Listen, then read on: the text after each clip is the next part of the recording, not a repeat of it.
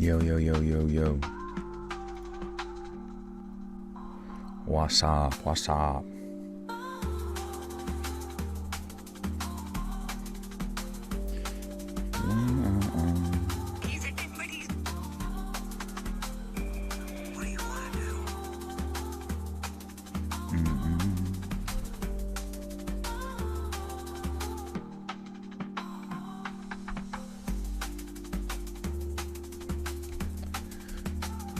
How's my night? It's good. It's good. Love the History Podcast. Thank you. I'm just going to post on my Instagram saying live on YouTube. Live on YouPoop. YouPoop.com.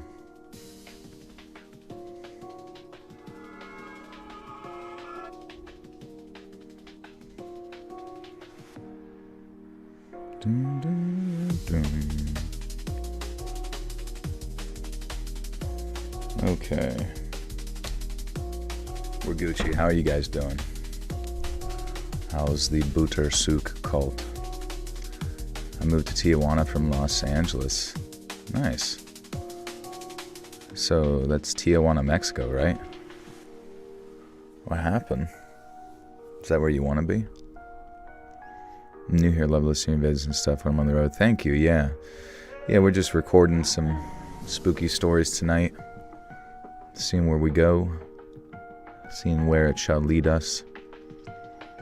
Jacob, thank you for the 5. Says, hi Joel, just got done watching WWE SummerSlam and it was great. Brock Lesnar is back and I'm excited. That's amazing. Yeah, Brock Lesnar, how old is he? He was always one of my favorites back in the day. 48 years old, that's crazy. Still a jacked monster. It's amazing. Retro Duo, welcome back for 18 months. Says, hi Joel, how has your day been going? And how do I submit a story to you? Yeah, you can submit it over at letsreadsubmissions@gmail.com. You can find that email in every video. I think it's also listed as like my channel's official submission thing.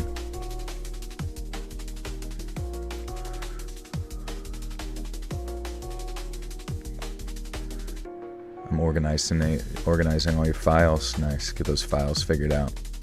Yeah, new no. I'm on another new No Sleep podcast as well. It's almost like too many little side projects really to keep up with to let people know about. But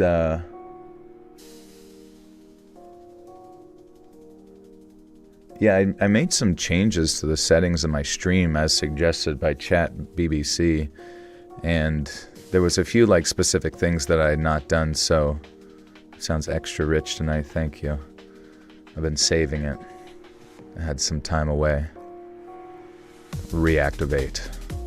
Sleepy at 7. BBC.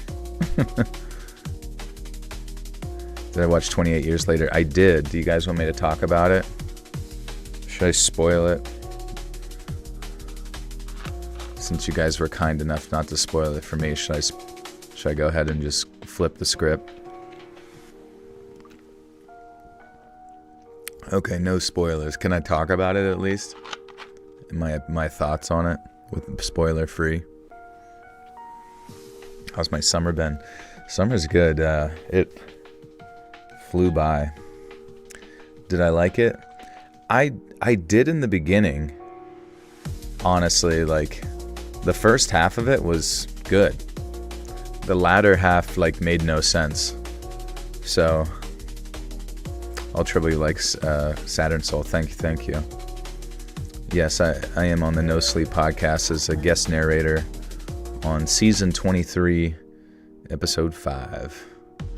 And I'm getting more consistent spots over there for narration, so that's been awesome. Winston with the 2 says, had to put my cat down today. Rest in peace, Cucumber. Oh, I'm so sorry to hear about that, Winston. Rest in peace, Cucumber. You will meet them again in heaven. I promise. All I heard about 28 Years Later was that there was a big dong. Yeah, there's a big old... It's funny, apparently that big dong was a prosthetic. Which I don't know, I love that. Like, someone was like, alright, I got it. We're gonna put a big old freaking prosthetic wiener on your body. Shit was like a Pringles can. Hey everyone, it's been a little bit since I've been live. How's everyone doing? I missed y'all. Yeah, good to see you, Jules. As a Scottish person, the last scene had too much of the theater cringing. Yeah, I didn't really understand. I don't know. There was a lot of shit in that movie. I just didn't really understand their direction or what the fuck they were thinking.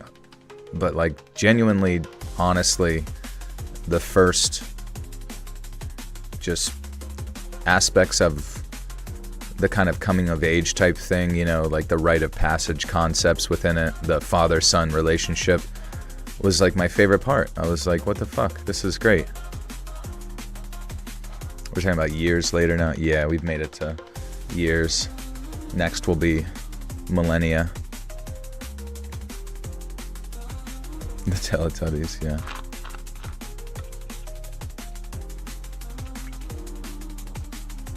Two of your damn hogs passed away? I'm sorry about that. What was that about? You have like a hog farm or something? Joel, I'm moving to Seattle. I'm so happy to get to Iowa. Yeah, that does sound, not to put Iowa down, but anywhere other than Iowa sounds pretty great. But I wish you best of luck, and please do stay safe and look out for yourself out there. Don't forget where you come from. The zombies aren't even that hard. They can die regular wounds. Just don't get bitten. I don't know. The zombies definitely felt... I mean, obviously they were different in this one. It's in various ways, but I just thought the manner... Like, if you remember in 28 Days Later, when someone would get infected, the way that it was, like, the cinematography and how they represented, like, the speed and the ferocity of the zombies was, I don't know, it was just like insane. Like, it was, you see the red eyes and the fucking psycho behavior, and I don't know, it was just like really punchy. And then I felt like kind of like lost that overall, but it's still good. I thought like a lot of the cinematography in this one was crazy cool, very, very captivating. But overall, I don't know, it almost seems like it was like written by multiple different people in like a strange way. Like, it was like 3 people wrote a trilogy and then just like smashed it into like one movie, as into like 2 hours or whatever. And then it also felt like it was directed by like multiple people. It seemed odd, you know. Yeah, it was Danny Boyle, and then like the writer was like, Danny Boyle was the director, and then the writer's, what the hell's his name? Grams? Alex Garland, that's right. Yes, sorry.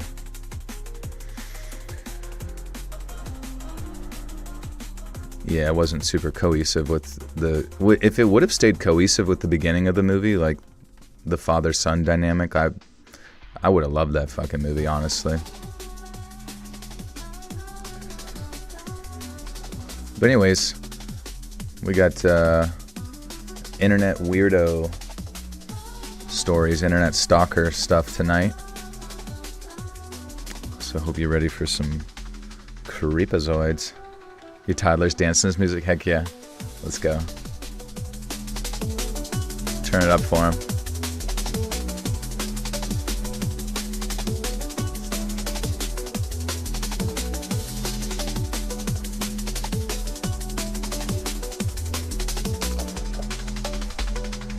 Yeah.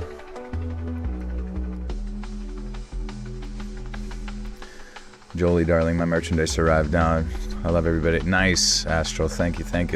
Yeah, if you guys ever buy any merch, just tag me on Instagram at letsread.official, and I can share it on the story to refer other people to go buy some too. Do I deal with a lot of internet weirdos? I guess here and there. I don't even know. If I get like weird messages that just immediately go to like probably blocked words or just I don't know. I just don't even really deal with people anymore. Yeah, just Beth. Beth sending bombs to the P.O. box. Poop bombs. You ever read crazy in-law stories with like a psycho mother-in-law? I actually have, yeah. I believe I have an entire episode devoted to like mother-in-law specific. Maybe it was just in-law. Do you have enough content for another subscriber confession episode? Probably. I imagine if we dig in there and like find some keywords, we could probably find some confession related stuff.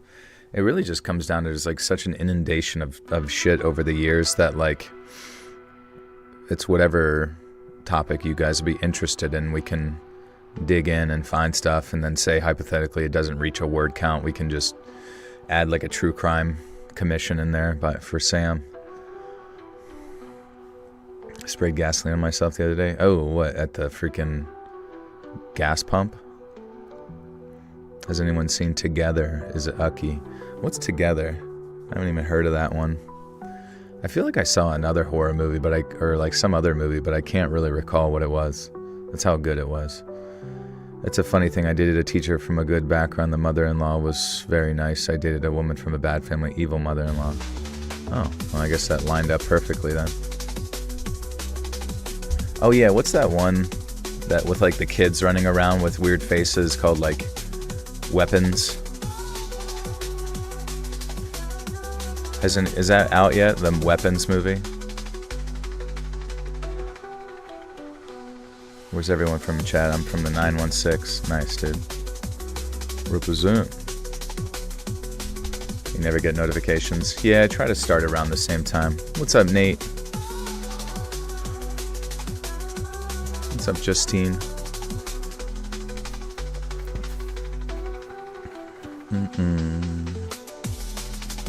But yeah, we'll kick this off here in a little bit. Get to reading.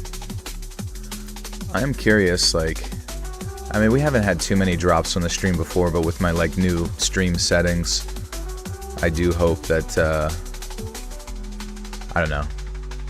There's like some type of like frame thing that like YouTube will like want specifically like 2 frames or something, that it gives it like wiggle room or whatever. So, and then I also have had it so it like drops the kilobytes that it streams at if it ever like loses connection instead of. Yeah, maybe I can. I don't remember the settings specifically, but I don't know. Hopefully there won't be any issues and maybe it'll be a little bit better. I'm gambling on stake and have your live in the corner. Nice, dude. Yeah, my one friend, he's like a professional poker player. It's kind of funny. We both came out of the same school and we kind of reconnected here more recently, and it's just he lives an interesting life too, where it's like I do this content creation stuff and then he plays poker professionally and just plays in tournaments. Like he'll go to Vegas and stuff, but he'll play tournaments, I guess, online a lot and just like play from home for like all day. And in the past week, he said he's like never had success like this, but he said he won something like 100K. And I was just like, that's fucking nuts. But he says it's tough because, I mean, like, you can, have weeks where you're like down 25K. And I'm just like, holy shit, I don't know if I could ever do that as a career where I knew like every time I participated, I'm going to be like maybe screwed a little bit. My friend who does that goes to Vegas, Indonesia and stuff, so that's cool. He's definitely got the gift for it. He's got the gift of gab. You love me, Mira. I love you too. It's good to see you guys. Drink plenty of water. Yeah, let me get some of that. What about soda? Can I drink soda? Isn't soda just primarily made of water?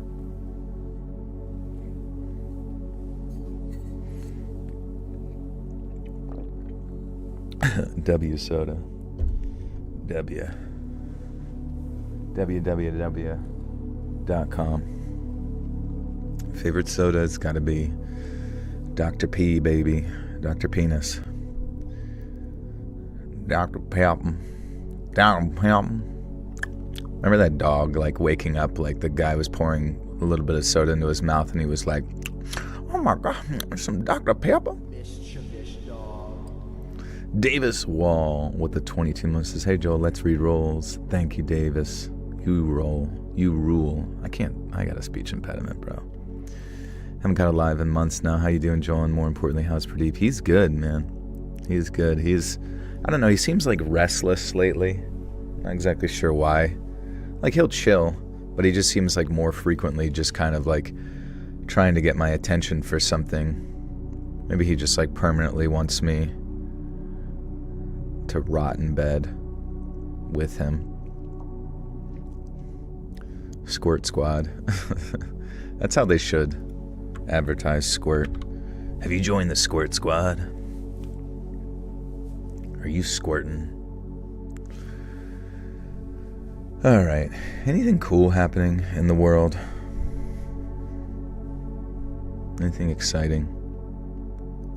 15 Dr. Peppers.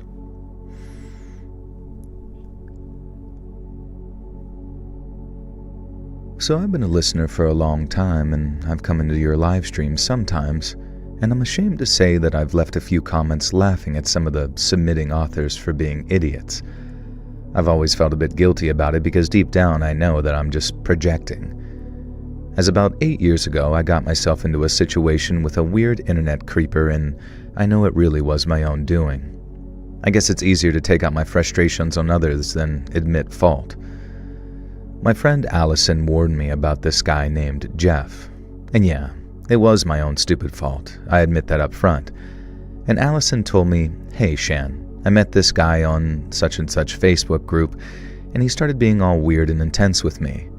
And she told me he was into swords and horror and all sorts of edgelord things. She told me that Jeff had mentioned me a few times and that he thought I was interesting. She said she thought he'd been trying to hit me up next. And she was right, he did. And my bored, stupid self, against my better judgment, allowed him to strike up a conversation with me. If you've ever been in the internet, if you've ever become one with the internet,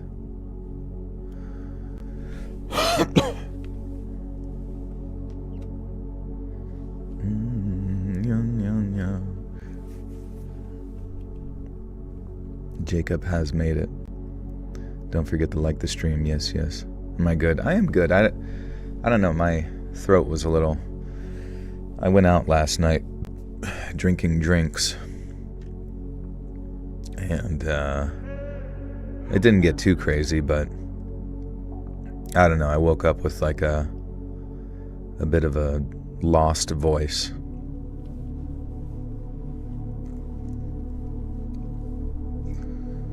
What did I drink? I just drank ciders. I don't know why. People ask me what I want to drink, and I'm just like, I'll take fucking cider. It's pretty much just like the soda of beer. Like, I see everyone who drink like Yingling. It's like fucking disgusting and tastes like tree bark mixed with dead stuff. And then,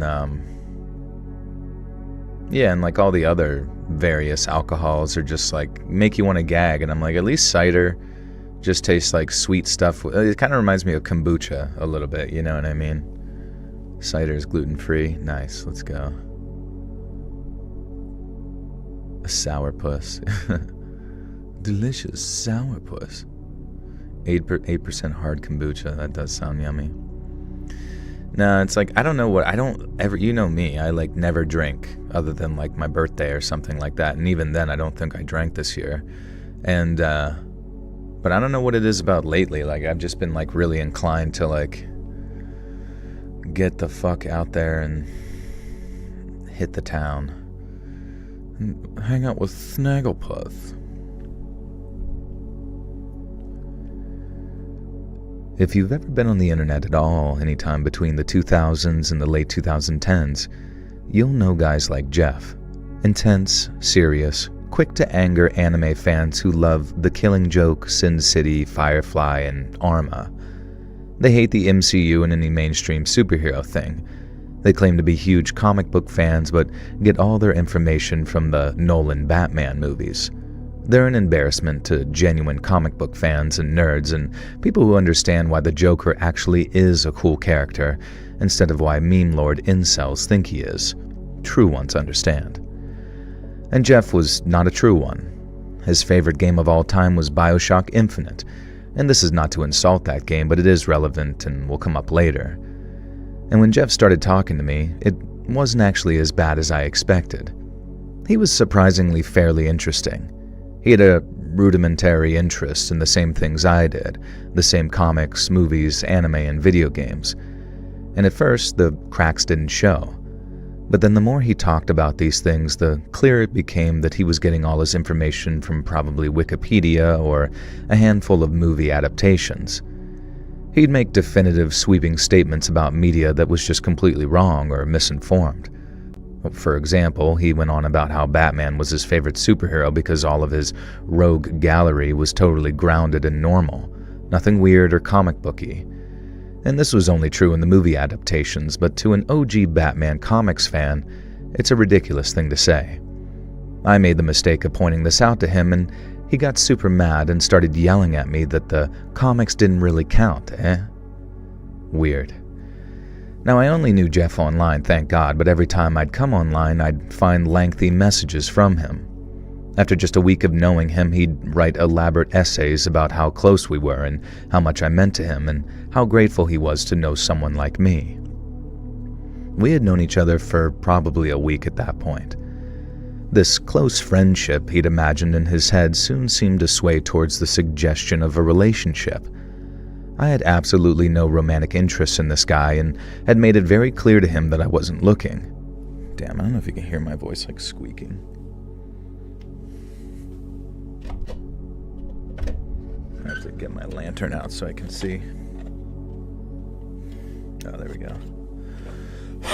Just the back of the throat is a wee bit dry.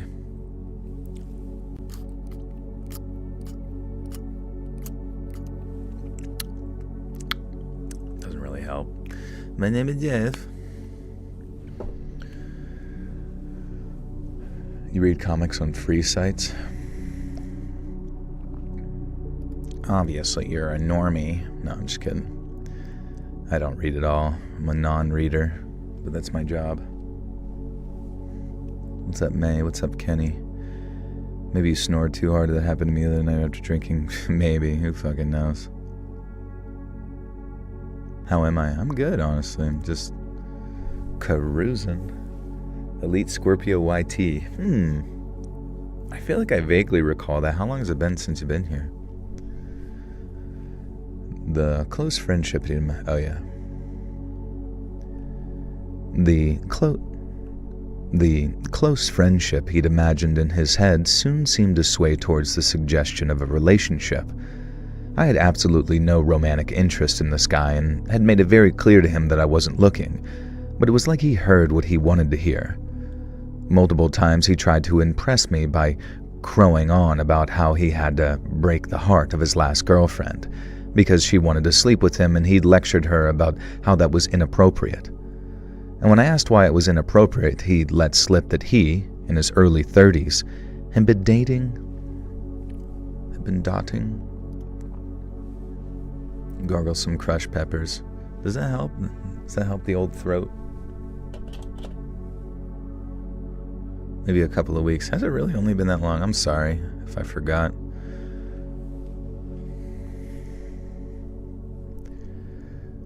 When I asked why it was inappropriate, he let slip that he, in his early 30s, had been dating a 16-year-old girl. Not just online either. They were dating in person. And he very smugly told me that he wouldn't sleep with her because it was illegal, though, and she was a bad person for wanting to get with him. Okay, buddy. That's the child at fault for sure, I bet. And this is when I decided that I didn't really want to be friends with this weirdo anymore.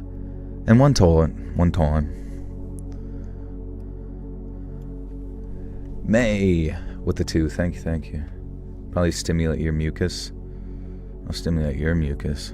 Wait, what do you mean? Oh, the drinking. Who even knows? How do I tip Joel for appreciation? I think there's a little money thing down there, but you don't need to. I'm just happy you're here. Go tell your friends. Get in here. This is important. What's up, Galactic? Under the jail. Just the tip.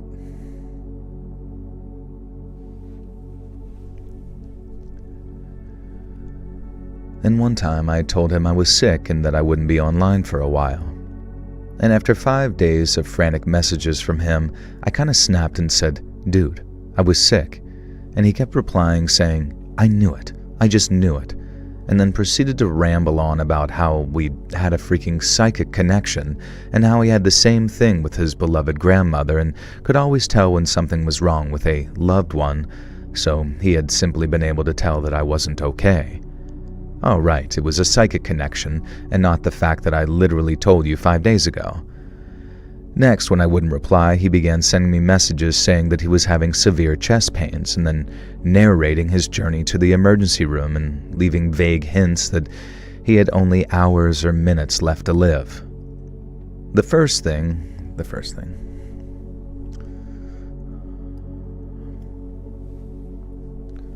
Deja vu.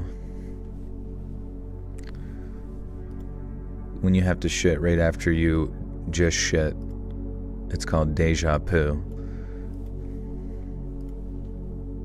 I want to say that I came up with that, but I feel like someone probably told that to me when I was in middle school.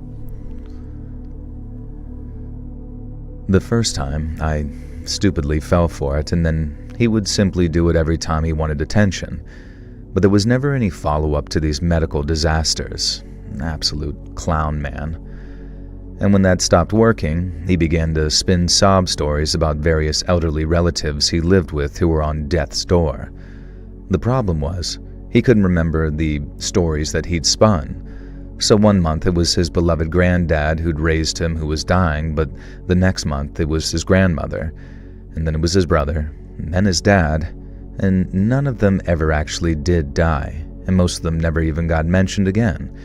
It also contradicted the fact that he previously told me that he lived with a roommate who stole a ton of money off of him but still lived with him, and also that he lived alone.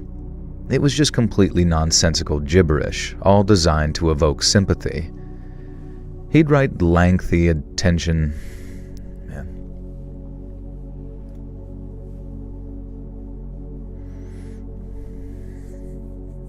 Wart.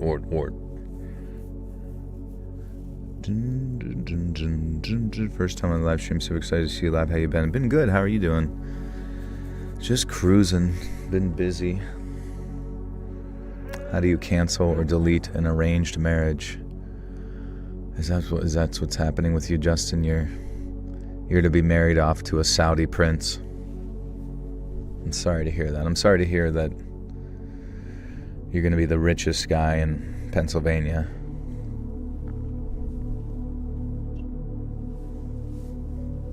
Boop with the 639 says, who's ready to ascend the Buttersock cult into an Amish community? Get rid of money, no weird wife swapping, just the greater good of the community. Yeah, there's absolutely nothing weird that happens in the Amish community at all, except their delicious baked goods. Been listening to stories at the beginning of high school. I'm about to graduate uni. Thanks for the vid, Joe. You got me through it. Nice, B. Congratulations on graduating Coolidge. That's freaking sick. What are you going to do now? What's next in life? As your life is about to begin. Yes, the Amish do make very sturdy furniture. The sturdiest. They make the smoothest wood dildos. I could bring Danish Patriot to the cult. Let's go. We all have our skills, our skill sets. We will make this commune work. We will show that communism is done right, with us specifically. All the previous times hundreds of millions of people died just don't count.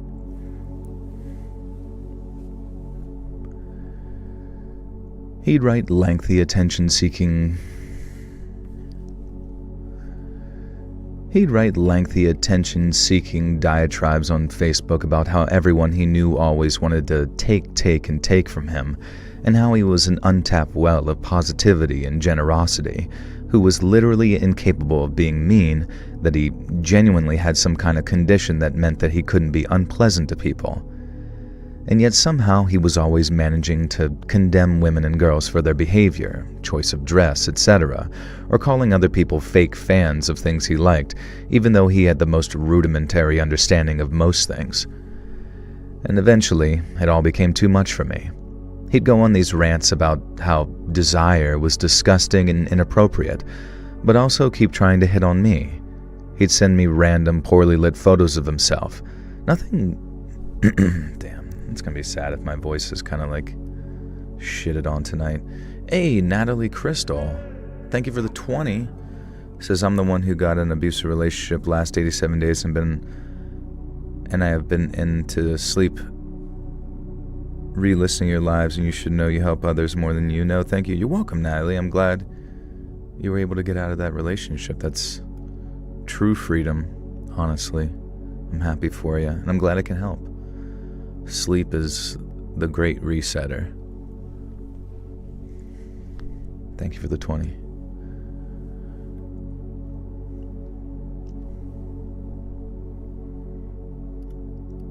It was interesting. I was like, hanging out with my friends at the bar, and like some people that I had known from long ago came up to me, two lassies, and they had both gotten divorced, had like 3 kids each or something like that. And it's just interesting to think like they were so much happier, so much more free.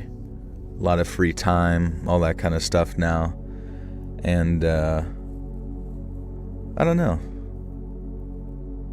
Is that why you don't want to get married? I mean, like, I wouldn't be opposed to getting married, but I do consider myself pretty fortunate that, like, I've made it to 35 and not been divorced. You know what I mean? Like, so many, literally, I can't tell you how many people I know that are just divorced. They're divorced with kids, and they're absolutely miserable with the people that they're no longer with or whatever. And overall, I'm just like, well, thank God I haven't been caught up with that like degree of baggage, you know what I mean? Even though I wish, we wish them well, it's crazy. You're old now and you haven't even gotten divorced. I know,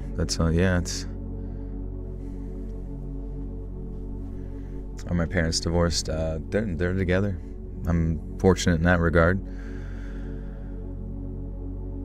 35 going with no kids, never married, engaged 3 times. Oh, that's a little different. Engaged 3 times.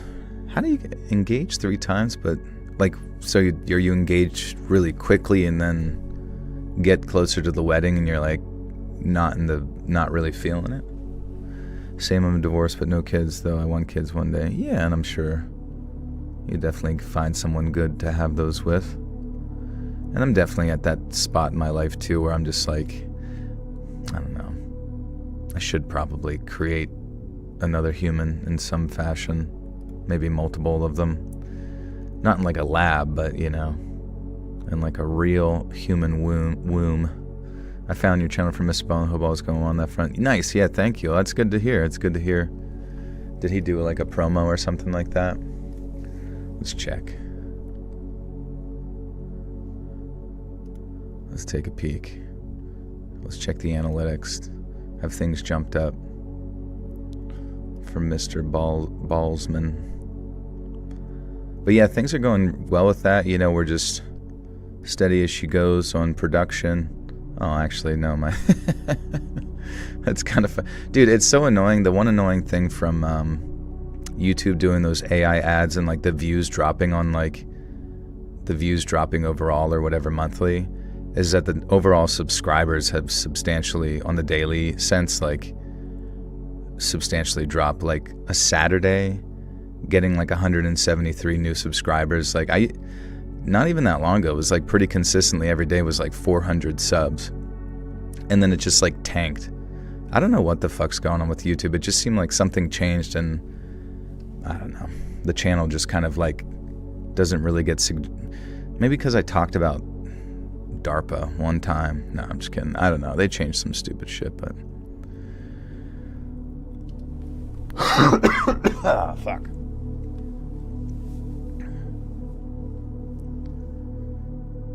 Twist History is so damn good, Joel. Quickly become my favorite podcast. Nice, thank you. I'm glad to hear that. Yeah, we're trying to. It just sounds the documentarian or the documentary style voice that I do for that, mixed with like obviously the just like cool editing, you know, is sweet. How does it feel to be famous? It's fun because it like and I'm not like really famous in the sense of meeting people in real life or whatever, but on the street, I mean, but like famous in the sense of you guys come in here and like listen to my stuff and say nice things to me. I think that's pretty cool because it's, you know, it's a nice little icebreaker, I suppose. Do you want to see your name on every billboard sign? Not really. I'd much rather be one of those like low-key actors, you know, primarily in like voice acting or whatever, and who just like does a good job for what he's like paid to do, you know what I mean? You don't need to like hear me, I don't know, you don't need to see me a bunch like fucking Pedro Poop Scowl. That would be a dream of oh wait a second, the channel is only dying because you didn't give it mouth to mouth. Yeah, I gotta give it some tongue action.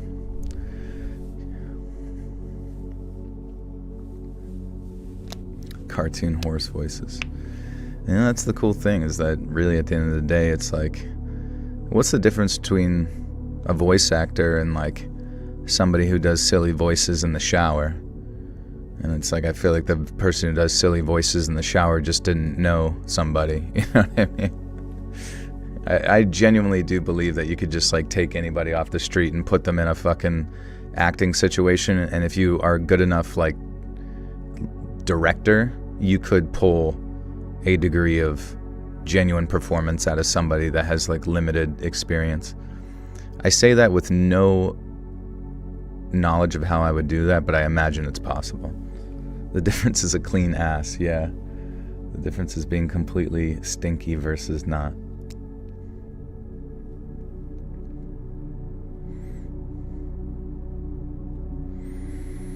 Do I like Mr. Nightmare? Yeah, we play racquetball together every week. Do you hate the recorded sound of your own voice like the rest of us do with our own voices? I used to when I first started, but now I've heard it, I have to hear it so often that now it's just like, in a weird, strange thing, you know how like sometimes you hear your own voice and you're like, who is that? Well, I've gotten to the, you know, you hear your voice so often that now the voice that I hear come out of my mouth in real time, I've like psychologically convinced myself that it's like the same thing in recording as well. So I don't know. It's like a weird not synchronicity, but singularity. What's up, Shorn? Doing good, dude. I've dated famous people. It's really weird turning on the TV and seeing an ex. Huh, that's interesting. Who was your...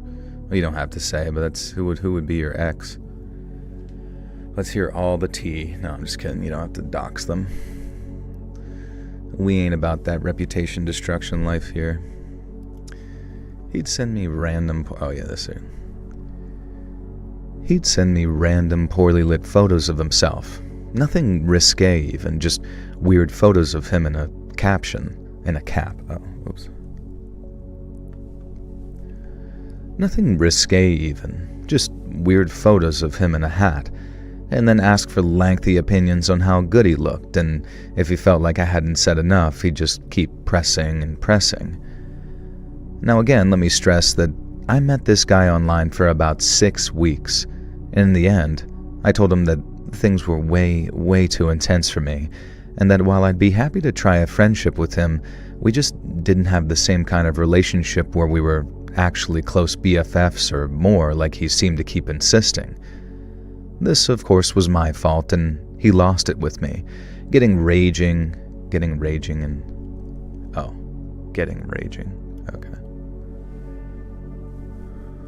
Rage.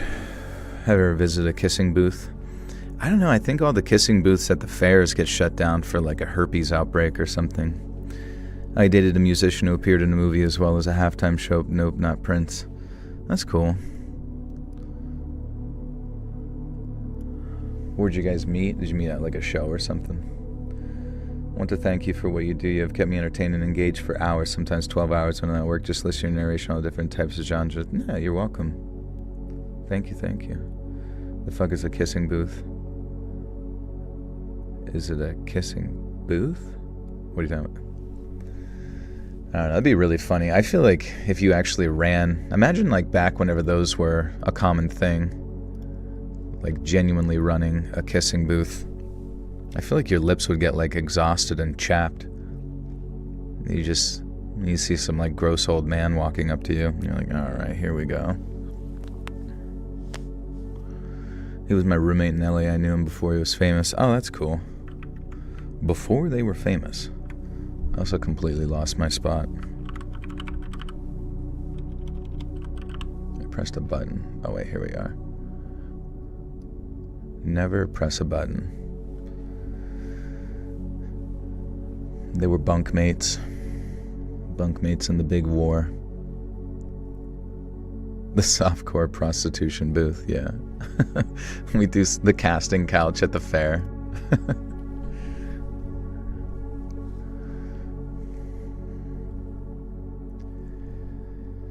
This was, of course, my fault, and he lost it with me, getting ragey and angry at the fact that I'd said that I was willing to be his friend. Now, why would I say that if I wasn't? I tried to explain to him that being someone's friend doesn't involve constant drama. Oops.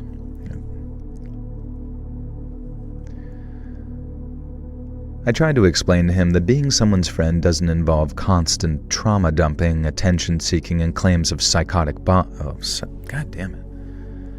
I keep anticipating a word. I'm like AI, I'm like a language model. Anticipating the next thing when I'm completely wrong. Yeah, the COVID-19 kissing booth. We have COVID-19 parties where we just give everyone the virus so they can move on with their life. I tried to explain to him that being someone's friend doesn't involve constant trauma dumping, attention seeking, and claims of psychic bonds, but he was having none of it.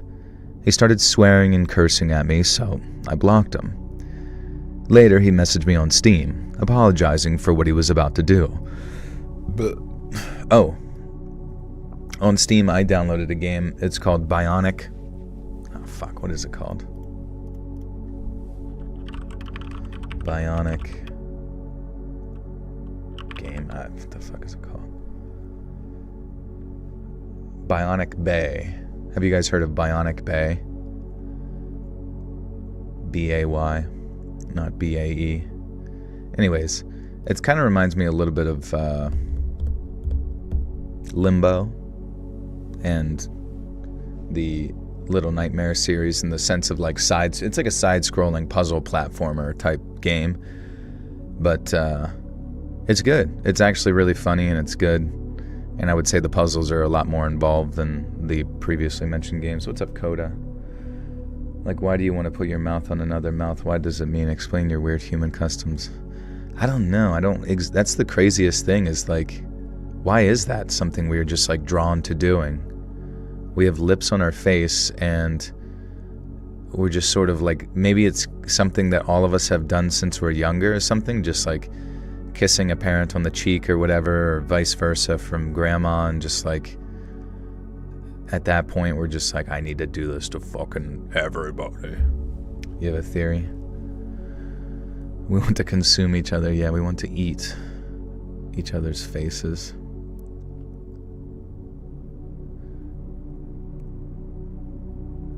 Yeah, honestly, that should be like a kind of an expectation for the bearded woman at the fair to also have to run the kissing booth on the side. She's not doing great, but it gives her something to keep her occupied.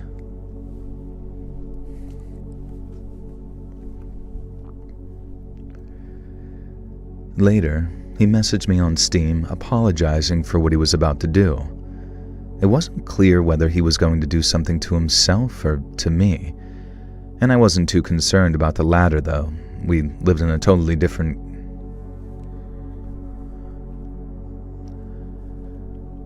I wasn't too concerned about the latter, though.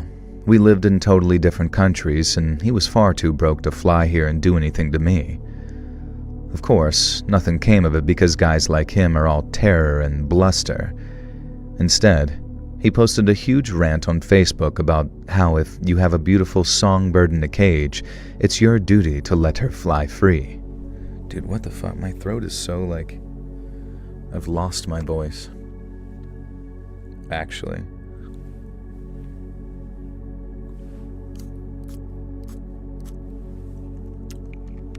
How far have I gotten in the game? I think I've only made it through like a few levels so far. It's hard to tell because like the aesthetic of the game doesn't really change between like factory pipes and like an orange background sunset, so it's like hard to tell when you're in like an, I don't know, differentiate what is or is not a new level. What else do I play? I just play gambling games like Hearthstone Battlegrounds. Obama.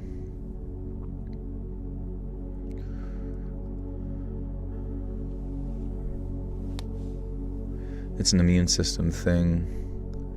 I find most social customs have biological underpinnings. I guess that makes sense. Yeah, we all just want to like survive and procreate. FAS with the 10 says, just want to say thanks, man, for the stories. You're welcome. You are welcome. Good to see you. Appreciate you. Thank you for the 10. As you swear, it's the chem rain. Did I stop playing Oblivion? Yeah, I guess I got kind of, even though I do like it, I guess I just kind of got like bored of it a little bit, you know? Not that it's boring per se, it's just like, and I also don't really, like ever since I started doing all like Twist of History, No Sleep podcasts and other stuff, it's like every day I have a booked schedule of shit to get done, and yeah, I just haven't had a lot of time for Gimini gaming. Yeah, Reanimal does look sick. I'm excited for that. Was that the one? There's like Reanimal, Little Nightmares 3, and then there's another one coming out here where it's basically Little Nightmares with guns, and it's like you have to like clear out a room before you can continue.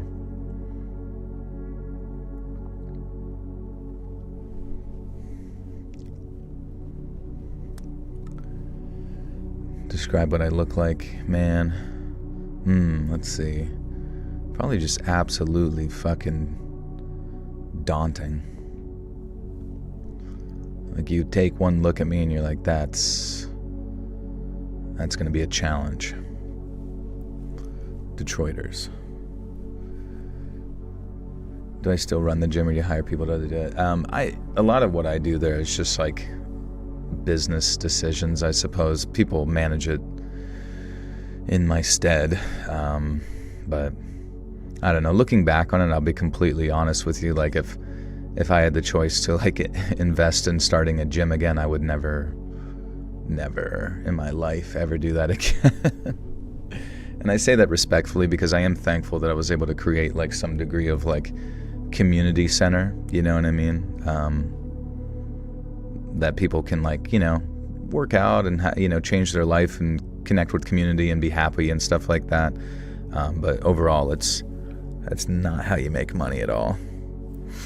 Did you see the new Battlefield trailer? Did you dabble in the field of battle? Yeah, so back in the day, one of my favorite games of all time was Battlefield Bad Company 2, which was like one of those games where Call of Duty had already in the year 2009, 11, like, it was already like dominating, right? You know? And then Bad Company 2 came out, and it kind of like had this advertising campaign for its single player where it was like kind of a jokey whatever. But then it turned out that the game was like some of the most like iconic, you know, not tactical to the extent of Ghost Recon or anything of that nature, or Flashpoint or whatever, or Arma, but it was just like, it was like Call of Duty, but with like, it took itself a little bit more seriously.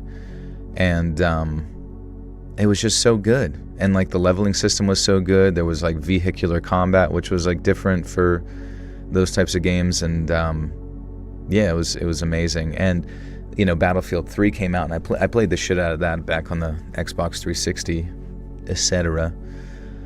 But yeah, from that point on, I guess I kind of like lost a bit of connection with the Battlefield series as a whole. Battlefield 4, I don't remember any of it. I don't remember Battlefield 2042. I don't remember. I wish I could have played Battlefield 1. I heard that was really good, but I didn't. Battlefield 5, I guess, is dog shit. I don't know. Like, it doesn't run and it's poopy. I don't know what the fuck occurred with those guys, EA or whoever runs that situation, like why it's not great. But Battlefield 6 looks good, you know, it looks fine to me. I think it looks like exactly what I would... It kind of reminds me, I guess, of like Battlefield 1 with World War 1, but obviously in the modern sense, and it looks smooth, and I think it'll be a good game. I can't honestly say if I'll play it, because I don't know. Maybe you know how like there's that demographic of like people who play video games from like 18 to 35, and I've always kind of thought like, why is that? I'm like, what the fuck are they talking about? I'm gonna be playing games until I'm dead. But then I genuinely did hit like 35, and I'm like, fuck, man. Maybe we stop because we just like are looking for like that novel experience. Hence why I think I'm much more attracted to the like games like Bionic Bay, because it's just simplistic and usually like something kind of neat going on. And like, yeah, I'm 35. Yeah, call it booty. What's up, Mars? I feel like Ghost Recon. About to play that today. Yeah, Ghost Recon was good. I didn't really play a lot of the newer ones, but I would watch a lot of the gameplay. Definitely was. I remember for years, I forget which Ghost Recon it was that it was called Advanced Warfighter back on the 360. I was waiting for so long for Advanced Warfighter to come out. Then there was a free-to-play version of Ghost Recon where it was kind of like a lane shooter a little bit, but it was very heavily focused on like cover. And then, I don't know, like the back and forth of it was weird, where it wasn't so much about your skill shots as much as just like in an RPG sense getting the other person's health down. And I thought it looked cool overall, but I don't know. I do hope that they bring back like Splinter Cell. I hope they bring back like solid, actual tactical, whatever game we just mentioned, Ghost Recon.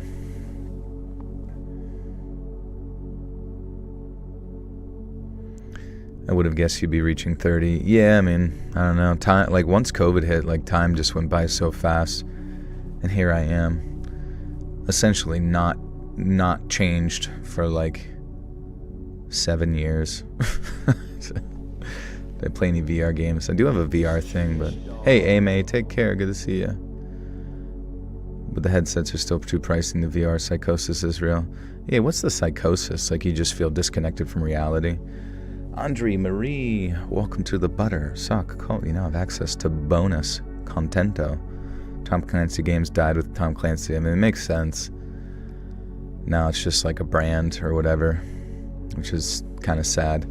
I mean, I definitely feel like some of those old like Rainbow Six games back in the day that were almost like too tactical and a little bit more for my brain to comprehend. But it's clear that, you know, from games like Ready or Not, you know, you saw Wendigoon did like a video about Ready or Not and stuff, and people want that shit, you know. People want those games in the more mainstream world. So I really do think that they should.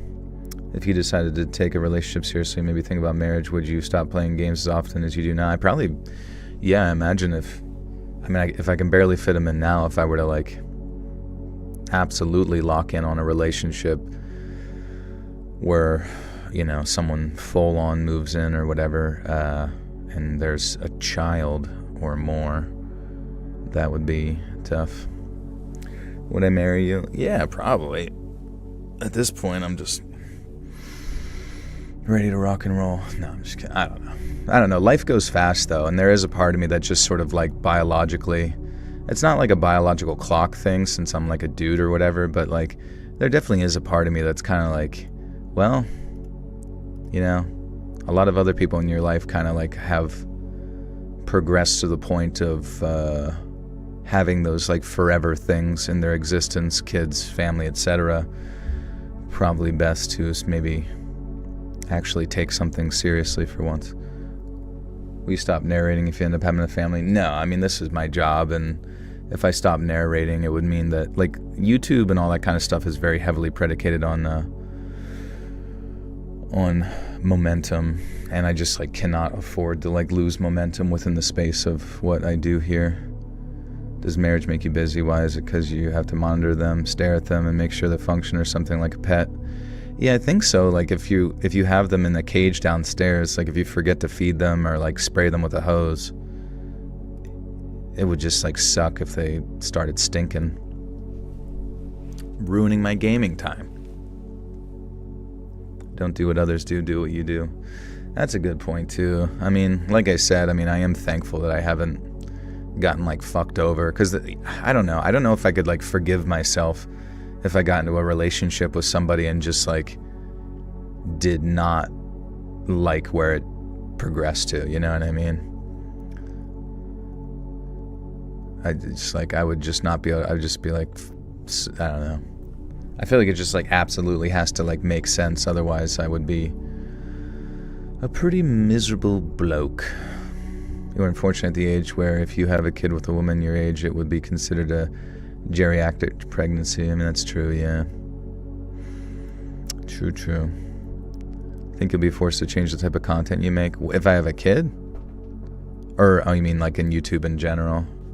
I don't think YouTube will ever, like, do away with horror, true crime, scary shit, because, I don't know. Honestly, the fact that, like, I hear some channels getting demonetized because the video game has, like, violence in it or something is just, like, so cringe. Like, I don't understand why they allow certain advertisers to, like, bully them around about the most nonsensical, like, I don't like existing in this world where everything has to be, like, a Puritan sense. You always have to, like, fearmonger about the kids, or there's always, like, fearmongering about something. Like, people are just too stupid to make a decision for themselves on what they watch or consume and how they react to said content. Like, it's this, like, slippery slope moralism is just so fucking childlike and nonsensical. Let's try to predict the future more. Works every time. Right, yeah, it's probably not going to be good at that. Yeah, just cover the kids' ears. Don't listen to this. Feet mongering.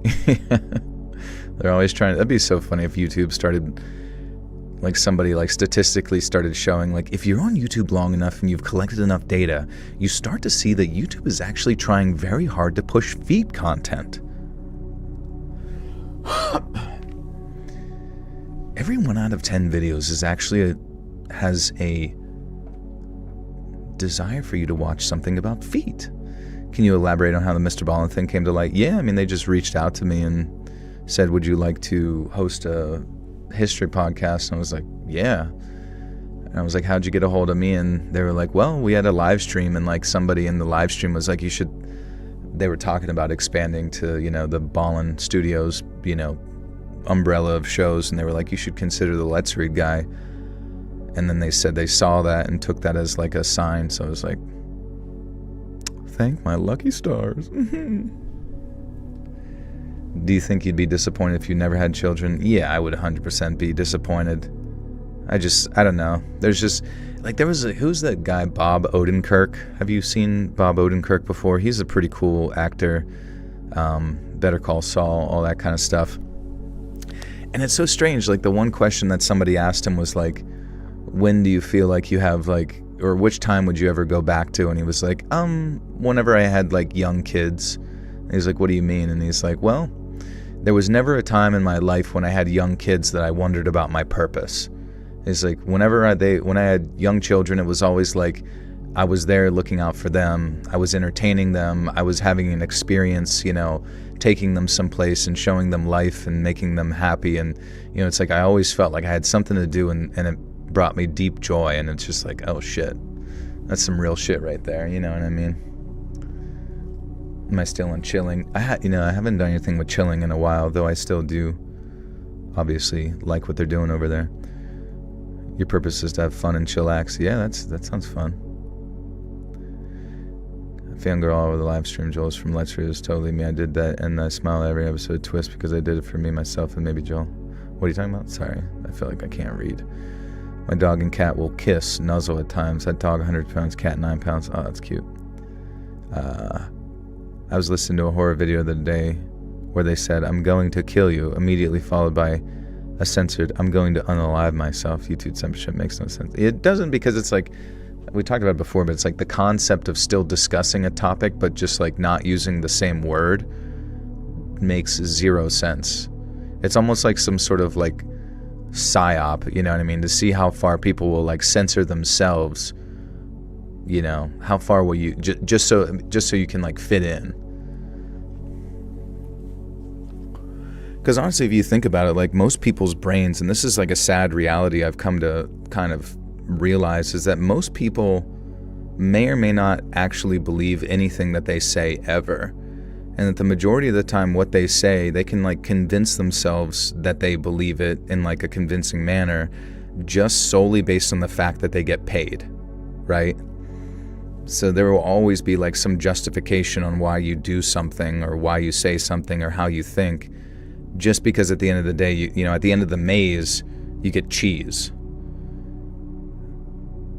Like if you have to kill people for a living, as long as you get cheese, you're good. If you have to sit there and like be the person at the CIA that censors everything and sends it to the Pentagon, you know what I mean? It's just, I mean, that literally is politics. And I think that's it's just a weird thing to realize too. And like for myself as well, having like come into, you know, fortunate financial success or whatever, I realize a lot of like my close friends will go through mental hoops, like jump through like mental hoops to try and convince me that like me investing in some like harebrained idea that they have or whatever is like a good idea, but like for a moral purpose or whatever.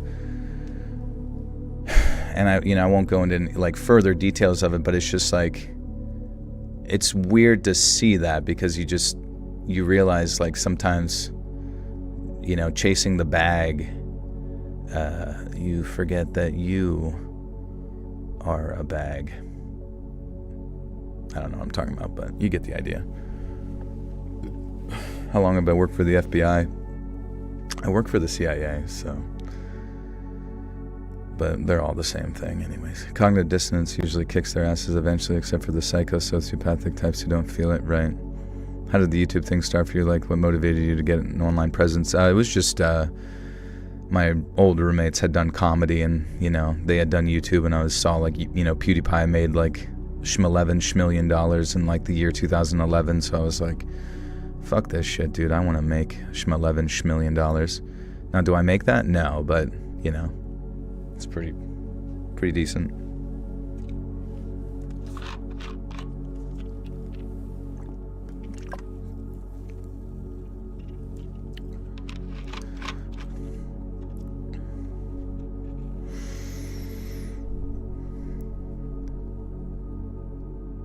Of course, nothing came of it because guys like him are all terror and bluster, and instead, he posted a huge rant on Facebook about how if you have a beautiful songbird in a cage, it's your duty to let her fly free. It was a quote from BioShock Infinite, and he decided I was Elizabeth from BioShock and he was, I don't know, her dad? Yeah, way to make it even more creepier, pal. It was pretty terrifying, a pretty grueling experience, and It was a pretty terrifying experience, and even if I look back on it and laugh at him... Oh, Jesus, sorry. It was a pretty terrifying experience, even if I can look back on it and laugh at him. Having someone that toxic in your life is horrible, and I've severely learned my lesson about believing people like this are interesting. And I hope the same can be said for my third friend who decided to befriend Jeff even after all of what I told her. And last I heard, she'd cut him off because he was trying to convince her to cheat on her husband with him. You were playing BioShock earlier? Nice, that's awesome.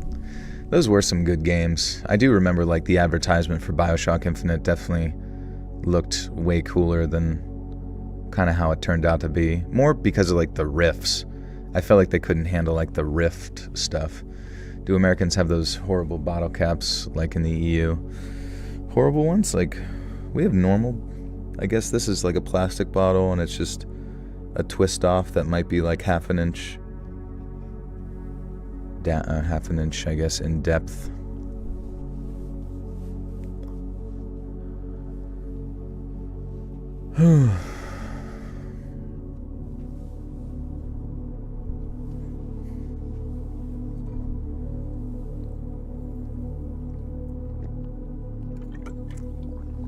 Oh, the caps that slice your fingers off.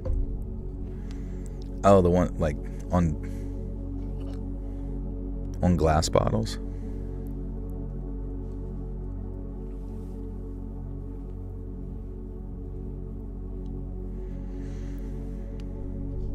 You should do an April Fool's Day stream video next year where it's a normal content, but you're eating some really crunchy chips directly in the microphone the whole time. Yeah, just in between every story.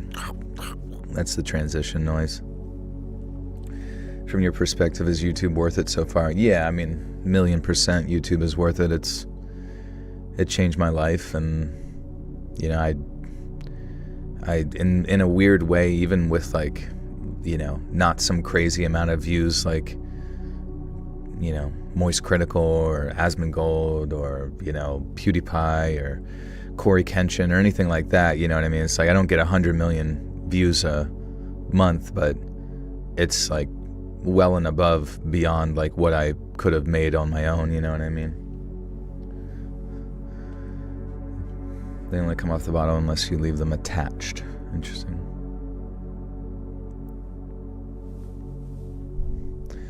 Alright. When I was much younger, I used to hang out on various internet forums. Now, I won't share the names of them because I have no idea if some of them still exist or their archives can be tracked down, and I don't want my dumb teenage self to get me cancelled in 2025. Now, I don't actually remember where I specifically met Baghead. It may have just been on Twitter. Now that I think about it. And he quickly started cropping up on a few places I frequented though, but that wasn't too unusual since most of my online social group came from the same places. It was definitely Twitter where he'd first reached out to chat with me though. And now I'm pretty guarded and savvy about people wanting to befriend and talk to me, but back then I was kinda happy to chat to anyone, which is a big mistake. Baghead wasn't the first weirdo who latched onto me through my forum use, but he was most definitely the most intense. After a few days of talking, he began to hint that not only was I his soulmate, but he was most definitely mine too. If you've never had someone try to convince you of that, there's a pretty big difference. And when someone's trying to get with you, it's easy enough for them to list all of the things they like about you to try and flatter you. Now, Baghead did all of this, but he also constantly talked about the ways we'd be compatible. And hopefully you can imagine what I mean by that. And I stress that I did absolutely nothing to provoke this kind of conversation. In fact, a bit of backstory about me, I have no interest in that kind of thing whatsoever due to some deeply unpleasant events in my childhood. In fact, I'd go so far as to say that I can be extremely traumatized by intimate talk and intrusive intimate suggestions. I learned very quickly on the internet that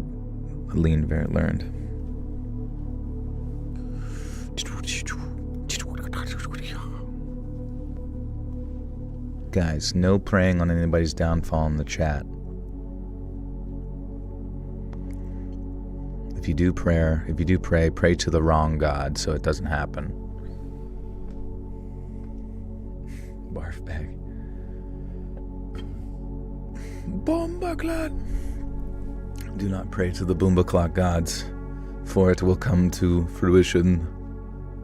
Justin Ballas, welcome to the Buttersalt Call. You now have access to bonus content.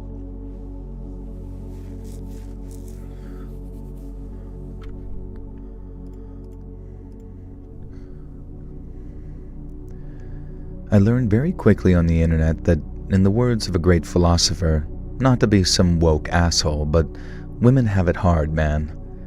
And that's why every time I made a new friend, especially a guy, I was always very upfront and clear about the fact that I only wanted friendship.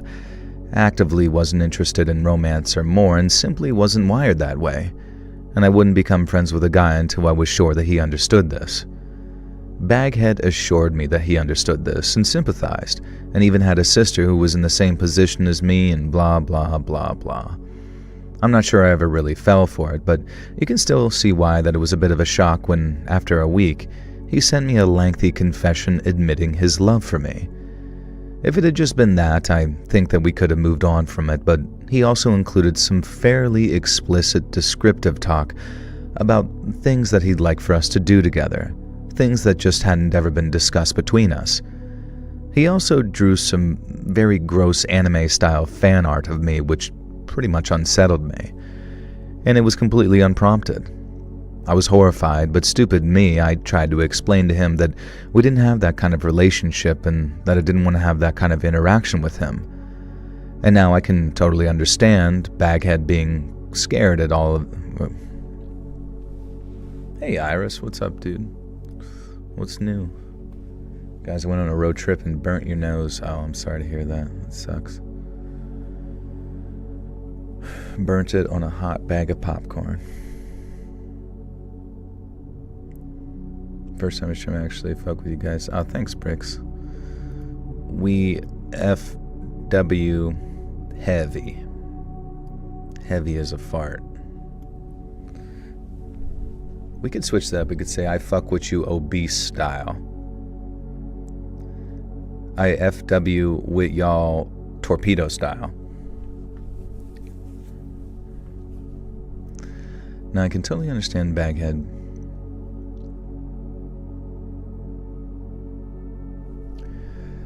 Now, I can totally understand Baghead being disgusted at his mistake.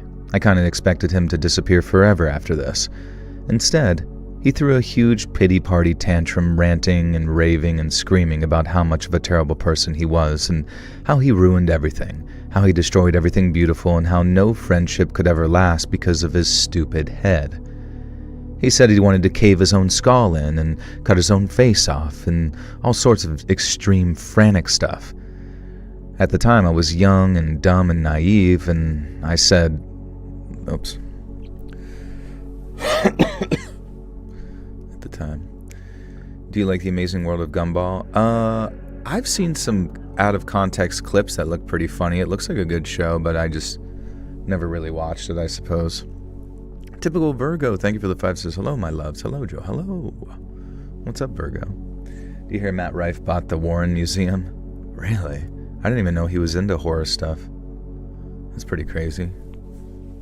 Dude, what if that's... Oh my god, can you imagine he buys the Warren Museum? Let's predict it right now, guys. Are you ready for this? Matt Rife, he's a comedian, boy. A handsome Squidward comedian. But, okay.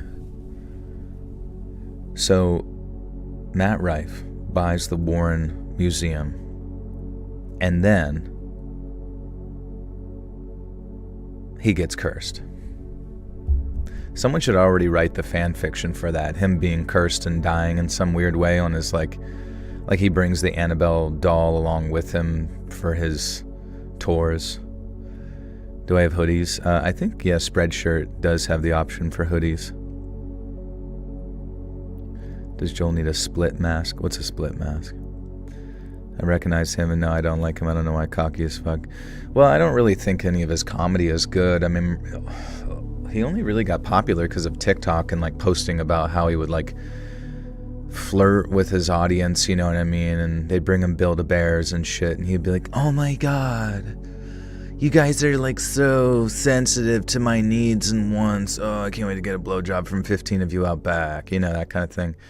And he just, you know, there was no comedy involved. It's like, if you're going to be a comedian, you got to say the jokes. And it's not to put him down. Like, he's doing well, and I'm happy for him as a person. But at the same time, it's just like, when I look at him compared to, like, Louis C.K., like, Louis C.K. actually says, like, jokes, you know, whereas, like, Matt Rife, he goes on these, maybe it's because it was in that, like, era 5 years ago or whatever, but he goes on those, like, sort of long kind of has to like explain to people what it means to be like moral or something like that, and it's just like, I don't know, maybe that just makes women cream or something, but it just seems to me, it seems really disingenuous and fucking lame that you have to sit there and like kind of like massage yourself about your morality or your politics or whatever. And it's just like, it's not entertaining. That if you're a comedian, do the joke, silly goose. Joel, seriously, I'm having withdrawals. This is Mont Bleu. Wait, what happened? What happened to your account? Did you get banded? You think it's a grift? Yeah, probably. I mean, we always talk about like people getting audience captured, right? It's like they make money whenever they sit there and appeal to like, because I mean, if you really think about it, like if Matt Rife slowly over the course of his show, and I honestly think he should do this, but he should strip.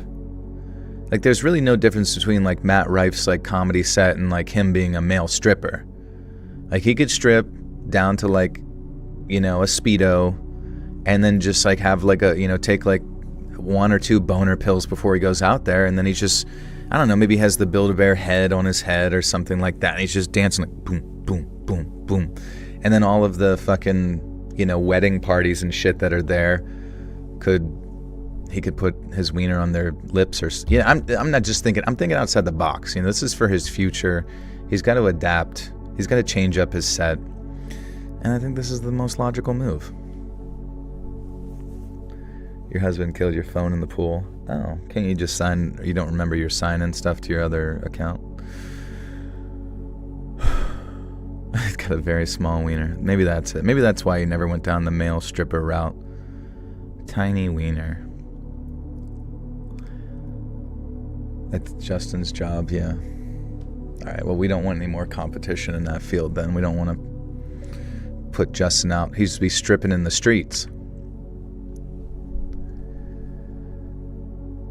At the time, I was young and dumb and naive, like I said, and didn't realize that this was an emotionally abusive attention-seeking technique, so my stupid ass was genuinely concerned for Baghead. Naturally, I went out of my way to reassure him that it was okay, that he hadn't screwed anything up, and that I'd still be his friend. I told him I didn't really appreciate the weird fanfic about me, but I hadn't clicked on it, so it was no big deal. Baghead calmed down but started sending me photos of himself, clearly not wearing a shirt and asking what I thought of his face and hair. And he had long, messy hair and was clearly proud of it, and beyond that, he was just a normal, stocky dude. Not bad looking, but like I said, I'm not wired that way. And I told him he looked good though, trying to just be nice, and that was clearly a mistake. He kept sending me more and more photos, mirror selfies that showed off more and more of his pasty chest, and it ended with half of our conversations just involving him spamming me with selfies and asking what I thought of his face and hair. And what was I supposed to keep saying? Eventually I told him it was getting a bit much and that I didn't really know what to say in response to all the identical selfies that were getting more and more bathroom focused. And I very gently suggested that I'd prefer that he would wear a shirt in them, you know? And this led to another absolutely terrifying meltdown. This time, he sent me messages and posted tweets talking about how he should cut his heart out of his chest. His chest. Chesticles. Chesticles, breasticles, wallet, and watch. Can you be my internet stalker? It wouldn't even be weird. Hello, I have been stalking your social media. I have noticed that you now have a boyfriend. I am not a fan of this boyfriend, as he is a sexual competitor to I, and this shall not be tolerated, as my likelihood of creating progeny is limited by another male in the situation. What's up, Jade? What's up, James?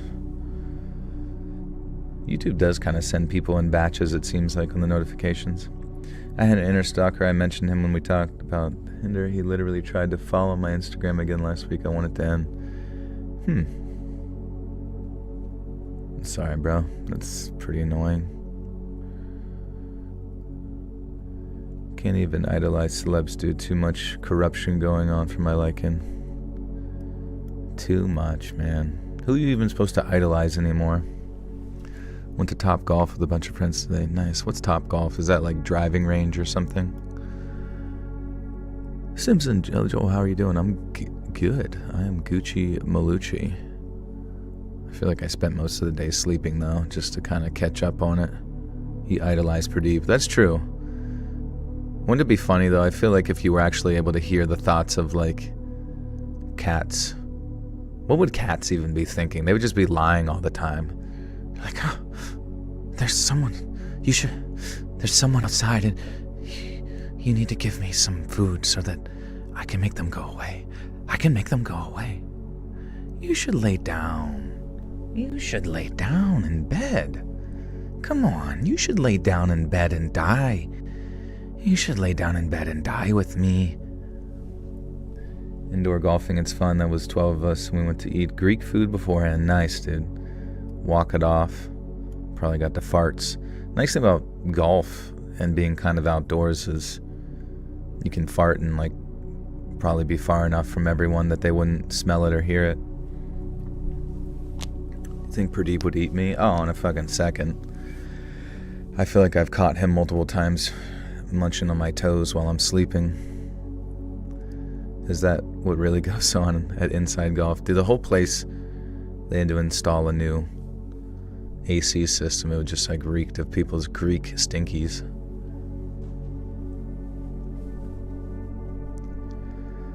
And this led to another absolutely terrifying meltdown. This time he sent me messages and posted tweets talking about how he should cut his heart out of his chest, carve loser into his flesh, cut his hands and arms off, and then finally cut his face off again. This time, I wasn't quite as intimidated by it because he'd made these threats before and never so much as even slapped himself on the cheek. But it's still pretty horrible to hear an adult male screaming about how disgusting he is in voice notes, especially when you know that the implication is that you made him feel that way. Once again, it fell to me to try and make him feel better and assure him that it was fine. He hadn't ruined our friendship and all that stuff. And he acted really sad and volatile for a day or two, and I was starting to worry that maybe he actually would do some harm to himself. And that's when he messaged me with a request that would make him feel better. His self-confidence was at an all-time low, he said, and the only way he saw himself getting out of it was if a female friend could give him a confidence boost and tell him that his unclothed body was attractive.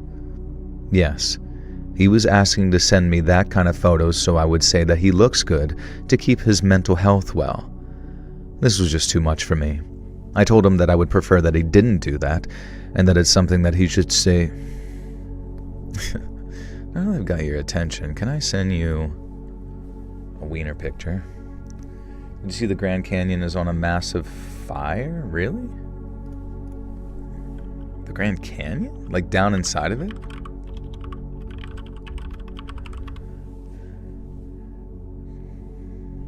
Mega fire. Mega fire status? What the fuck? Mega fire. Let's read this. Dragon Bravo. Oh my god, I can't ever fucking click on anything to read an article. No one's ever going to subscribe to their bullshit. 2 wildfires in U.S. spur fire clouds with erratic weather systems. Containment slips for mega fire in Grand Canyon and large blaze in Utah as hot and dry weather fans flames. 2 wildfires burning in the western United States, including one that became a mega fire in the north rim of the Grand Canyon, are so hot that they are spurring the formation of fire clouds that can create their own erratic weather systems. In Arizona, the wind-whipped wildfire that destroyed the Grand Canyon Lodge is 9% contained and has charred more than 164 square miles. Wow, 424 square kilometers to become the largest fire now burning in the continental U.S. and one of the top 10 largest in recorded Arizona history. Getting around it would be roughly like driving from New York City to Washington, D.C. Another large fire in Monroe, Utah has burned 75 square miles since 13th July and is 11% contained. Officials said on Thursday evacuation orders were issued on Wednesday for several towns in the fire's path, and scorched power poles caused electricity to be shut off in other nearby communities in south-central Utah. Damn.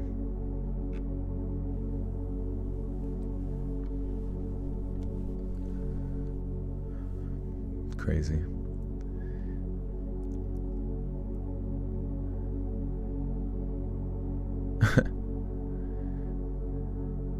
What I will say about Pennsylvania, at least it doesn't burn to the ground every year. Yeah, honestly, I've been fortunate that we live in a place that doesn't have like too crazy of weather, even though there was like some random like heavy wind tornado shit that fucked up some of my property a little bit, but I think that was mainly just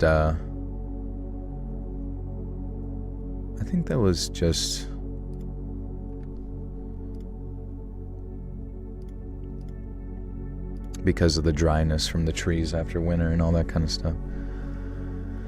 How long do I shower for? I feel like showers usually take me like 20 minutes, like 15 to 20 minutes or something like that. I mean, sometimes if it just like feels good, I'll just be sitting there staring into nothing, turning up the heat to the point that it's burns my skin off.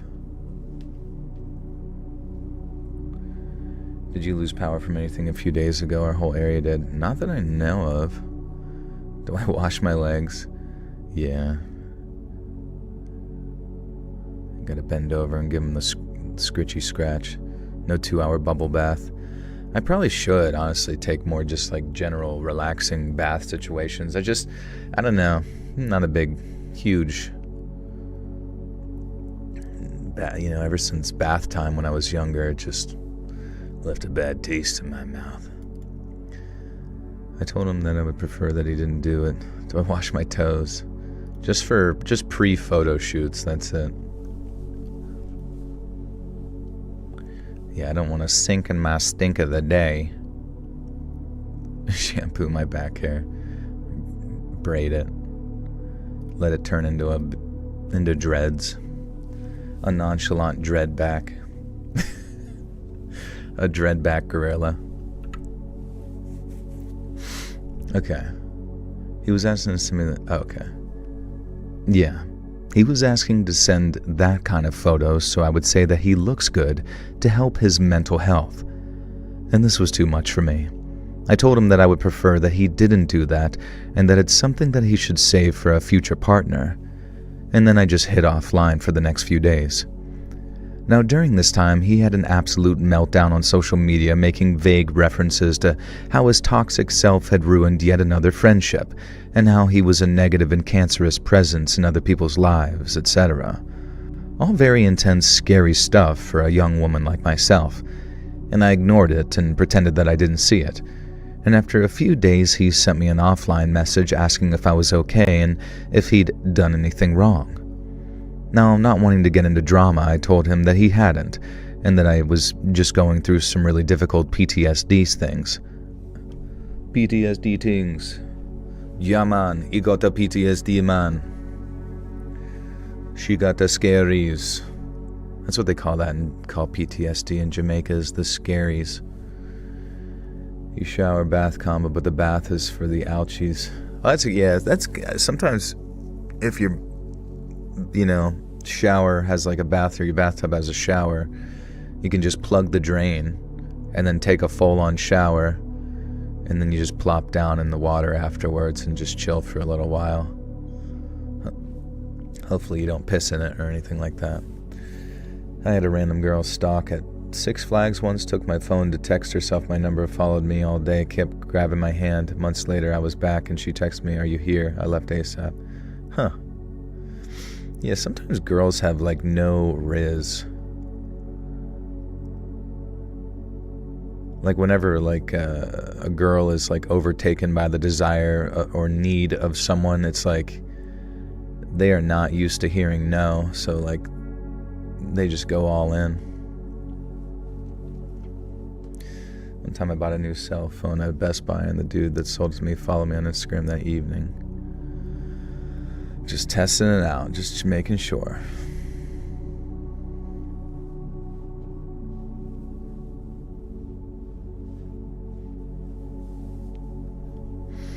I was around for a lot of secondhand smoke yesterday. Now I'm wheezing like crazy. How can I make it stop? My lungs hurt. Secondhand smoke. I wonder if you're having like a allergic reaction or something like that, or some type of asthma situation.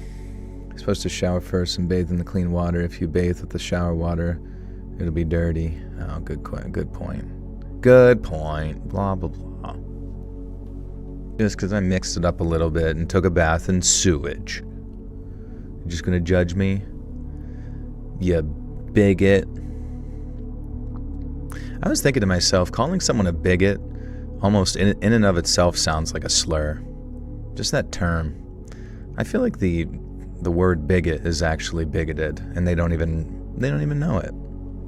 They have no idea. Wait till Reddit hears about this. They're going to be imploding. Wait till Reddit hears about this new thing that I just made up in my head. They're going to lose their mind. Language, it evolves over time, you see, and once in a while I just make things up, and it's the new true. It's the new true. Do you do a shoulder pose? What, like leaning over? What are you looking at? I look at myself in the mirror. Stop staring at me.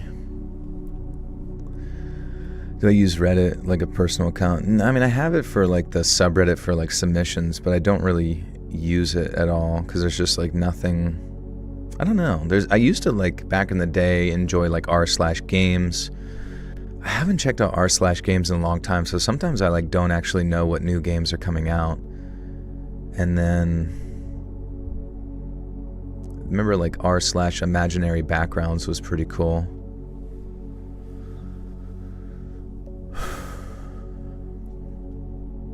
Beyond that, I don't know.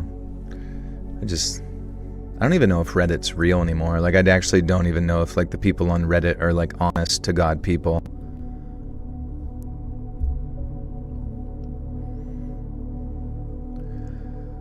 Not wanting to get into drama, I told him that he hadn't, and whoops, that sounded weird.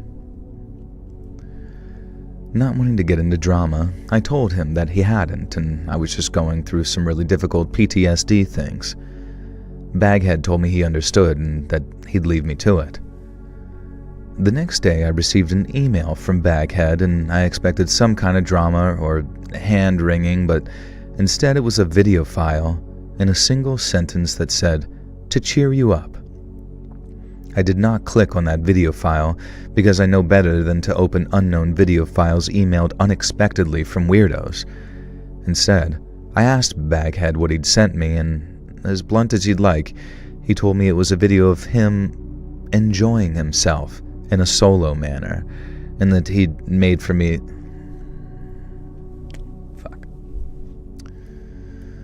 Fuck, dude. This guy's got the riz of a god. The god of riz. Gets right to biz.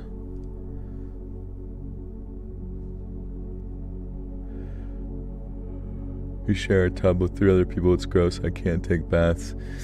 Yeah, it's probably... I feel like you'd have to, like... Yeah, bleach the bathtub prior to bathing in it because of people jorking in there. Straight wonking it. Straight gooning. What is gooning? I feel like the term gooning has lost its meaning. You know what I mean? So he and my partner used to go to drive-in theaters all the time, and he rizzed me up by touching my hand. Oh, nice. Executive Gay, thank you for the gifter too. Hestephine. Welcome, Hestephine. Straight up cranking his mischievous hog.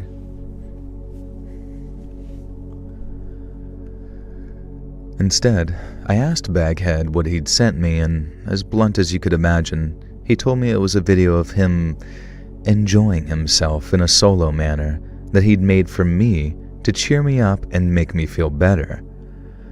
And I was so horrified to the point that I was actually mad at him, but I also knew how volatile he got and how he threatened to hurt himself every time I rejected him. I decided that I'd just politely say that I wasn't really interested, and then just slowly stop communicating with him. If I blocked him on instant messengers, he wouldn't know because I usually set my status to appear offline anyways. And I told him that I wasn't going to watch the video and reminded him that I was specifically dealing with childhood trauma, so it wasn't really my type of thing. And instead of losing his mind for a change, he actually started lecturing me on how it would be good for me, and how it would make me feel better, and how I really should just give his video a watch to see if I enjoyed it, because he was confident it would essentially fix me. And I hope it's clear at this point, but Baghead didn't really know me that well or have any insight as to why I wasn't interested in this stuff, beyond him being creepy and weird in the first place. I just told him I wasn't, and that I don't feel like he was owed any answers. And all I'd say is that he was absolutely off the mark, and there was no way that this was an appropriate thing to subject me to. I'm calm about it when I recount the story, but at the time it was genuinely really weighing on me. Baghead was a volatile, angry, pushy guy. He had this whole shtick of understanding women's struggles, but used it almost exclusively to talk down to me, and then act like he could fix my trauma essentially by sending me all sorts of disgusting imagery of himself. It was gross, terrifying, and overwhelming. So I stopped speaking to him on the I ran out of breath. Yo, what's up, y'all? It's me, Baghead. I'm about to send you a video of me straight up jorking it. I'm surprised they don't make a bathtub liners for people with housemates they want to bath but don't want to bathe where another person is recently bathed, like a giant crock pot liner. That sounds like that's your next invention, my friend.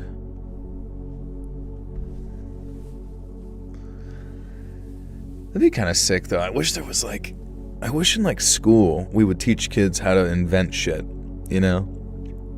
Just like basic ideas, like if you have an idea, how do you design it and what program? And then like, how do you get the materials? How do you manufacture it? How do you send it to people? Like obviously all those are all the important aspects of like designing a, logistics system to like create your said vision. Yeah, we quite literally do the opposite. We just teach them to wait to die. What's up, Okayasu? Okayasu.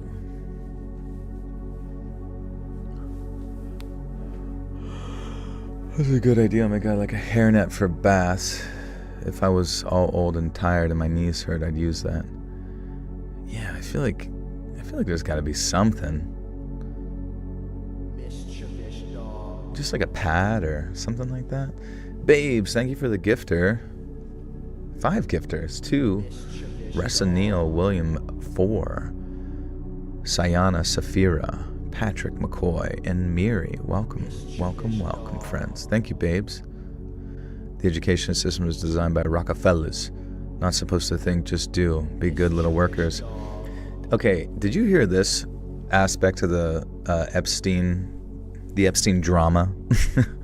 But the Epstein shit, it was like, so you got Ghislaine Maxwell, right?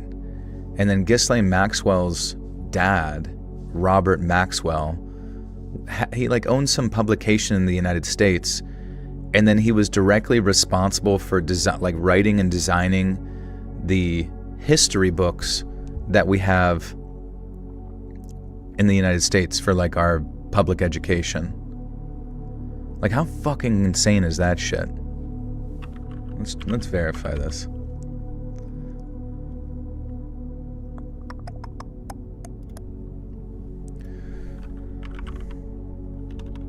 Was Robert Maxwell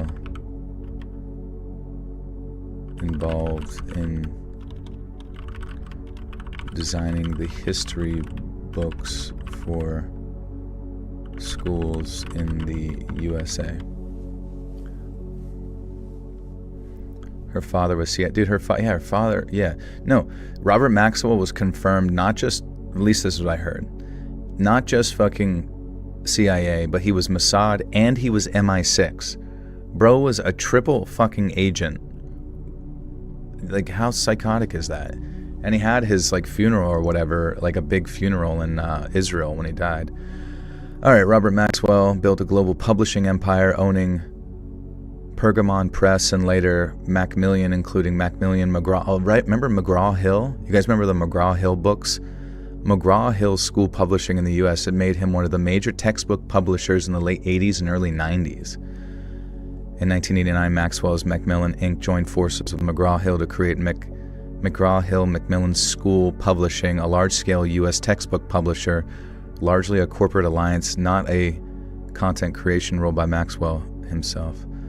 Maxwell wasn't an author, editor, or curriculum developer for U.S. history books, right? He did not design or shape the actual content or pedagogical strategy of U.S. school, yeah, sure.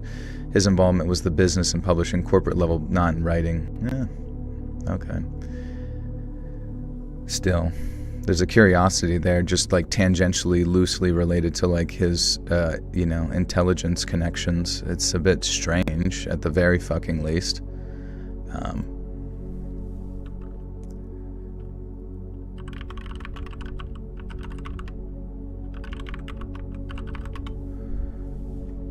Aren't they still doing university texts? Let's see. Circumstantial testimonial evidence suggests strong ties of... So, Seymour Hersh, investigative journalists, and others have reported Maxwell's close relationships with Israeli intelligence. Ari Ben Manash, a former Israeli intelligence operative, has publicly claimed that Maxwell was a Mossad agent and that he helped Israel by passing information and influencing media coverage. Interesting. He has a fucking publishing thing and a book. High school books. Like, what the fuck? Maxwell was given a burial with full honors on the Mount of Olives in Jerusalem in 1991. Bro had a fucking, big funeral there. Prime Minister Yitzhak Shamir and President Chaim Herzog attended, which is extremely rare for foreign nationals, especially those with controversial legacies. Alleged roles included helping Mossad recruit assets in Europe and the U.S. Assets. Strange. Do you know anybody related? Interesting. Possibly facilitating the sale and delivery of the Promise software, allegedly with a backdoor to foreign governments on Mossad's behalf. Oh, dude, yeah, the Promise shit. That was fucking weird. Acting as an information broker through his global publishing empire. Why there's no confirmation. Intelligence agencies almost never fully confirm operatives unless they defect or die under scandalous, unavoidable circumstances. Mossad's files on Maxwell are classified, and Israel is neither confirmed nor denied. Yeah, sure. I am curious, I've heard of Promise. What was Promise? Gina Evans. Promise was Prosecutors Management Information System, was a powerful and controversial case management software developed in the 1970s and early 1980s by Inslaw Inc., a small Washington, D.C.-based software company founded by Bill and Nancy Hamilton. It was originally designed to help prosecutors and law enforcement agencies track cases, defendants, and data across multiple databases, a revolutionary feature at the time. Promise Core features integrated relation databases system before such systems were widespread. Tracked individuals, court dates, cases, intelligence reports, could cross-reference data from different agencies, designed for customization and deployment in various government environments. The controversy left in espionage allegations, the Inslaw affair. Inslaw accused the U.S. Department of Justice of stealing its enhanced version of Promise in the mid-1980s. The company claimed that the DOJ under the Reagan administration used its software without paying and distributing it to foreign governments through intelligence channels. A bankruptcy court initially ruled in Inslaw's favor, but higher courts later overturned it. Still, many believe a cover-up occurred. Spyware theory. Multiple whistleblowers and journalists allege that a version of Promise was modified with a backdoor allowing intelligence agencies, especially Mossad and the CIA, to monitor how foreign governments use the software. Countries that received Promise included Iraq, Canada, Egypt, Israel, and possibly Soviet states. This would have made Promise one of the earliest and most successful examples of software-based espionage. That's fucking nuts, dude.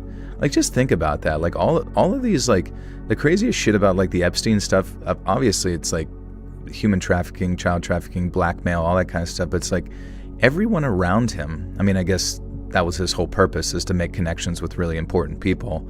But at the same time, everyone around him, I don't know, it all seems to just, go right back to, intel agencies, which is smart. That's how you would want to do it. You'd want to, if you're going to be basically the secret society that runs shit in the background, you're going to want to be on top of fucking everything all the time, always. Hence why AI is so terrifying, because that's basically the electronic god they're attempting to create if it doesn't already exist. But that's what this country was founded on. What's that? Espionage? Lesbianage. Yo, Sag Goral, what's up, dude?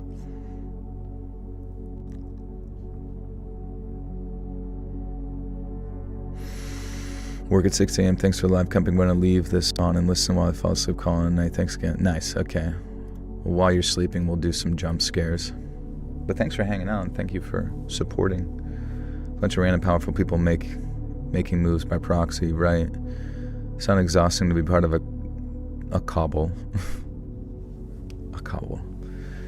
Unfortunately, because all of us aren't going to violently protest the government anymore, both will really change unless they change it to disadvantage themselves.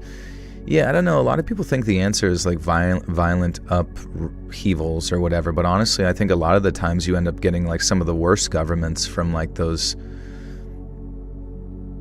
types of revolutions. You know what I mean? You just end up with more authoritarian stuff, and then you like long for the days whenever, whatever the fuck you were ruled over previously, and that's my fear, is that there's a lot of like if you're ever going to see some of those like sort of upheavals, it tends to be like controlled, it seems like, or at least the narrative definitely controlled.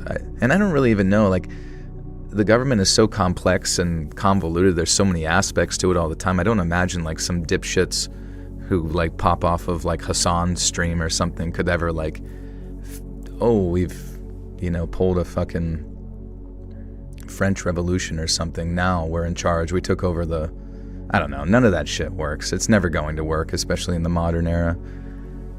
And I would advise no one to even think about it. Y'all could ask the official conspiracy specialist here. What do we ask you? What would you like to know? Or what would you like to tell us? Mossad is probably the most secretive entity we know of across any government. There's so little known about their actual operations. It's crazy. It is pretty insane. I mean, even that, like, I remember hearing about those. Remember when they used those beepers? They had like some beepers or something to, I think, either blow up some Iranian officials, or was it Palestinian? I forget what it was, Hamas. Maybe it was the Iranian officials, but they had to like create, just to do that, they had to create like some sort of like front system. You know what I mean? They had to create like a front business that like first they manufacture the pagers, and then they have the company that sells the pagers, and it's like you go through so many different like layers to like eventually get to your target. It's like that level of like intelligence is just like blows my mind. In a weird way, it makes me want to be a part of it, but at the same time, it doesn't really coincide with human freedom, I suppose. I don't know. It blew up a Hamas. Okay, yeah. How's it going, Jeremy? What's up, dude? What is new? How do you feel about the White House ballroom thing? Also, he gets to keep that jet some country gave us, with taxpayers paying the retrofit after he's done as president. Oh, he gets to keep it after he's done. Yeah, I don't really know why you would ever take like a gift from another country whenever that in of itself could just like turn off and fall out of the air or blow up or be recording everything you say all the time, or you know what I mean? It could be taking imprints of his ass every like 5 seconds, measuring heat signatures from his butthole. How many times does he fart between Saudi Arabia and Washington, D.C.? That's the real biometrics I want to know about.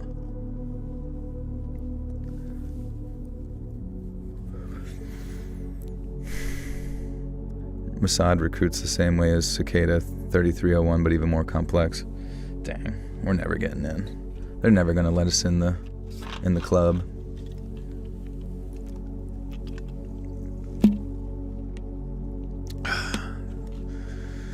Beth, that's all we've been talking about for the past hour. The complexities of the whole. I'm wondering why Deep Impact is tracking on our spending like the movie right now with this thing coming in November. Wait, what are you talking about? I'm wondering why Deep Impact is tracking on our spending like the movie right now with this thing coming in. What are you talking about? I've always been told every great civilization superpower has its decline. Yeah, I mean, that's what they tell us. But at the same time, we're in such a strange, abstract, modern sense where everything's like interconnected that I feel like if it ever does start to like fall apart, at this point it's pretty much just like a controlled demolition. I could be Mossad. Jeremy, thank you, dude. I appreciate that. Who knows? Maybe I am Mossad and you have no idea. If we became really great social engineers, maybe. We definitely have some poopy fart balls times, yeah. I don't know. I guess all you can really do is just enjoy your garlic knots while you can. And I imagine pizza will still be around after the collapse of the modern economic system, as we eventually make our transition over to carbon credits or whatever stupid bullshit they want to roll out. What's up, Chris? I've said it once, I'll say it a million times. Y'all gotta watch The Collapse of What Exactly by Pissed Magustus. That's your alternative YouTube. Joel, since I haven't had my phone, husband said it's just in his bed and not Joel whispering next to you. What? Wait, so your husband stole your phone so you couldn't listen to me? Is he just like mad jelly?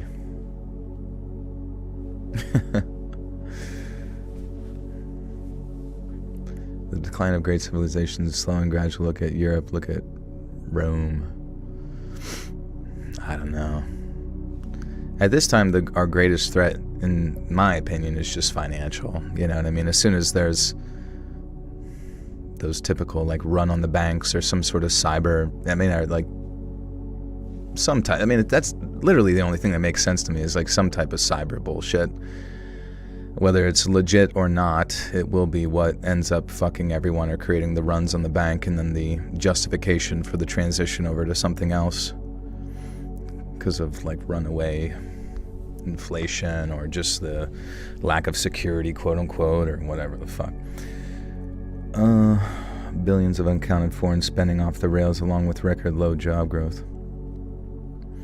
What is your theories, Queen? What do you think about the big thing headed our way in space? I think we need to send John Travolta and the team to go blow it up.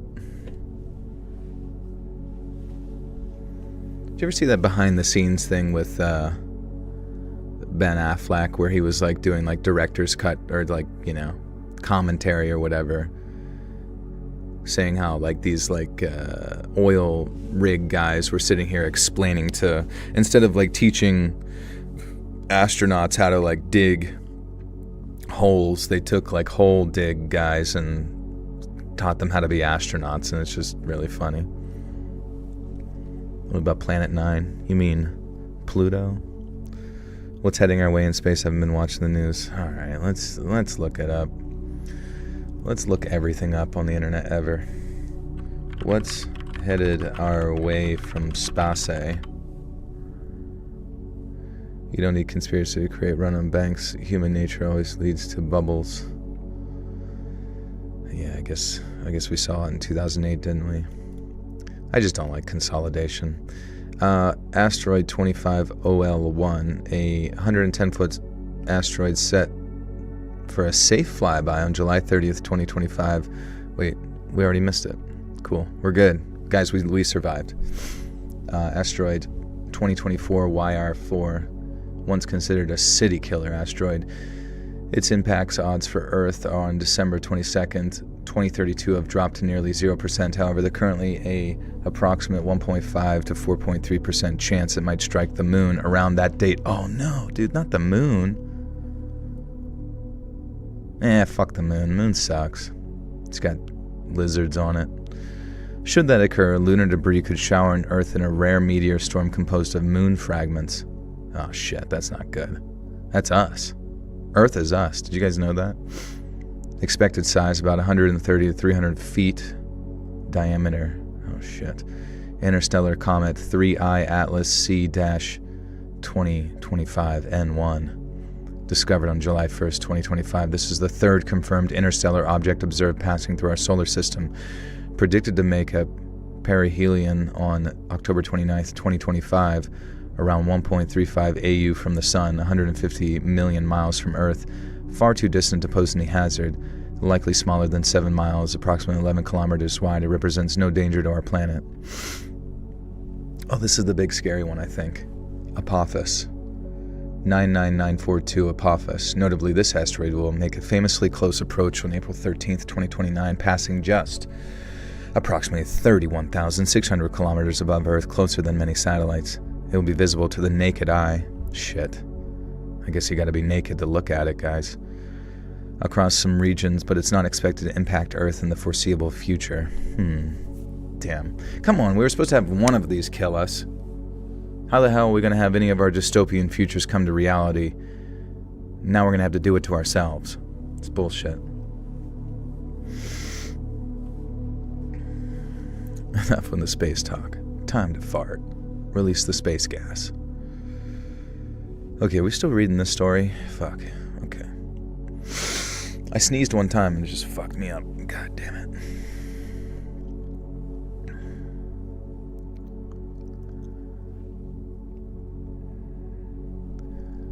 So I stopped speaking to him on Instant Messenger, and he did not take this well. To start, I still followed him on Twitter and Facebook because I was terrified of the drama that would result in me blocking or unfollowing him in a way that he could see, and he fully took advantage of that. And the week after I refused to watch his creepy video, he posts thousands and thousands of words of rants on Twitter and Facebook. And at first he kept talking about how he always drove people away, and how he was a toxic poison.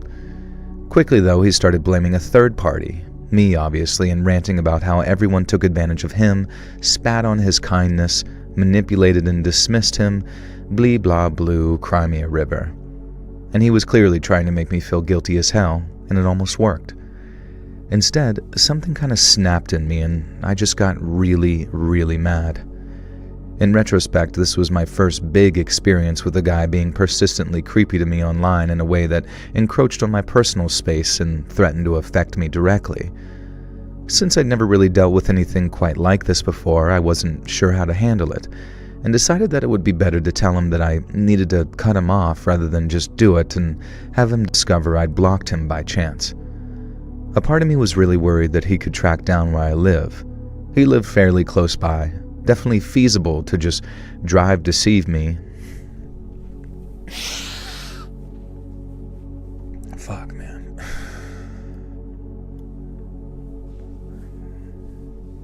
Idiocracy is happening. Did anyone hear from NEPA? What's NEPA? Why do dating sites go from 0 to 1,000 in conversations? Because everyone's horny, bro. Give them a break. Unless it's a girl. A crazy, crazy girl. The coke sniff. Yeah. I don't know. It's like once I sneeze, it just creates like a cascade of snotty sniffliness.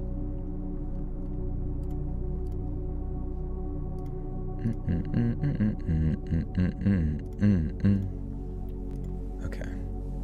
Continuing.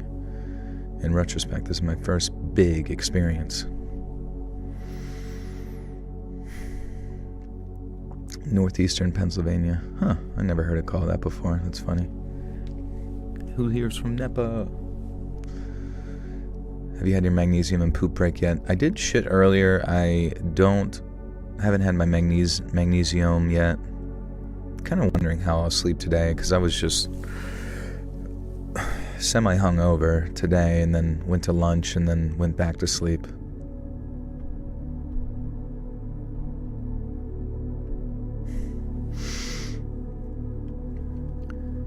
In retrospect, this was my first big experience with a guy being persistently creepy to me online in a way that encroached on my personal space and threatened to affect me directly. Since I'd never really dealt with anything quite like this before, I wasn't sure how to handle it, and decided that it would be just better to tell him that I needed to cut him off rather than just do it and have him discover I'd blocked him by chance. Part of me was really worried that he could track me down where I live. He lived fairly close by, definitely feasible to just drive to see me, and these days it's not too hard to find someone online if you really want to. I DM'd him on Twitter and said, "Hey, this is really doing a number on my mental health. and I can't keep seeing this on my feed, so I'm gonna unfollow and block you, but please, just move on and leave me alone, and I won't call you out for harassment and all of that.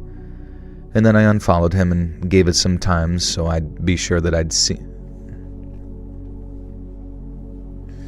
What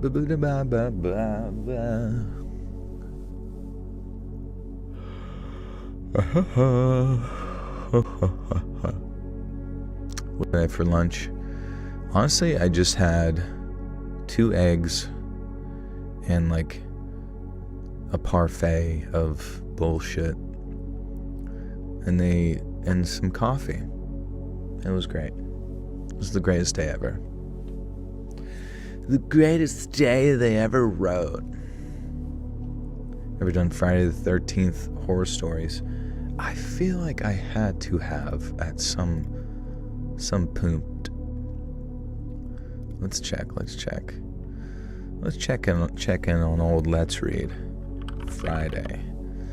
I don't see it, but I swear I thought I did at some point. Maybe just did a thumbnail. You drank last night? Isn't that 2 weekends in a row? It is, dude. I don't know what it is. People just invite me out and I'm like, I don't know. For a while there, I was kind of unsocial, and now all I want to do is be social. I think I'm sensing the end coming.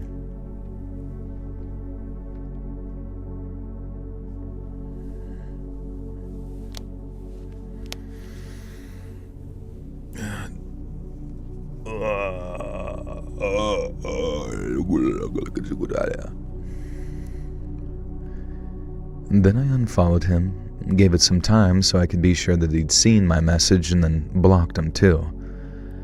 I didn't look at his feed for some time myself, but a few days later, a friend I'd told about the situation let me know that Baghead was posting some pretty extreme stuff on his Twitter.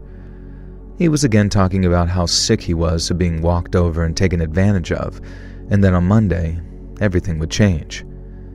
People would look at him differently, and they would know that he was a serious person who wasn't to be messed with, and that the person who'd recently trampled on his heart would discover the result of her actions. And I was sick worrying about this. Was he threatening to harm me or himself? I asked my friend and even my mom if they thought that I should try and report him to law enforcement and all that, and I didn't actually know his real name or address. I just knew the state that he lived in, so what could I do? A relative is a local cop, so I at least let them know that this guy was potentially behaving threatening towards me. And thankfully, Monday came and I didn't have to wait for the...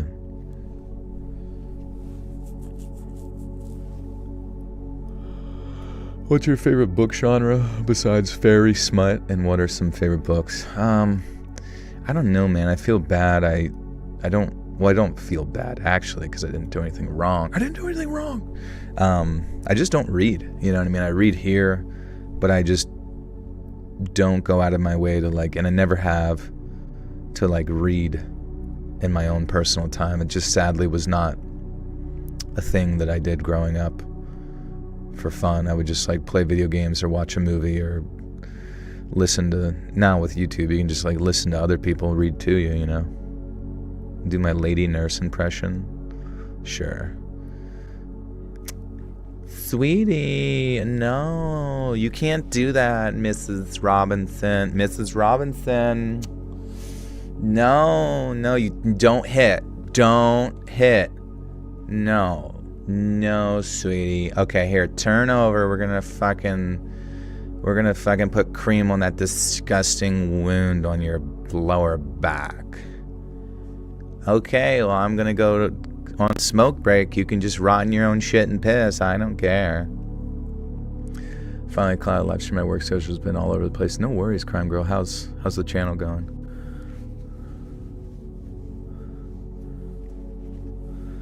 The tattoo is infected. Yeah, lower back tattoo.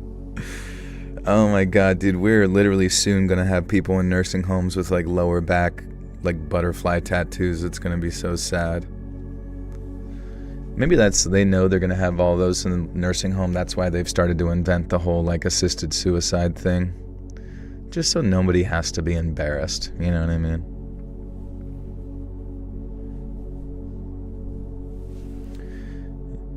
Even after 10 to 20 years together, there's a breakup. Agreeing on young children days. What are you talking about?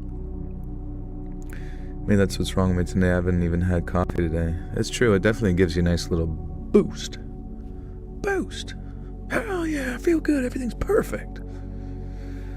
I've hit a wall of wanting to edit, but I'm 70% done with my new video. Nice, dude. That's awesome. That's so awesome. It's filled with sauce. You ever seen someone with a backbone tattoo? Backbone? Oh, like down, like... Just this one girl I know, she's got like Japanese lettering that goes down every spinal cord column. You probably don't know her. I want to get my first tattoo, but I'm so unsure what to get. I have 8 piercings, though. I don't know. You don't have to force any bullshit like that, you know what I mean? Like, if you don't know what you want to get, that's why, to me, it's like, even wearing, graphic tees, I'm just like, man, this looks cringe as shit. And I can't imagine, something that I'd be interested in my 20s or 30s for a tattoo. I can't imagine, later in my life, unless it had, some deep-seated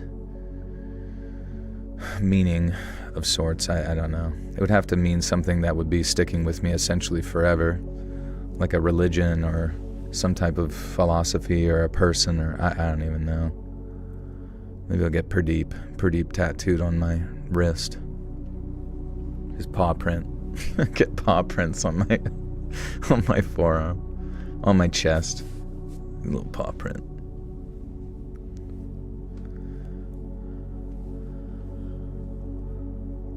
A water tower in my hometown, it was torn down this morning. Oh, okay, that's cool. I bought a travel-size container for lotion hand sanitizer, said it makes me very happy, feel old. You should get those tattooed on you, too. You should get, because you have the water tower. Now you need to get, a McDonald's M for the old McDonald's that's been torn down. You should get Highway 66, or whatever highway goes through. You should get one for the picture of Bojangles. What video was the story with the guy whose friend took him to the woods and the friend did healing ritual on himself in the waterfall? Oh yeah, it was creeps. I feel like that was Reddit, maybe. I don't even know. I just feel like the dude was creepy to everybody. Maybe it was cults. Maybe it was something to do with cults. Just get a McDonald's M on my lower back, already 10 steps ahead of you. McDonald's M and the Burger King crown.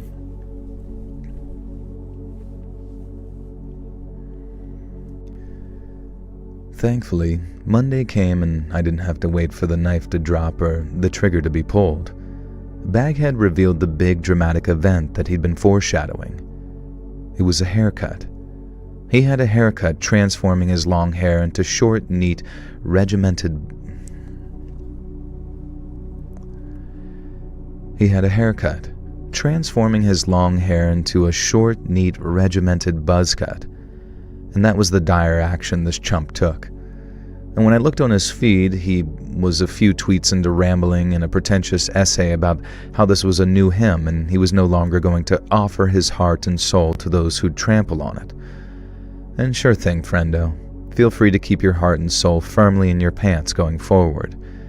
And with that, I never looked at this creep's social media feed again. Thank God he never decided to escalate things with me beyond the online harassment.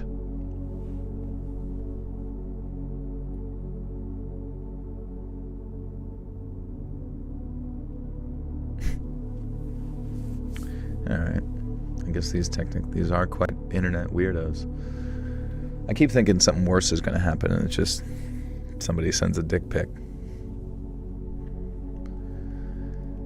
And with that, I never looked at this creep's social media feed again, and thank God he never decided to escalate things with me beyond online harassment. Sorry, that doesn't sound scary. And with that, I never looked at this creep's social media feed again, and thank God he never decided to escalate things with me beyond online harassment. to show their schnitzel tatted or no to a stranger. I don't know. Everybody, when you're horny, you just go nutso, man. You know what I mean? You just lose your absolute monkey brain. Been a listener for years now. I've always had a story I wanted to share with you. Okay. You have the flu. You're so miserable. I'm sorry to hear that. That freaking sucks. But you'll get over it. I promise. You'll survive and you're going to be stronger for it. Isn't it stupid, though? It's like you get the flu, you build up the immune system tolerance to it, and then it never seems to, like, be good. It's like you end up just getting it next year anyways. Like, what the fuck? What's the whole goddamn point of the last one? Kind of weird, though. Like, do you think in, like, a strange sort of, like, unfortunate way it's, like, a good thing that we get sick every year? Like, almost like we need to get sick every year? Because wouldn't the end goal be that these, like, viruses and stuff just, like, go away? You've never had the flu? That's pretty sick. It's sick AF. Yes, herd immunity.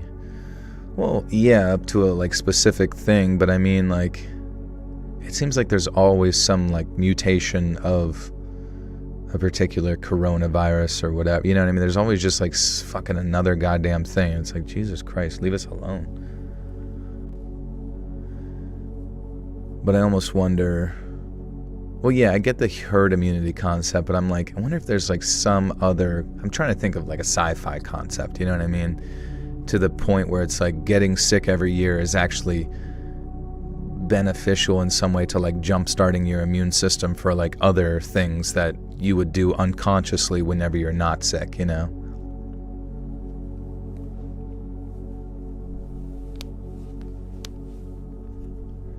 You don't get sick every year? Dude, nice. Dervival of the shittest. I've been derviving. So I've been a listener, a listener. So I've been a listener for a few years now. I have a story I've always wanted to share with you, but I've never been able to bring myself to actually write it down and send it in because it kind of makes me sick to my damn stomach. So my lovely wife, who introduced me to your channel, has finally convinced me to send it in, so I hope your listeners get a few chuckles, or more likely shivers, at the completely effed up thing that happened to me, my sister, and my mom when I was a kid. Do you remember AOL Instant Messenger? It started off as an instant messenger client for people who had AOL as a service provider, but eventually anyone could use it. It was the messenger program of choice for the 90s and 2000 kids, with the creative away messages you could write and being one of the first that let you choose your own user picture and username display. You could also customize it so it would give you alert pop-ups for specific people in your friends list too, and you could assign any sound file you wanted as the alert noise. And because of what happened, I genuinely can't hear the audio clip of Cartman saying, "Screw you guys," without cringing and feeling a little spike of panic. Now her name was Gloria, which sounds almost made up even then, and I don't know why. What the fuck? MSN? Yeah, I never had MSN. I definitely grew up with AIM, but I never had the MSN, but I would hear people talk about it. I'm like, what? Why do you even have it? We all have AIM. What's the point of, like, having the other thing? I also never had a MySpace. That was, like, popular in, like, early high school, but I just never had any desire to get it or try it. Mork, thank you for the 5. Your first tattoo will be a life-size picture of yourself. Yeah, what's his name? Steve-O. Remember Steve-O from Jockoss? He had that picture of him, like, giving the thumbs up or something on his back. That's what you need to get.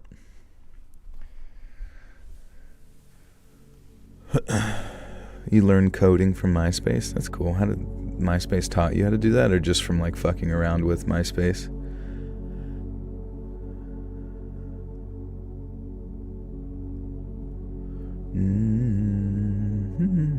HTML code. Oh, okay.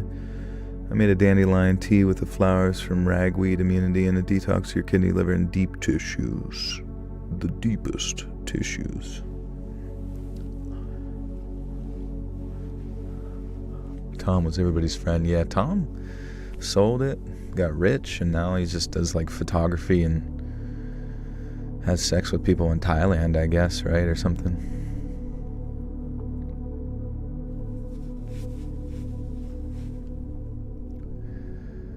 Her name was Gloria, which sounded made up even then. I don't know why, but I could never believe that someone my age would actually be named Gloria. And she insisted it was her real name, though, and that she was named after the Laura Branigan song. And that's funny, I said. That's my mom and stepdad's song. Small world, she said, and suggested it was fate that we became friends. Gloria messaged me a lot, always after 9 p.m. She told me she had various clubs and a lot of commitments. Her birth mom lived across the country and barely saw her, and her biological dad had died a couple of years ago, so she was stuck living with her strict Christian fundamentalist stepmom. I told her that I had a stepdad, but we got along pretty well, but it was firm and fair, and my mom, on the other hand, treated me like the baby, because I was. And we'd been online friends for a few months by that time. I started telling her things about my family, and I trusted her a lot. She'd first added me on AIM, which let me find and add random people as a part of a feature that... Wait, how did they even meet? I was just about to say it because I feel like we missed that part. You got mail. Oh yeah, that movie with Tom Spanks. You got mail. Remember when you could embed a song on your MySpace profile? Yeah, that was like peak customization.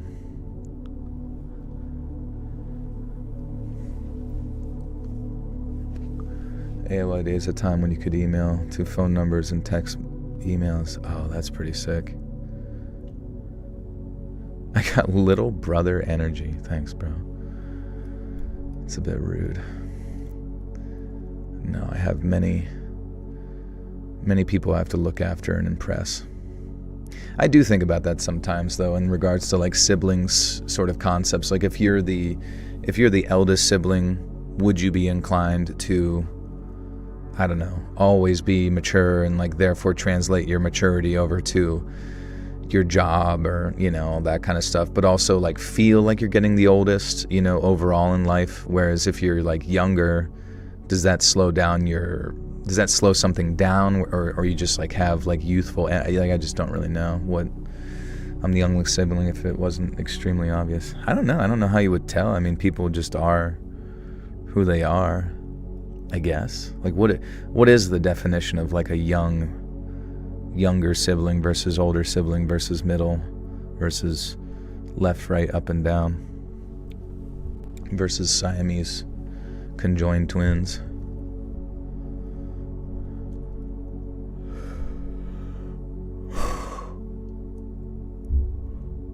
Am I the oldest? No, I am the youngest, yeah. He was right. So many free CDs full of music. I still have 3. Nice, dude. It's crazy to think like now you spend $15 and you have access to like every song ever on the earth in conjunction with like YouTube or whatever. And in the past you would spend like $15 for like, you know, 10, 15 songs, you know, that would only last like maybe an hour. You're an only child, hated it. I mean, I kind of was an only child in some ways, in the fact that like my brothers were so much older than I was. So it's like I learned from them a lot because they were so much older, which made me a little bit mature for myself, I suppose. People would say that. But then at the same time, I definitely had way too much by myself time and just sort of creatively exist in like another realm or think of different things, I suppose. Oh, LimeWire was the shit, yeah. It was always nice when you like downloaded Big Booty Latinas and it didn't have a fucking virus on it. You were just like, hell yeah, dude. We were set to go. You have 8 siblings. I'm the second oldest. That's crazy. I do know my one buddy. He has 7 kids, and I don't know. They're an amazing family, so it's probably all fine. But it's just got to be so interesting to like have that type of like energy and dynamic all the time. My little brother's your age, but he isn't as cool as you. He's tampered with? That sounds... What happened to him? Who was tampering with him? They're messing with his parts. They got into his brain. I have 5 siblings and you're the baby. That's cool. But yeah, what is younger sibling energy? Is it just like a carefree certain nature to it where there's nothing to like, no responsibilities at all? Or Lars Ulrich freaked out over music on Napster. Yeah, which one's Lars Ulrich? Oh, the guy from, what's his name? Metallica. I mean, we are kind of pretty cool. I have siblings. Yeah, I got 2 older brothers. I think everyone needs brothers. They keep you based. They keep you in line. It's jovial and fresh, not irresponsible, but it's healing for us older siblings who had to grow up. Yeah, that's tough. Well, because I can like already see it with like my buddy's 2 daughters. Like the one is 9, the other one's 5, and like there's already like a certain sense of expectation on the older one to like just be more responsible in like a weird way, or like help with the other one, or be more mature in the argumentative sense. I mean, it does make sense because she's just older in general, but at the same time, it's like you can tell there's a certain level of like expectation of maturity on her versus like the younger sibling who just kind of gets to be a fucking lunatic.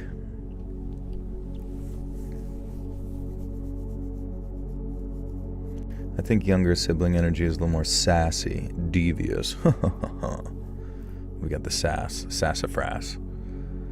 Thought I was an only child. Well, that's what I was saying. Like, it's like I have 2 older brothers who, like, by the time I was kind of on my own, they were, or, you know, by the time I was, like, sort of sentient to a degree of existing, they were in that phase of, like, high school where they were just, like, fucking off and disappearing for, you know, long periods of time with friends and stuff, and it was almost like exciting, you know, like to see them like, oh fuck, hey, you're not in a gang? You're back from the drive-by. Hello. Your older brother was so mean to me, tried but denies it to drown me in her. Oh my god, that is scary.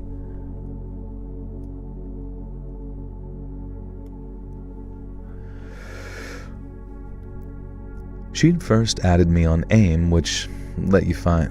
God damn it, I gotta figure out this sentence. She'd first added me on AIM, which let you find and add random people as a part of a feature it had that would never exist these days. Oh, okay. She'd first added me on AIM, which let you find and add random people as part of a feature it had... I can't read this shit. What's up, Paris? She'd first added me on AIM, which let you find and add random people as part of a feature it had that would never exist these days. A few of the instant messenger programs used to revolve around meeting new friends online, like IQC, IRC, Yahoo Messenger, etc. Gloria had added me as a friend one day and I'd accepted, because she just did that back then. It was before the days of Facebook and things, and when everyone's real name was attached to their profiles. It was totally normal to chat to a rando, and if they were a freak, then you just blocked them and moved on. It was the Wild West, and we weren't as careful as we should have been. But in some cases that led...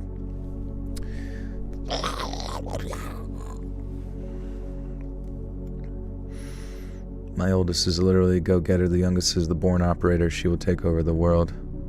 Go-getter, born operator. Yeah, it sounds like they're both pretty capable. That's cool.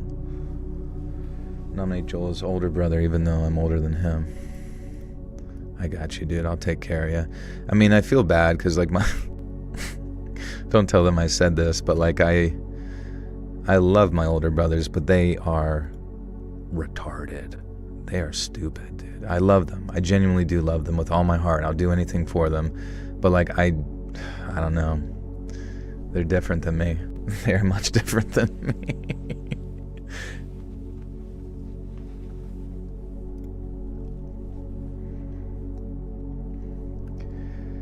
It was the Wild West, and we weren't as careful as we should have been. But in some cases, that led to surprise long-term friendships.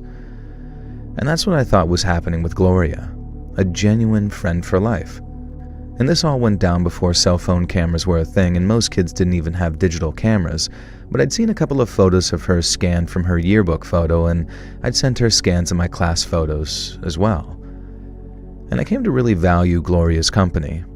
She was there for me when I was having a hard time at school with one of my teachers, and she was there when me and my friends were being targeted by a couple of guys in the grade above. She listened to me lament about my lack of love life, even though I was kind of vague about this at first as a shy 15-year-old. And one day I told Gloria about my sister, who was a few years older than me and graduating from high school that year. Lacey is a good kid, and I say kid as she's my senior, but I felt protective of her like that, and she was back then. Fucking son of a bitch.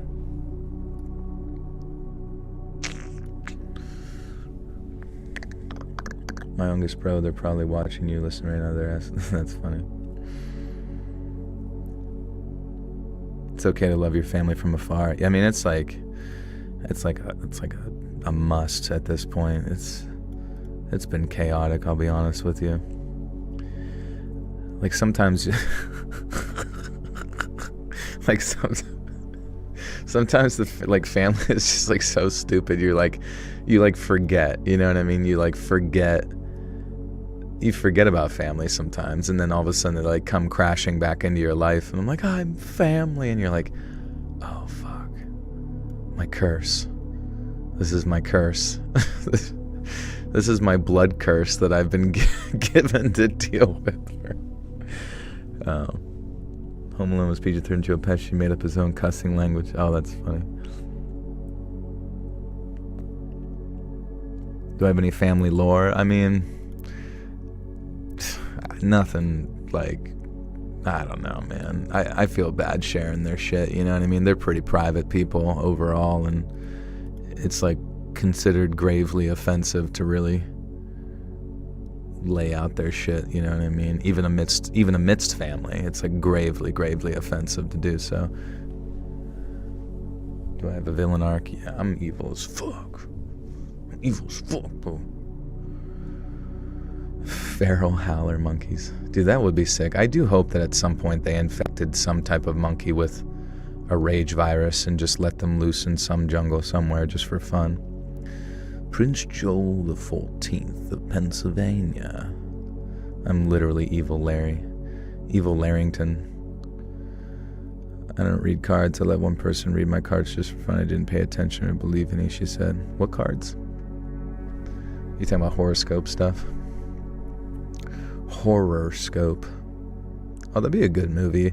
I'm surprised. Has there been any movies about the whole... What's that space magic stuff you guys like? Astrology. Has there been like an astrology horror movie, and you could call it Horoscope?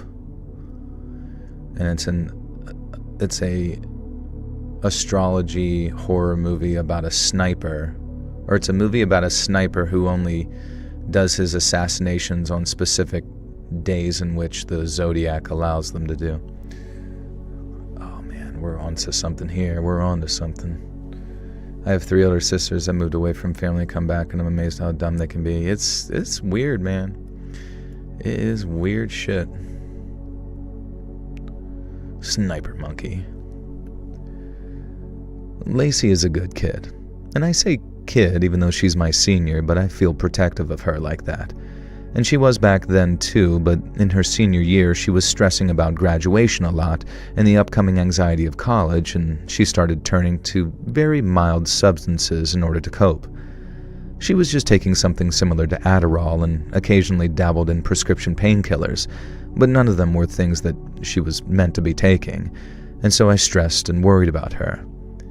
As a 15-year-old, I felt it a bit lame to tell my 18-year-old sister that I loved and cared about her, so I told Gloria instead. And after that, Gloria kept asking about Lacey a lot. And I didn't really like this. It made me a bit jealous as well as protective, and I guess Gloria picked up on that because she started to be extra nice to me. Love bombing, and I think the kids call it that. Love bombing. Absolute love carpet bombed. The scope of horror. That'd be good. It was tarot cards. I don't really believe in that, or palm readings. Yeah, I don't know. I would be more open to like all that kind of stuff if anybody could explain it to me. But like everybody that's ever said it in chat is always like, it's just a feeling, bro. And it's like, well, who came up with all of it? Like, who wrote it all down? It's got to be based on some like ancient. All right, we're gonna look it up. I'm sick of fucking not knowing. What is the origins of modern TikTok astrology crap? The Zodiac Brothel horoscope. The whore in my scope. Okay. Astrology has existed for thousands of years with origins in Babylon. Babylon, guys. That's devils. That's the devil. That's the devil stuff. You guys can't be doing that. And later Greek and Roman refinements.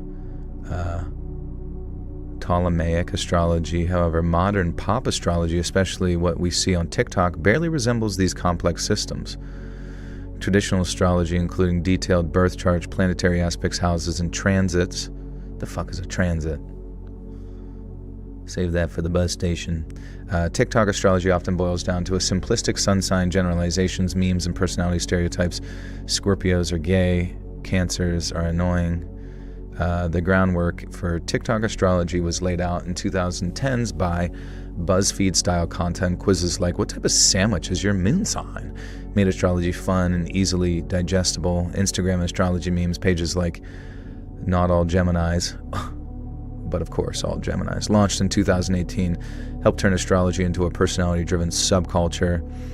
CoStar and The Pattern, these apps made natal charts more accessible, sparking casual interest in deeper astrology without demanding deep understanding. As institutions declined in trust and religious affiliation dropped among Gen Z and millennials, many turned to astrology for identity formation. Labels like Virgo Sun, Pisces Moon, Gemini Stinky becomes a way to explain or excuse behavior. See, that's why I smell, guys. It's the Gemini-ness. Control and uncertainty, especially during the COVID lockdowns. Astrology gave people narrative structure in a chaotic world. TikTok, a perfect medium. TikTok exploded during the pandemic 2020, and astrology fit its format perfectly. Short, engaging videos, signs as red flags, what your penis sign says about your love life. Creators like @AstroKristen and Not All Geminis and others gain huge followings by blending astrology with humor, aesthetics, and pop psychology. The algorithm rewards emotionally resonant content and bite-sized identity affirmations. Both of astrology delivers influence from New Age, self-help, and aesthetics. Modern TikTok astrology often blends New Age spirituality, chakras, manifestations, energy cleansing, suppositories, therapeutic language, trauma, shadow work, inner child, aesthetic curation, moonlit backdrops, soft pink tones, crystals, criticism, backlash. Many critics call this version of astrology shallow or narcissistic, focus more on validation than actual insight. Dude, that's what I want to see on TikTok, honestly, is a bunch of like really high level witches that like take astrology like super serial, just like calling all the other girls on their superficial and like lazy astrologists. That'd be so funny. I'd love to see a civil war in the astrology community. Pseudoscientific, lacking rigor, based on vague generalities, commercialized, used to sell everything from journals to healing crystals to astrology-themed dating apps. Too long didn't read. Modern TikTok astrology is meme-fueled, pop psychology-driven aesthetics, movement that blends ancient ideas with BuzzFeed-era personality tropes, New Age vibes, and algorithm-driven content. It reflects a deeper generalization, hunger for identity, meaning, and connection, but often loses the nuance of actual astrology in the process. Nice. Try Astromatrix for more math-based data. You gotta explain it. You gotta explain it to me. I don't get it, man. Nobody can really explain about how they read their cards or palms, so I don't care about that. Yeah, I don't either. I mean, it's whatever. I'm not trying to stop someone if they feel like a certain sense of purpose by doing it. I don't know. It's kind of like, in a weird way, expecting like a person to explain their religion, and religions are very hard to explain because it's just kind of a feeling, I guess. Don't sleep on paganism. In 2014, I worked with a worker that was hard on zodiac signs, where she claimed she was an expert in knowing people's signs because she took a college course class about zodiac signs. It was kind of annoying. Yeah, that sounds about right. I've been daydreaming about starting a YouTube channel called Horrigans, where every video is made to feel like it's from 2010s, only covers classic topics, dark web, staircase in the woods. Yeah, I mean, I could definitely see them having a resurgence of sorts. You could bring it back, or do like, I don't know, like deep dive, or what do they call it, like icebergs on those things, you know?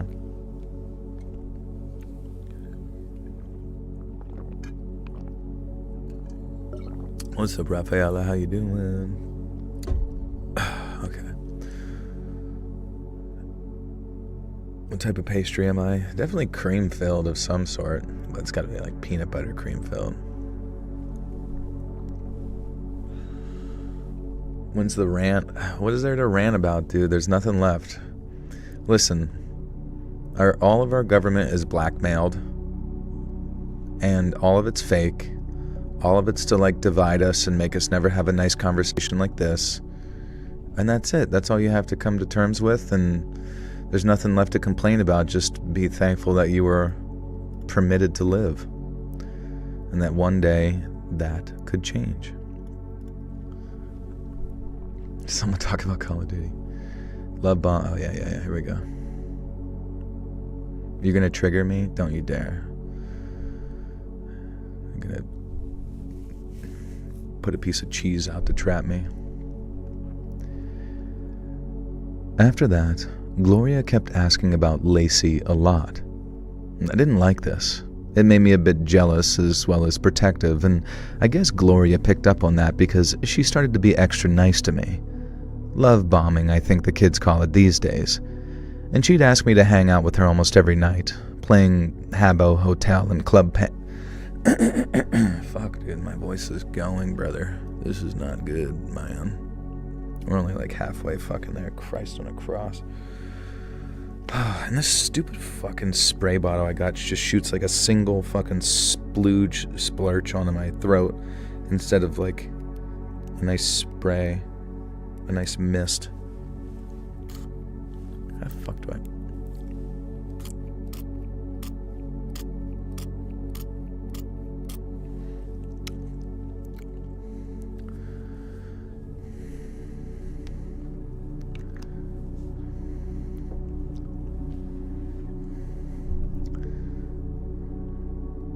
Did you twist the end to define the spray? Well, it's weird. It's like, I don't know where to twist. Because you can like turn the top of it, but you know what I mean? It's like all you can do is press down. And like no matter what position it's in, there's no spray definition to it or variation. So it just shoots like a little jizz shot. Absolutely taking that spray. Every time I spray, I have to like get on my knees to do it. Hold on, guys. It says right on the bottom I gotta get down. It's like the very end, the lips, if you will. The lips of the spritz. Let's see.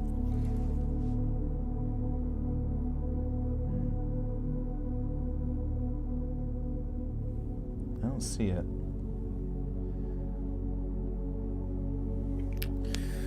Yeah, I don't know.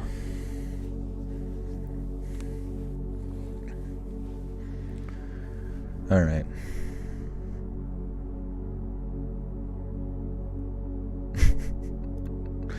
All right, anyways. What the fuck am I reading? She asked me to hang out. Is it called Habbo Hotel? Is that what it's called? Club Penguin. Sad I missed Club Penguin. What's up, Mariha?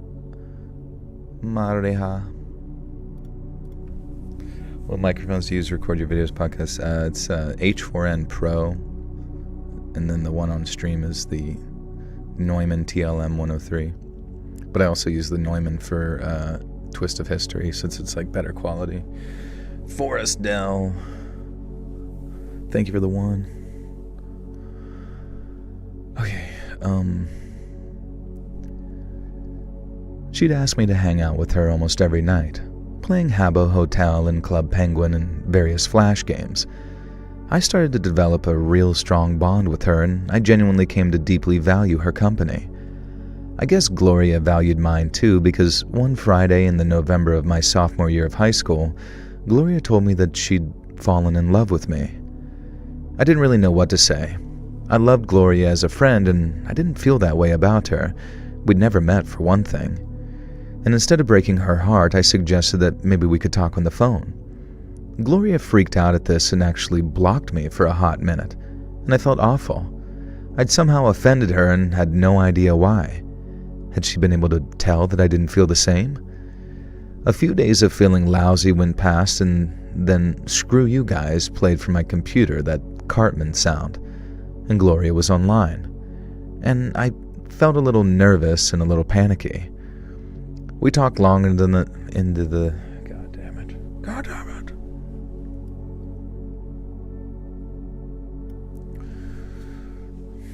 What the hell is Club Penguin? I don't know exactly. I think it's like you make a penguin, and then I think you're allowed to just like do whatever you want with it.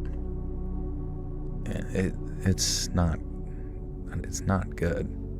It's not good to do what people did to those penguins.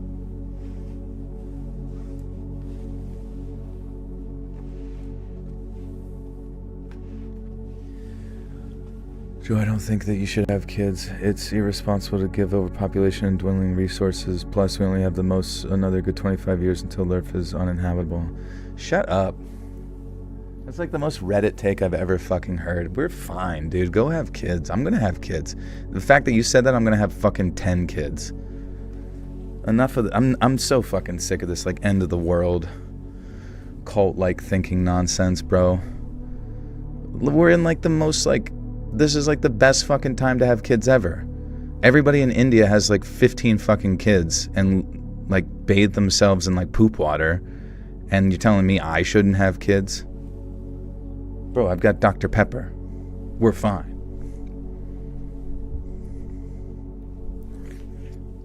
In fact, everyone line up. We're making an army. We talked long into the night.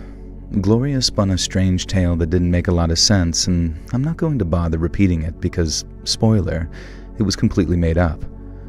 Short version though, the idea of speaking on the phone terrified her, but she was down to actually meet in real life. She said that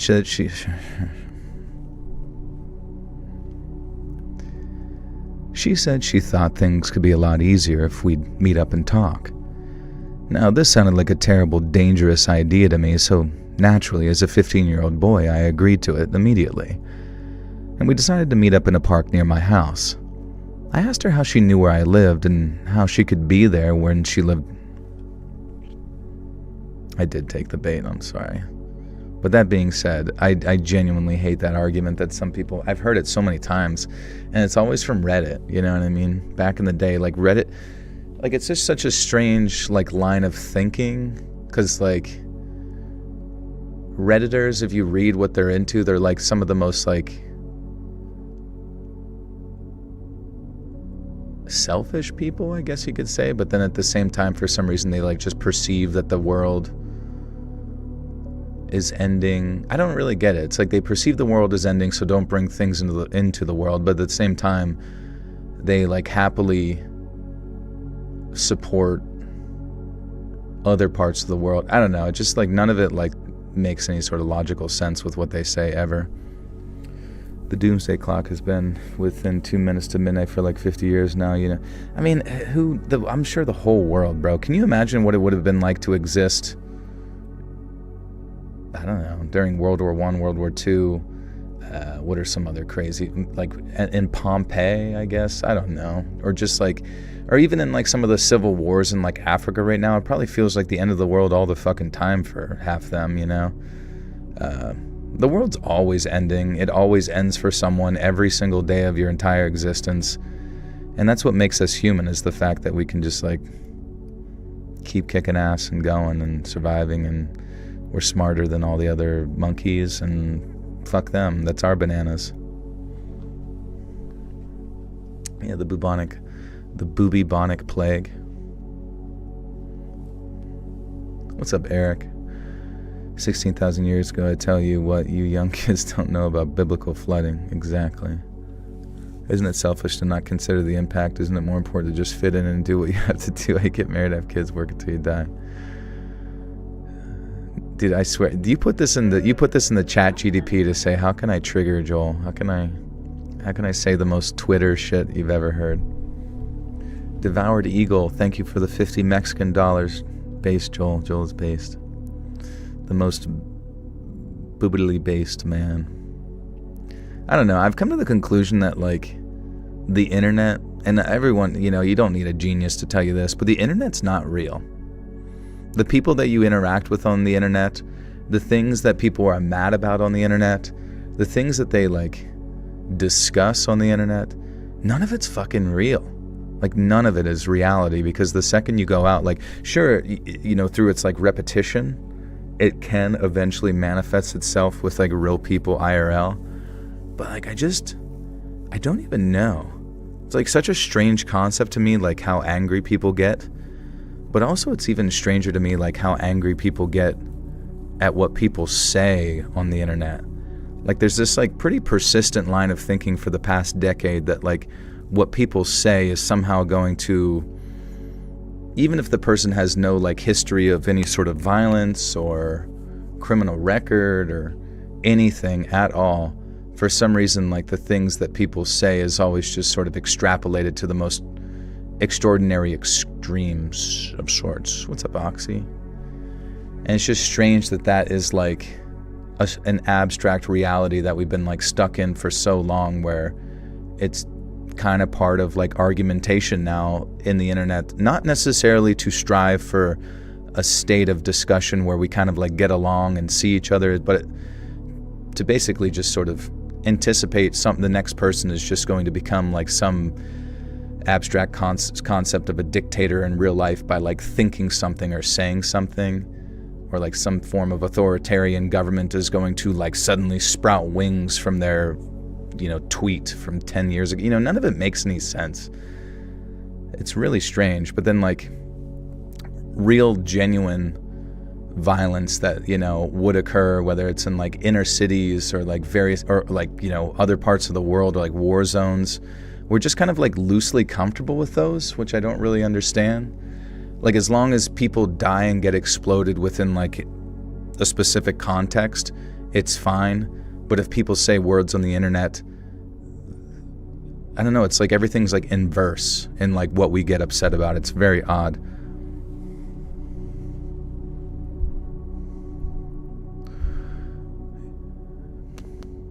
Everyone just wants to fight on it, but most of them have never been punched. Yeah, and you know, I guess, I mean, it's a good thing. I don't want anybody to get punched. It's just like, it's quite strange though, like that we've kind of, I mean, and I really do wonder to what extent the arguments you have online are ever anything other than like some sort of AI just there to specifically like recognize that you are an arguer and then put those specific comments that will engage you the most like directly in front of you, so you sit there and engage with it. Can't really joke around anymore without somebody getting butthurt. Why can't we? Yeah, I mean, just do it, I guess. Just do it until people get used to it. If there's a certain way you want to be or act, just do it. I mean, to hell with, I don't know, weaker minds or lesser reactions. It's strange to me. It's always strange. Camping in the woods right now. I'm so glad this isn't a Skinwalker episode. It's about to be. This next, the Skinwalker that talked to me on the internet, on AIM. Has anyone actually been in a real fight before? I don't think so. I think they're illegal. You can't do those anymore.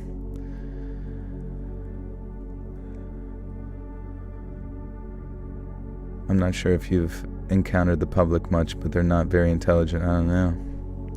Yeah, I guess so. I guess on the whole, I don't know, but I don't like to put people down in like these. That's why sometimes I wonder if they are real at all, because you do have genuine conversations with people in real life, and they tend to go okay. And honestly, the people that do freak out, if they were to actually act the way they act on the internet, I can only assume that they're like severely mentally ill, to not be able to like control their emotions to the extent that they have some sort of like violent outburst. Like there's got to be something wrong with them. Jackie Chan with the 5 says, what was the reason Ryuk from Death Note dropped the note on Earth? Sometimes I think the answer is honestly as simple as that. Yeah, why did he do it? Just to like watch what happens?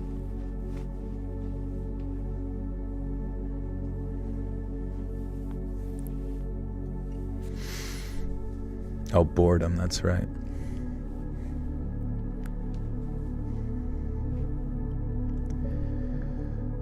This sounded like a terrible, dangerous idea to me, so naturally, as a 15-year-old boy, I agreed to it immediately.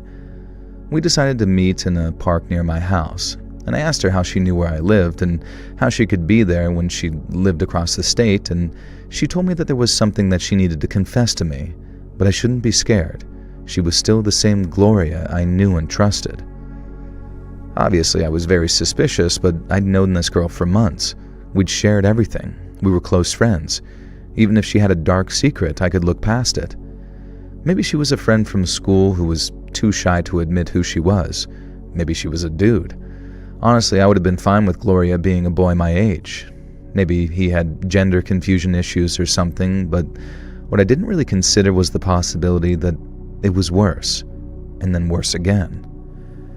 I showed up to the park a bit early. The sun was beginning to set, and I started to realize that even though we'd picked a public place to meet, the time and area and the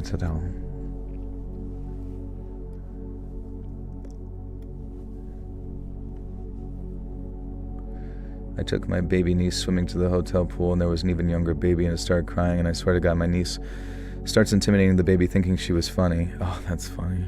Like making fun of the baby.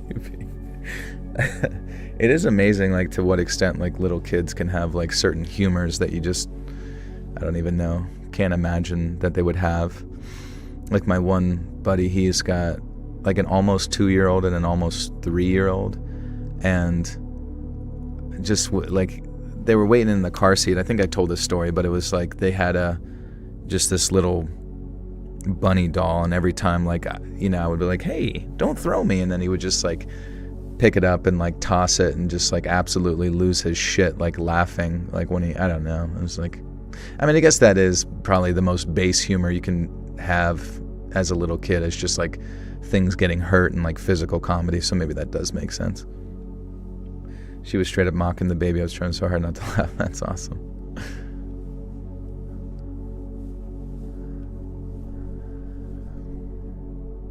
I showed up to the park a bit early.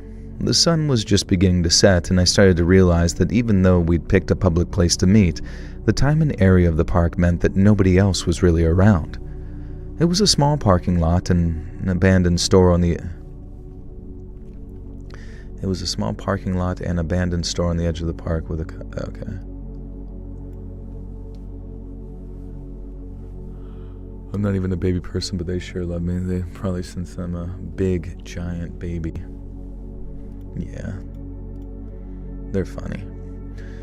My younger brother did that with his pacifier. I threw it out the window of a moving car one time, and that's how we got home to stop you. Oh, that's funny.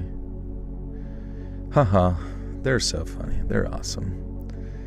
We should put them... I wonder if there was ever like an emperor, like a kid that became an emperor, but it became an emperor at like age 2. And then like the government was just like run so incredibly poorly because everyone was just like waiting on bated breath for like this child to like grow and actually like think of Emperor Cusco. Is that real? I've heard of his name before, but I didn't know if that was from a Disney thing. Tut? Is that what happened with Tut? So they thought he was like a god emperor, but just kind of like waited for him to come up with decrees as a child.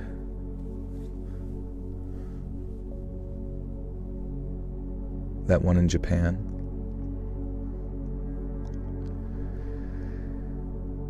It was a small parking lot and abandoned store on the edge of the park with a couple of benches I could wait on. And I sat there, and eventually a car pulled into the parking lot, windows down, blasting Thy Unveiling by Insane Clown Posse from the open windows. I remember this vividly because I'd been hella into that band and that CD in particular. God damn it. I remember this vividly because I'd been hella into that band and that CD in particular when I was in middle school. And this was years later, and I'd stopped listening to the album, but someone who knew me and was trying to impress me, but hadn't really paid close attention. God fucking damn it. I've reached a point of my brain is out of juice. Straight up juggalo. Emperor Poopy Butthole. Yeah. Boat.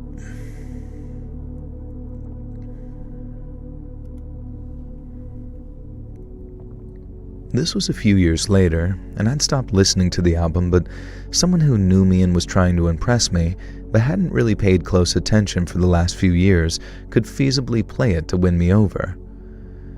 It wasn't just the song that caused my mind to go there. I also recognized the car. It was the car that I'd ridden to school in. Ridden to school.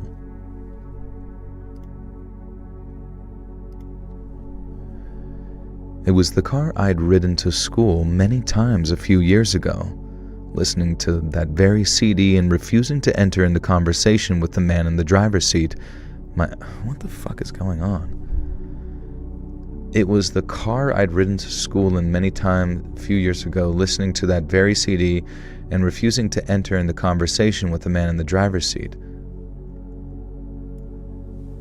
Okay. It's the sister. It's kind of like the sister, but with a wiener. It was the car I'd ridden to school many times a few years ago, listening to that very CD and refusing to enter into conversation with the man in the driver's seat, my stepdad, Mom's then new husband, Carl. Carl pulled the car to a stop, climbed out and walked over to me, Insane Clown Posse still blaring from that stair. Dude, I don't know why I can't fucking find my rhythm now. Carl pulled the car. Fucking Christ, I don't even know, man. Carl pulled the car to a stop, climbed out and walked over to me, Insane Clown Posse still blaring from the stereo. I cringed. It was obvious what had happened. Carl had found out that I was meeting Gloria, a stranger from the internet, and had decided to intercept me. How did he know? Did Mom and Carl have some kind of parental lock or monitoring on the computer? Carl sat down next to me, and the truth was way more horrifying. Carl was Gloria. It had started out as a way to keep an eye on me and what I was getting up to online. And then he started enjoying being Gloria. He began digging his double life. I didn't want to believe it at first, but he was able to perfectly recount every interaction I'd had with Gloria. It was way more direct than if he'd read out our chat logs or monitored our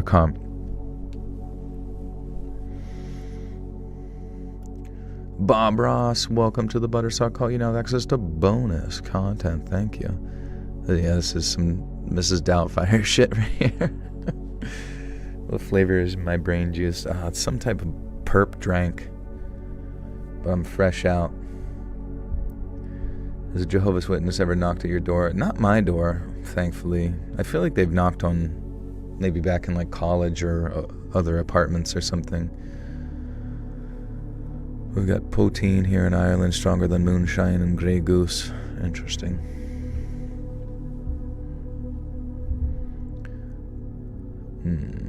Hola, ¿cómo estás? Let's read. Te quiero mucho. Thank you.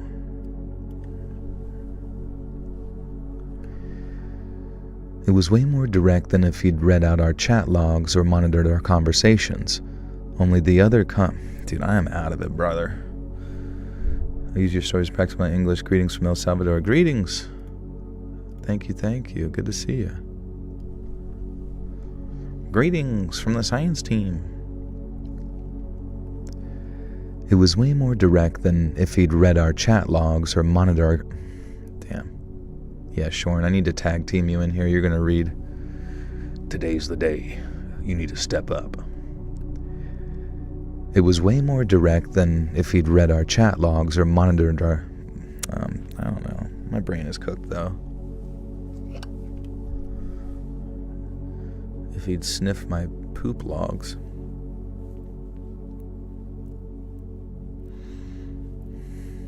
Yeah, I'm gonna call in sick to YouTube headquarters. "Hey guys, I can't come in today." And they're like, "That's fine, we'll find literally anybody else."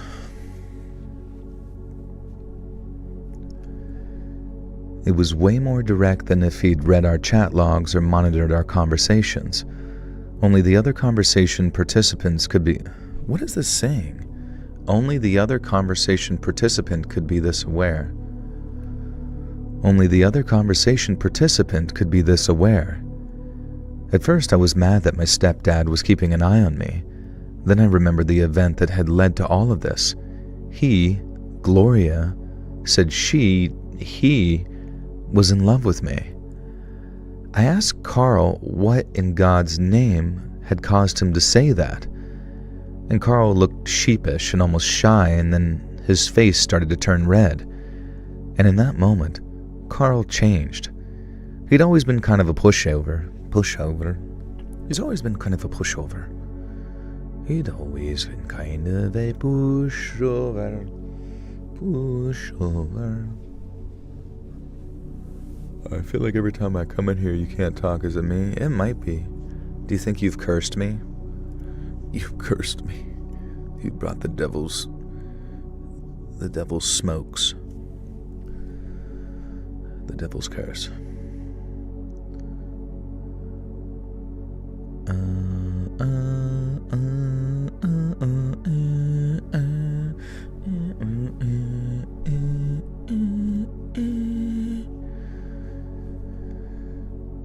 He'd always been kind of a pushover. I never really respected him because I thought he was less of a man than my dad had been, and he let my mom push him around too. He certainly wasn't an abusive, cruel, or strict stepdad, but how he physically grabbed me by the collar, dragged me towards him, and hissed in my ear. He said if I told anyone what he'd said or done as Gloria, then he would ruin my sister's life. I felt a cold, sick feeling in my stomach. I'd told Gloria all about Lacey's struggles. I didn't think it mattered because I thought Gloria was a kid my age on the internet who lived on the other side of the country. But no, she was my damn stepdad, and now my stepdad had about 1 million pieces of damning info about his stepdaughter Lacey. We rode home. ICP was still playing and it drove me nuts, and eventually I asked Carl what I could do to keep the peace and make sure that he left Stacy alone. And I was feeling sick and terrified. I'd lost my best friend Gloria, and worse.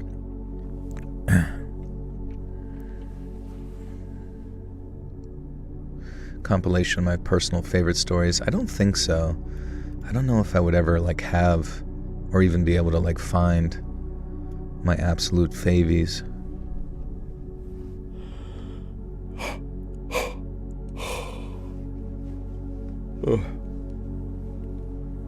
Happy belated birthday, Delia. Oh, late birthday, Delia. I'd lost my best friend Gloria, and worse, found out that she'd never even been real.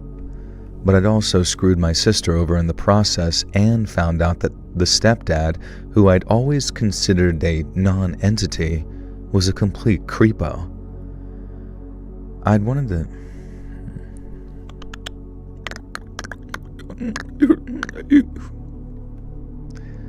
Carl said he wanted to keep up the facade, that I had to continue talking to him as Gloria, pretending he was a 15-year-old girl whenever we spoke online.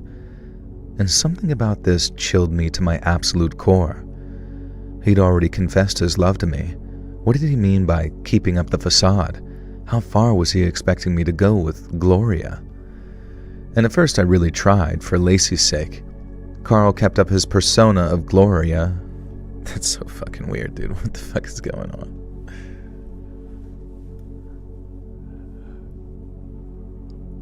Your grandma subscribes to this channel. Hey, Gabriella, what's up, dog?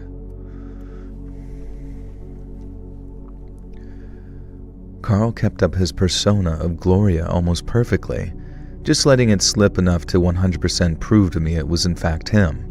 Comments like, "see you at dinner," that could have looked innocuous to anyone reading the chat logs, or a vague reference to something he'd said in person. There was no doubt that he was Gloria, but for the most part he kept up the pretense of being my 15-year-old female internet friend, a very affectionate friend. I don't really want to talk about that part, and thankfully it could have been a lot worse. But Carl Gloria definitely did start trying to push things further with me, and that's when I broke. I couldn't take it anymore. I confessed it all to Lacey one night when we were alone in the house, and I expected her to be furious.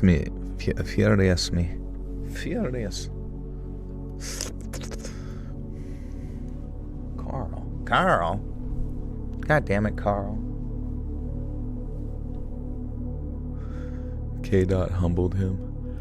Who got humbled? The humble bundle. Go ahead and take a seat. Go ahead, Carl. Take a seat. So it says here that you've been posing as Gloria online. But so have I.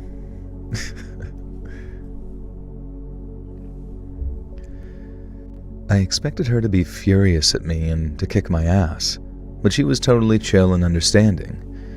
She explained gently to me that her drug problem was extremely minor recreational use and she hadn't taken anything in months, so even if Carl did try to expose her, there was really nothing to expose. She said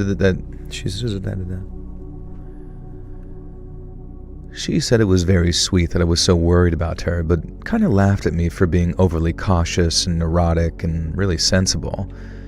And that was great news, though, because it meant that I didn't have to tolerate Carl anymore. And that night, Lacey and I assessed his computer. His password was our mom's date of birth, and found chat logs between Gloria and a whole bunch of other kids online. And from what we could tell, Carl had been grooming at least 5 or 6 teenage boys as Gloria. And from what we could tell, Carl had been talking to at least 5 or 6 other teenage boys as Gloria.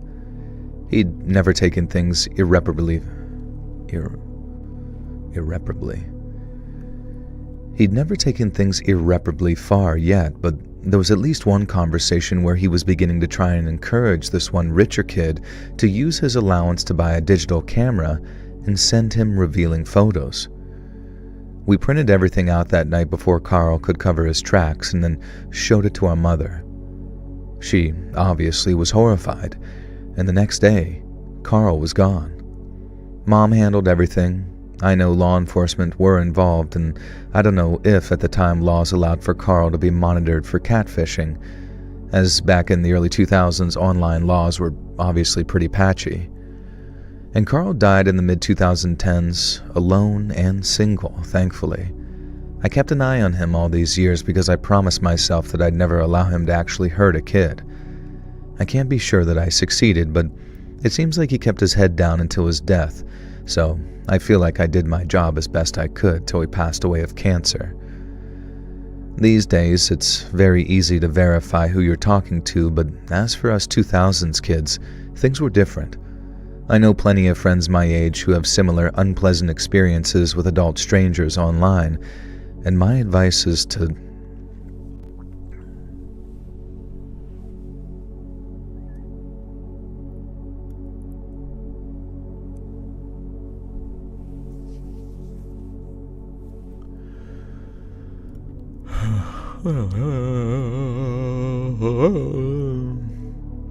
Anyways, what are you guys doing?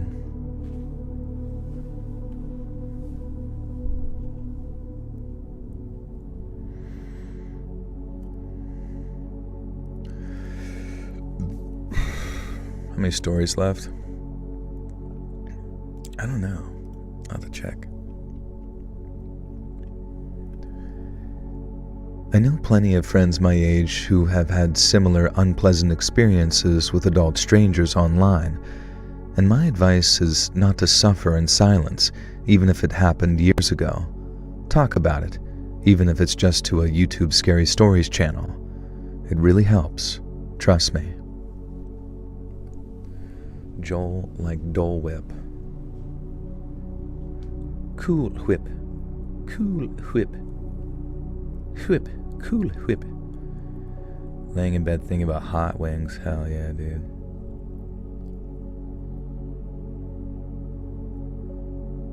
What piece of advice? Thankfully, oh wait, if you're talking about it's different. I have plenty of. My advice is to not suffer in silence. Yeah, that was the advice. Okay. Do you ever warm up your voice or practice prior to your streams or recording? I don't know. I just kind of go into it. I guess like the first 20 minutes of me talking with people is kind of like a warm up a little bit, but I don't really know if there's much variation. Hey Joel, want to come over and eat some candy or nah, dog? Yeah, that'd be kind of cool. Honestly, I wouldn't mind a big bag of fucking Reese's Smeecies. Or the Snickers bars. Last time you brought up the T app, did we speak about the data breach, or was that before? Yeah, I think we talked about it in conjunction with the data breach, and I mean, it really just like kind of speaks to the insecurity of like, because think about that, like the T app data breach happens right around the same time that the UK starts implementing IDs and facial scans to get on the internet to like quote unquote protect kids, which I get that, but at the same time, it's like, you know, maintaining a degree of anonymity on the internet is obviously it's not going to last, but it's just weird that it seems like it's like the first steps, you know? Yeah, I only like to eat stale candy corn. It is strange though. Every time I think of candy corn, I can like taste it in my mouth, like just from my thoughts. My teeth turn into candy corn.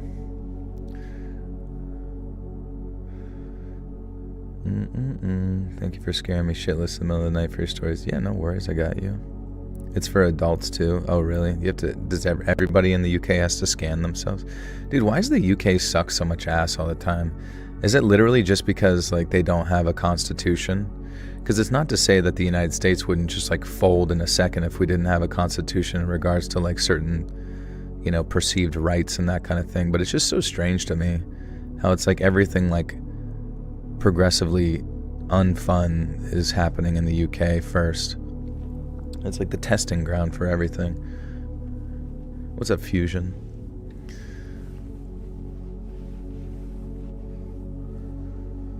Candy corn is yummy. Apparently it tastes different in the US. It tastes vanilla-ish in Canada. Oh, okay, maybe it's the lack of high fructose corn syrup or something. Why eat candy when you can have dates? Why not go on a candy date in the gumdrop forest? No, I think, YouTube does already have the ID scanning thing. Or, well, I know they said they were using, like, I don't really know exactly how it works. They were using AI to determine, like, what you were watching to like, basically assess if you were, like, in the teenage kid demographic, and then, I don't know, basically sending you away from, like, maybe more mature shit or whatever. Because they were testing around the main stage, British royals own most land on Earth. Really? Do they still do that? You're playing Fort right now, want to hop on? I wish, man. I don't know. So I have some friends who absolutely love Fortnite. I just never got into it. Just not really my voib. I don't even know what I like anymore. Just like simple single player games. Maybe cooperative too.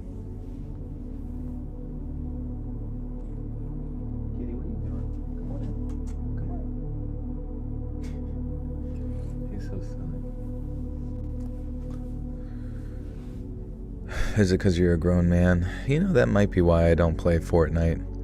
But I do know a lot of grown men who play Fortnite, so I don't know. It is what it is.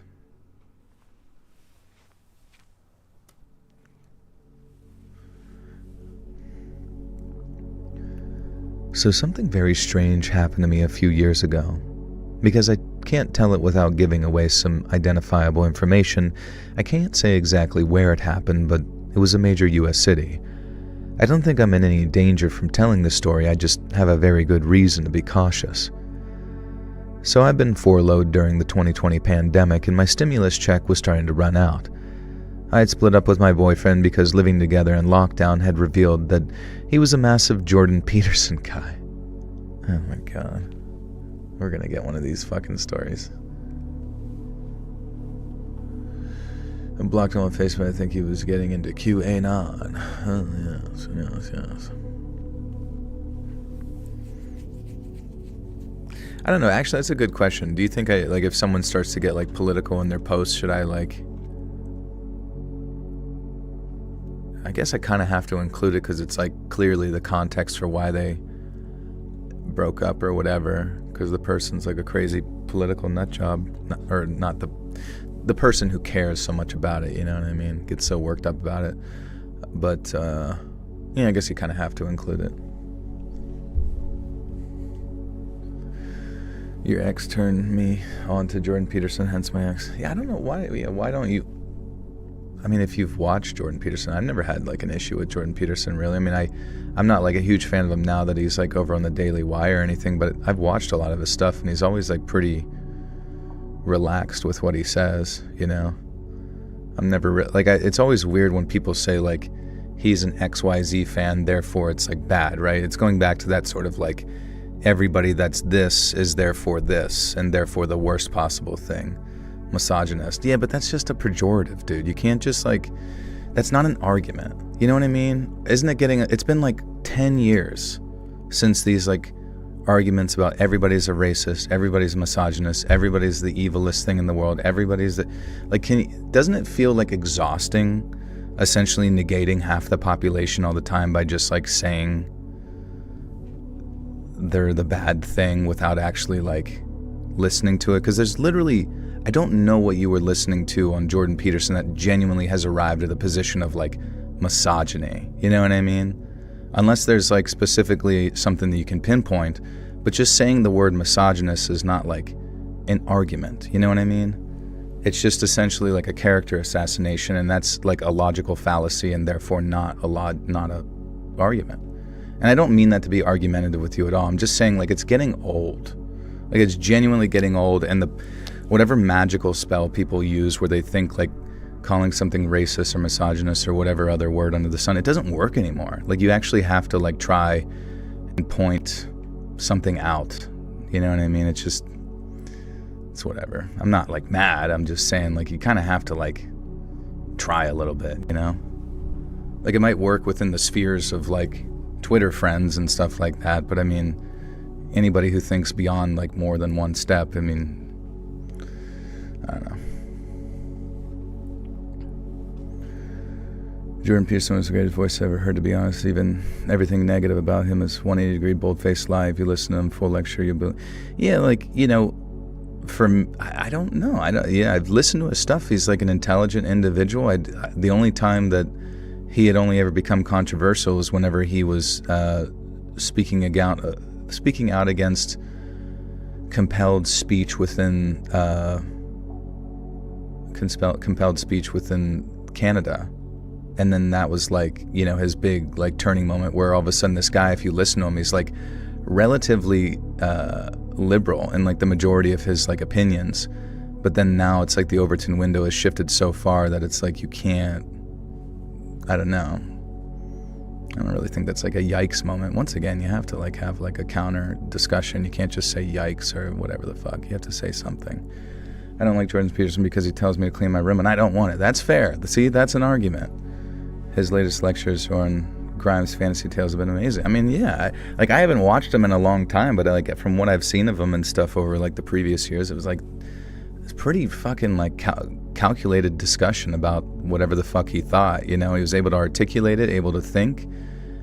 You know what I mean? And like the only argument you ever get is just the same sort of like, I don't know, negative character assassinations that you see used time and time again. And it's just like so boring, bro. Like, holy fuck. There's genuinely got to be like some degree of like actual example one can point to as to why they don't like somebody. Don't ever clean your room. Just set it on fire and leave. Does anyone ever consider that people grow in one mistake should not define them forever? Well, I don't even know. What was the fucking mistake? Like, what was the mistake that he was making that's frustrating? It's just like we always exist in this like constant mode of like you're either for us or against us.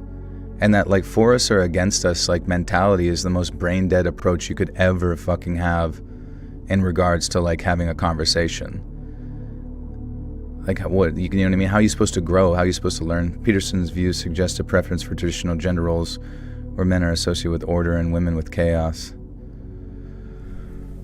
So his views suggest, right? So like that.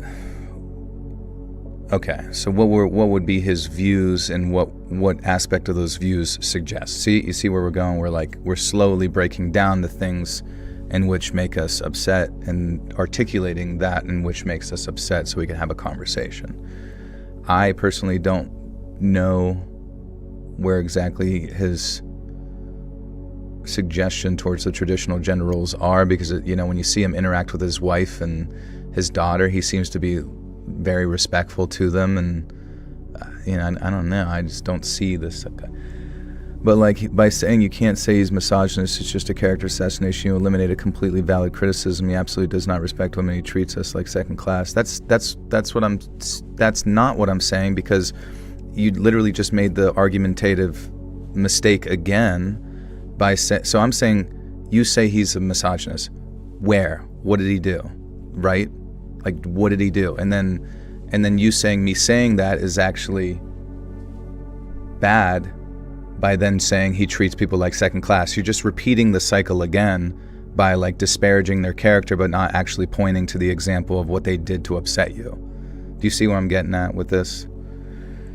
The elimination of gray areas in the world is truly terrifying, especially for people who always consider both aspects of everything to form a whole picture in our mind. Yeah, and like I think what's frustrating is like there's so many individuals here on the internet now who immediately jump to the misogynist argument, the racism argument, the whatever, you know what I mean? And people have been so afraid of them for so long that they never challenge them they've been so afraid of them. Everyone is afraid of the, what they call the woke it's trite at this point. It's repetitive, it's old. And I know it feels even easier to just sort of like cast that person to the side, but it genuinely is exhausting. It is exhausting by just like casting people into like groups and then not actually articulating your argument and your frustration in like a calculated, non-emotional perspective. Because if you can't give your supporting arguments for a particular position, then it's just kind of like, where are we even going? Are we even having a conversation? I want to give you all the examples, but I can only type so much here. Don't disagree with what you're saying on limiting a person to descriptor, but it's a shorthand for this medium. I understand, but once again, we haven't arrived at any sort of like end of this equation. So if there is something that's upset you about him, I'm not even necessarily giving a shit about him that much because I don't care that much. But this idea that you don't have to know the specifics about the individual that frustrates you and then point to those specifics, like that's, I don't know, that's not real. That's not a real discussion. It's just sort of dismissive, and it's disrespectful to everyone or the person that you're arguing with. And it's certainly not a win. You're not winning anybody over. Like, if you want me to believe, listen, in an argument, if you want someone to believe that someone's a racist, a misogynist, convince me, right? You would convince the person why as such, and then have the discussion. Like, it seems like nobody ever wants to like win an argument or convince someone of their perspective anymore. It's not politics. I mean, I guess this is politics here, but I want other people to grow and, I don't know, mature in some way in the way that they have these conversations.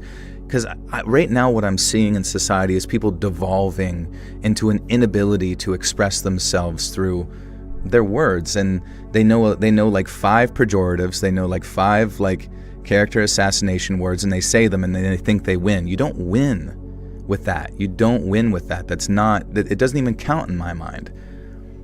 And hence why it would be just make more sense to go to like the specific thing that frustrates you and tell me the specifics. Got your hubby all riled up. I'm sorry, bro.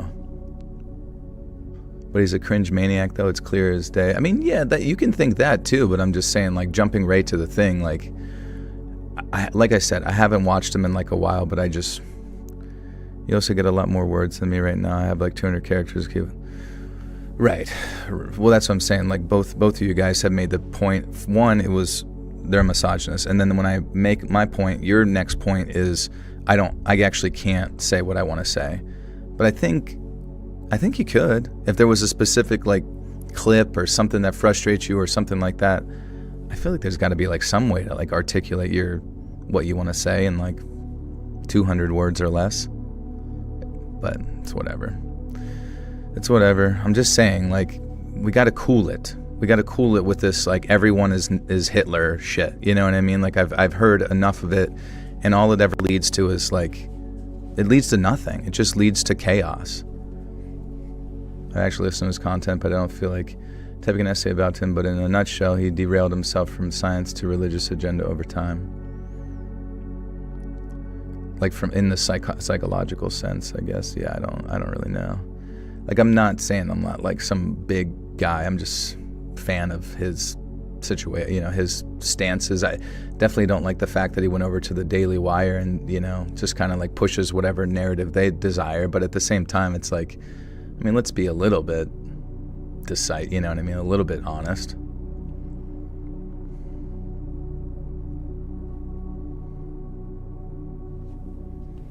All right, now we're evolving into I'm going to get beat up. That's usually how it progresses. You get called a misogynist, and then they ask you why, and then they beat you up. That makes sense. It's the logical progress of life, huh? If I can't use words, I use my hands. Even though Jordan Peterson is from Canada, Canada wants to re-educate Jordan in something, and Jordan blames Joe Rogan probably based on what they said on their podcast or was talking about. Who knows? Yeah, I mean, I remember like related to his, what was it? His license for being a psychiatrist or something. Didn't he has to go to like basically a re-education process, which is just, I don't know, it's fucking weird, man. Using the term misogynist to describe someone isn't intended as character assassination. It's meant to describe his fundamental views that come out of his words throughout his days. Right, but I asked you, Jesus, dude, how the fuck is this weird? I asked you, what did he do that was the words, the fundamental views? What was it? That's all I fucking asked. Give me one example, and then we can assess it from there. But this like sort of just summing an individual up with like some pejorative, some like character assassination term, it's exhausting. I'm moving on. This is fucking, we're gonna walk in circles with this. I don't understand why that's not fucking obvious. I've been furloughed during the 2020 pandemic, and my stimulus check was starting to run out. I'd split up with my boyfriend because living together in lockdown had revealed that he was a massive Jordan Peterson guy, and before I blocked him on Facebook, I think he was getting into QAnon. So I was starting to get worried about money. I'd got into a routine of waking up and making some black coffee and then checking all the job listing sites for remote work. When nothing turned up, I'd usually hit one of the few gyms that were still open. Working out made me feel like that I still had some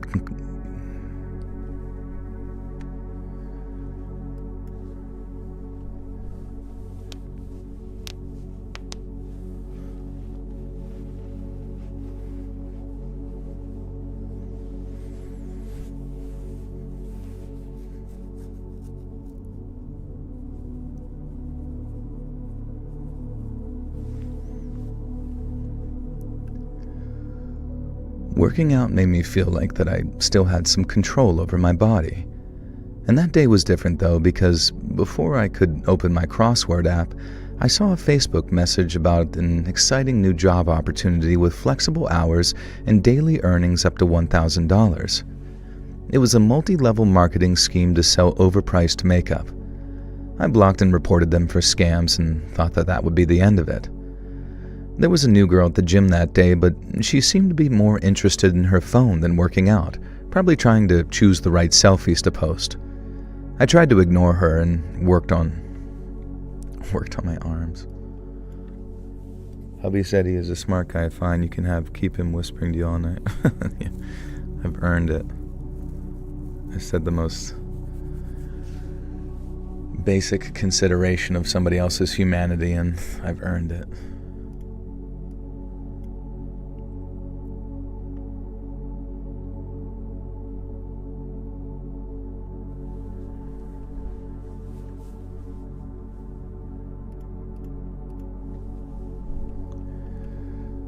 I tried to ignore her and worked on my arms. After showering and changing into a strappy top and leggings, I went to the nearby Starbucks for a frappe. There was some more scam messages, which I didn't even bother reading this time before blocking them, and there must have been about 5 different accounts, all with the same kinds of messages and the same profile photo of a woman in her 30s with lip fillers and pretty good eye makeup. And it was about this point when I realized that she was in the coffee shop about 3 tables away, and I froze. I went to that gym almost every day, and I was in this Starbucks nearly as often. She had to have seen me here, probably got my name from them calling out for my drink orders, and guessed the rest on.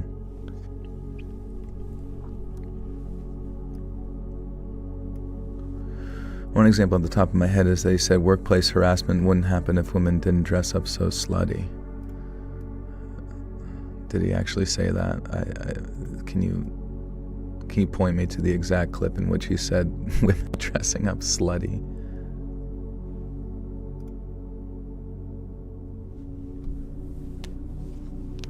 Can we all agree Lex Friedman is a fraud? Yeah, Lex Friedman seems like just kind of like an astroturfed sort of. He called feminism vindictive and spiteful in a movement that is based on victimhood. Don't take the bait.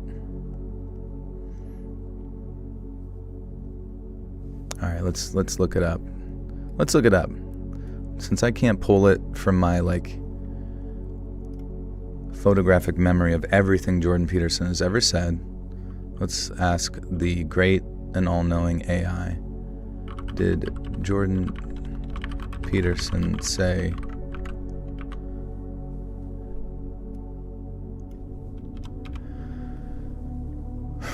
workplace harassment? There is no credible evidence or public attribution that Jordan Peterson said workplace harassment wouldn't happen if a woman didn't dress so slutty. What Peterson actually said on similar topics, Peterson had commented that wearing makeup or high heels can be a form of sexual signaling, saying women in the workplace might be exaggerating sexual attractiveness and questioning why they need to wear such attire in professional settings, but he never directly linked that commentary to a claim about preventing harassment. His statements are often couched in cultural critique or evolutionary psychology, and while controversial, nothing in his known public discourse supports that exact wording or claim you cited. No record, Peterson has not said the women's dressing slutty is the cause of workplace harassment. He has discussed sexual dress like makeup and heels, provocative signals, but without implying that harassment is women's fault or would not happen otherwise. So, what was the context of him discussing that?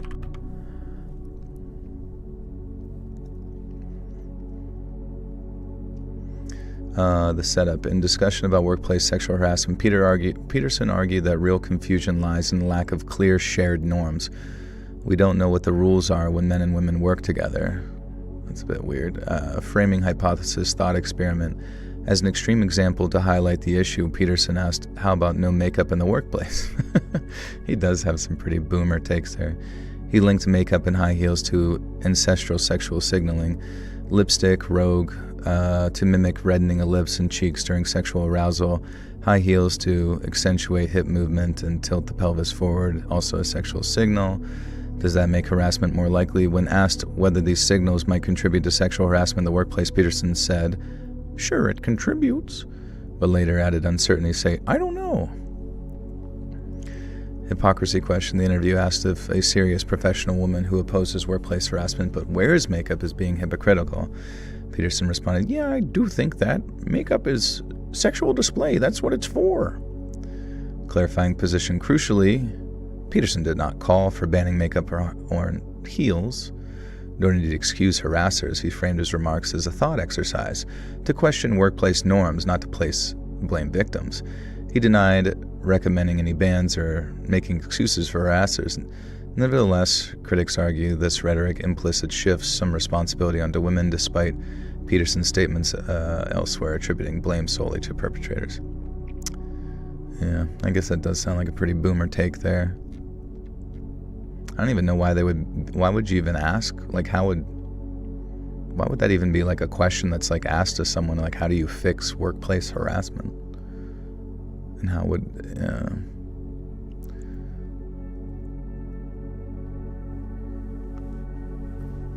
I proposed, Joel, I used to interview people as a journalist. Let me interview you live where we have a proper discussion, debate politics, your game.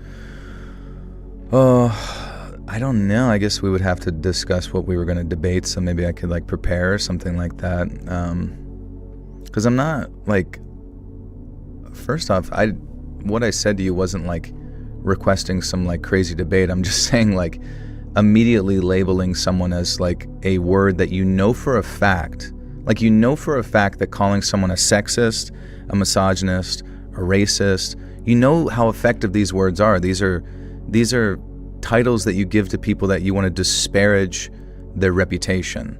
You want to immediately negate anything they ever say, immediately pin anyone that associates with them as a bad person or, you know, essentially outside of like societal norms and therefore inaccessible to larger thought.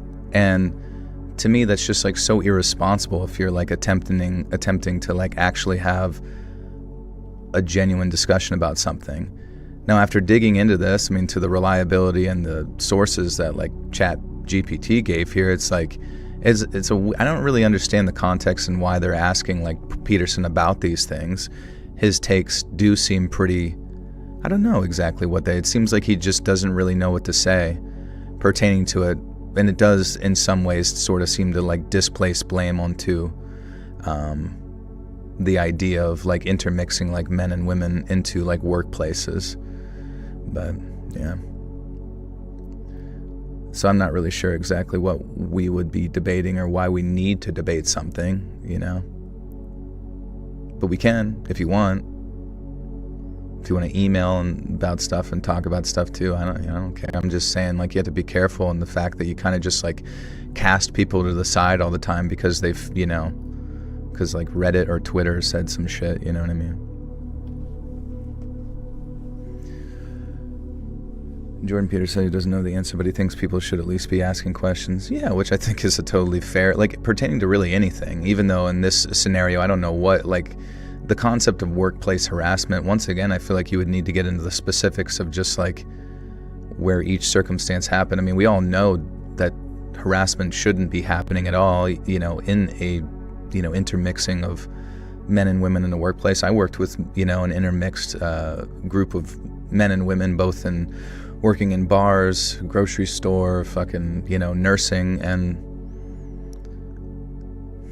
you know, just don't do bad stuff, I guess. I don't really know.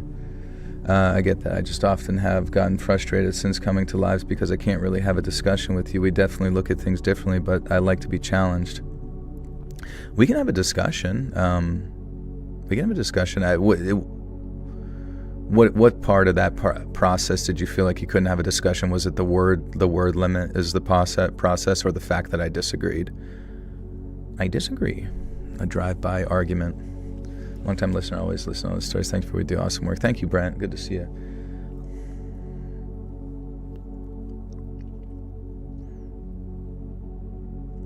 Waiting for the boom. Gotcha moment. Boom. Well, it's just exhausting. I mean, we've been through this for like a decade.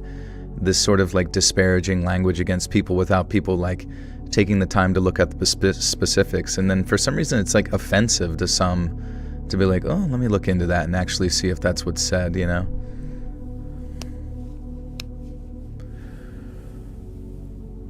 You never been on Reddit? My woke views come from my experience. No, it's whatever. I guess I'm also kind of like throwing a pejorative at you, calling you a Redditor, because that is a bit rude. But it's just like a way to like, I don't know. I guess, yeah, we all fall prey to that concept of just disparaging people to these like particular groups or line of thinking. And yeah, I guess it's not really fair, honestly. Like we both need to, in many ways, just because it's quick, it's simple. It's like so many of us want to compartmentalize another human being into like a category, and it's just not how we work, you know? There's going to be so many variations between individuals that consider themselves conservative. Like there's going to be the wildly conspiratorial, quote-unquote, conservatives. There's going to be the libertarian folk. There's going to be the fucking ones who just like absolutely will die for Israel and, you know, and all that kind of stuff, or the ones that love Fox News and Ben Shapiro and all that shit. And then there's going to be like the variations of like the center left. There's going to be the leftists. There's going to be the, you know, liberals that only like really support like universal health care, you know what I mean? The social democrats. Like there's so many variations, and it's unfortunate that we even really have labels at all. Whenever I do feel like it's much more healthy, and that's what I was kind of getting back to with Jordan Peterson, is it's much more healthy to, rather than just like kind of throwing out these pejoratives, these singular word labels that make individuals kind of like cast someone to the side. We need to have discussions about specifics. Otherwise, how are we going to learn anything? How are we ever going to like come to a agreement? And the only reason I care so much, is because I care about you. I genuinely do. I genuinely care about the population, and especially, you know, people who come in here all the time, like dealing with my bullshit. Like, I don't want people going out there and arguing, you know, but never like coming to a parlay in some degree, you know what I mean? Ethan Klein is suing a bunch of Redditors. How do you think that will go?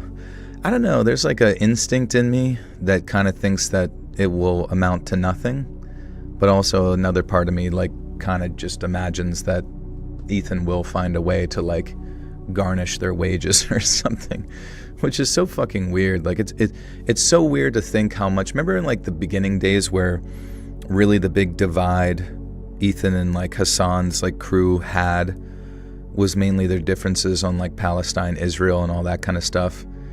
And then it's just funny to see how much like they paralleled that conflict, where like neither side at this point ever wants to have any sort of peace talks. It's just about how can we get like another one up on the other individuals to like just shut them down. And who knows, maybe it's like the fact that Ethan has gone down this route is maybe because, well, obviously there was like the discussion of the fact that they went after his kids, calling like CPS and stuff related to like poop on the floor or some stupid shit or whatever. Do I like Dragon Ball? Dude, Dragon Ball is one of my favorites of all time. But I don't know. It's so strange to me, honestly, like the ever-present, ever-ongoing like drama between all of these individuals and their orbiters. It's just so boring. It's so boring, bro.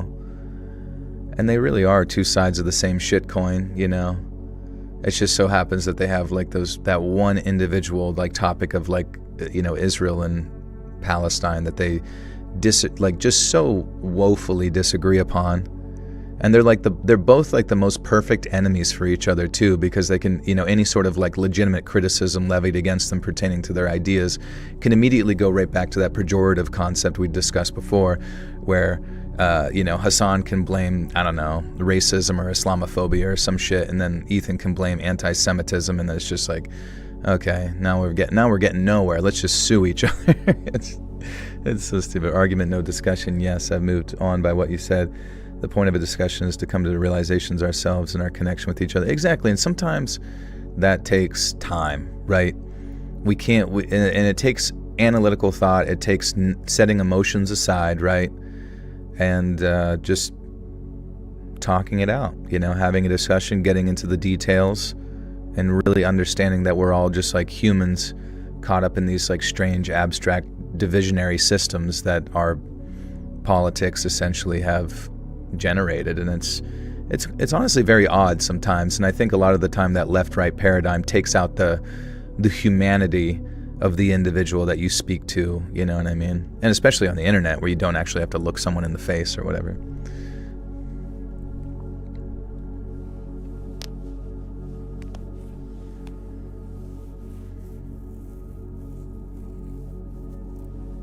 What's up, Nipples?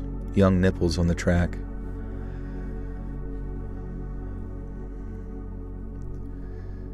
It was about this point when I realized that she was in the coffee shop only about 3 tables away. I froze. I went to that gym almost every day. I was in the Starbucks nearly as often, and she had to have seen me here, probably got my name from them calling out for my drink orders and guessed the rest on Facebook. And this was no coincidence. Another terrible thought struck me. I googled the makeup brand, 0 results. This kind of company is almost built on search engine optimization.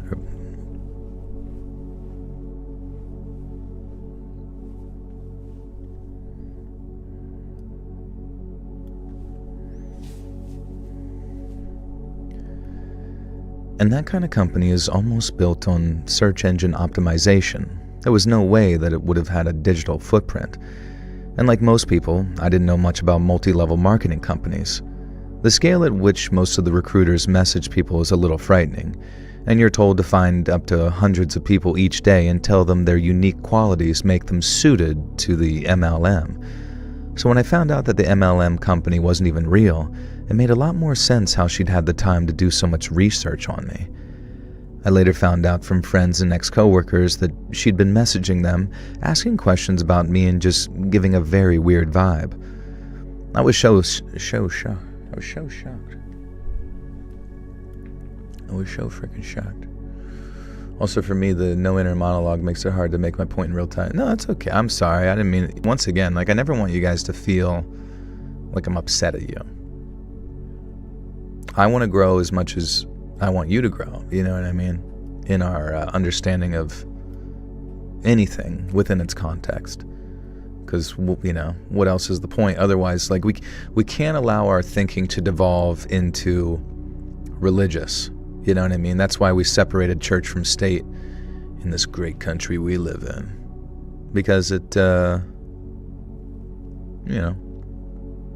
otherwise it leads to very illogical directions for authoritative enforcement, I suppose. The director in your brain that tacks together thoughts so they make sense chronologically. It's tough. Sometimes when it works out, you get a big old boner. You're like, thank you, director. You've made me horny with how well you've stringed together this bullshit. So sorry if you triggered you. No, it's okay. I'm not triggered. I like to talk. I'm a yapping yappa-steister. I'm asleep deprived today and we have to work, so if anyone else make me up with a sudden live argument. With the luxury of being able to have these conversations instead of foraging for food, finding a place to... Yeah, I mean, and I think, we kind of are inclined from that, tribalistic mind that we had in the past, the monkey brain or the lizard brain, whatever they want to call it, just inclined towards conflict. And I think that's why, having just two sides within politics is... and all of us kind of falling into those oddly, like a bunch of, marbles, is a bit odd.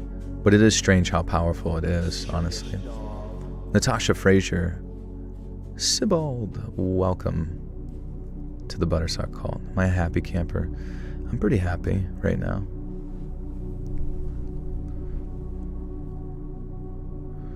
The ancient brain. I don't want peace. Yeah.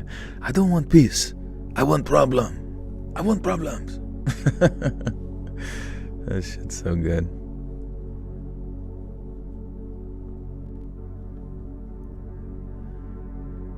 Alright, anyways, everybody's beautiful. I was so shocked that I almost ran out of the coffee shop. And of course, she followed me after taking a sip from my unfinished drink.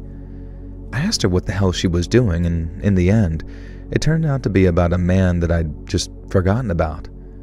She claimed I'd stolen her ex, and in reality, he'd never told me that he was in a relationship, and when he proved to be useless in every way that mattered, I ended it.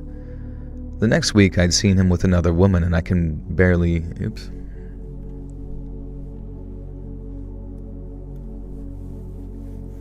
How's Saturn Soul going? It's going okay. I feel like it really needs a boost in some way, maybe, I don't know, just some fashion in which to promote it, I don't exactly know how that would work. But just getting people over to the channel is going to be the hard part. And it does appear that the video from 5 days ago did much better than the one from 2 weeks ago because of the fact that I promoted it both in the community tab and then on the newest video. So I will have to do that every time. But I don't know, you sometimes see like new YouTube videos, just like new YouTube videos pop up, and then like one of the videos they do gets 300,000 views just like organically on its own, and you're like, man, a live interview. Yeah, I don't know. Do you work for a large publication, Christy? The New York Times.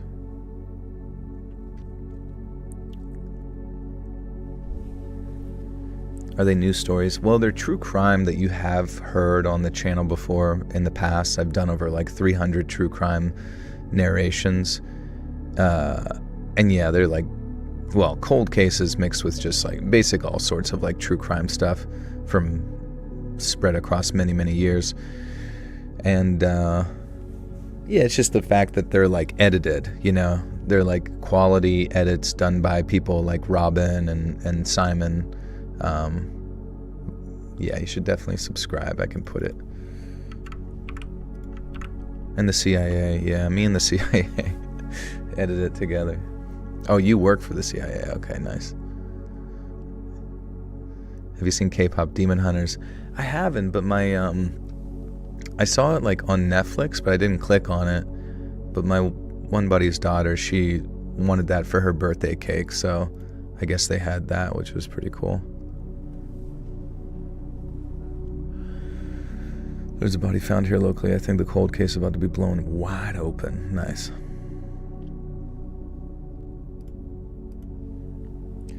I think that you're very intelligent. I put a fair amount of stock in your opinions, even though I just realized that sometimes you're just nonsense yapping. Yeah, if you give me direction, I think we can usually like get to the bottom of something, you know? I can't say that I'm like educated enough to be like, you know, Destiny, or like I'm not a huge fan of Destiny, but I do admire his like ability to like genuinely debate, because he's very quick and he tends to like have access to a lot of information in his mind pertaining to stuff that he's probably researched, I guess. He's just, the only problem with him, he's so mean to people. You know, I don't want to be mean to people. I don't want to win an argument, you know? What I want by the end of an argument is us to like understand each other, you know? But yeah, there's a lot of like other debaters that it would, yeah, he just attacks, and he definitely does I wish there was like another word. Like I say pejorative, I say ad hominem, but I'll be honest with you, those words are not very effective to explain to the other person that like personal attacks are not nice. And they're not, in my opinion, they're not even legal. If I was like a debate moderator, I would dock points, you know, for someone's ad hominem, you know, well, you're a bald fucking piece of crap, you know, or whatever. I don't know. It's not cool. It's not cool, man. Samira, welcome back for 15 months. Woo! Argue to almost agree. Exactly. I know you're talking about being mean to people, but I just think you're pretty great. Oh, thank you, babes. I appreciate you.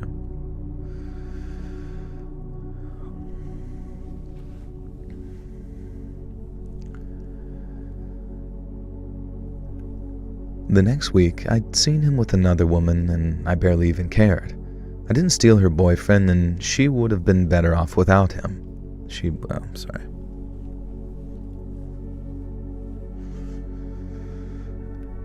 I didn't steal her boyfriend, and she would have been better off without him. I tried to tell her as much, but she was clearly obsessed with me now, and it didn't really matter how she'd started. It felt very strange trying to run away from her without wanting to make it obvious that something weird was happening, and as if by not showing it, I could avoid the situation that I was in. She didn't seem to care about that, so I was forced to run away from her. Not sure where else to go, I ran for the subway with her not far behind. And I thought back to my wilder teenage years as I cleanly jumped over the turnstile, leaving her scrambling to pay the fare. And I ran down the platform and jumped through the subway car doors and tried to make my way along the packed train. Just as the doors were closing, she made it into the car, and I waved at her as the train started to move and walked back up the steps to get a cab home. I don't have my name on any social media accounts now, and I deleted most of them. Even if you could work out who I am from this, you'll never find me online. I don't really take selfies anymore, not on any public accounts, and of course I got multiple restraining orders on her, but I still don't want to take any chances. Unless she's gotten the help that she needs, that she's probably stalking some... Oops. It's your 44th birthday, Andrew. Happy birthday, dude. How goes it? Are you eating ice cream and cake? How long are the streams? Anywhere between like 3 to 5 hours.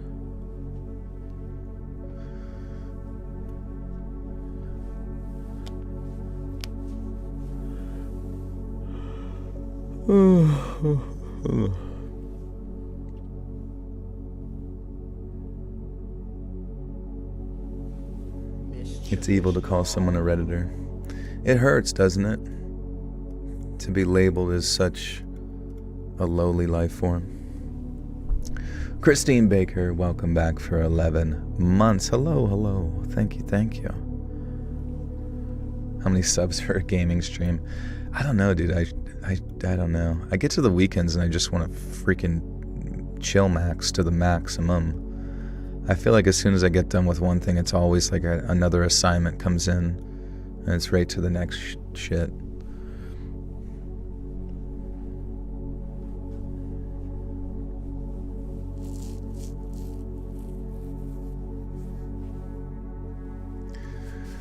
Who were I talking about being a mean debater? Oh, it was just Destiny. He's like a very intelligent guy, and I like him, but like he's so rude to people, and he like uses his skills for evil, unfortunately. Unless she's gotten the help she needs, then she's probably stalking someone else right now. I have a very close friend who tells me I need to move because I resent having to keep a file on my own stalker. And I'm only writing this because I think if she escalates again, that she might get caught.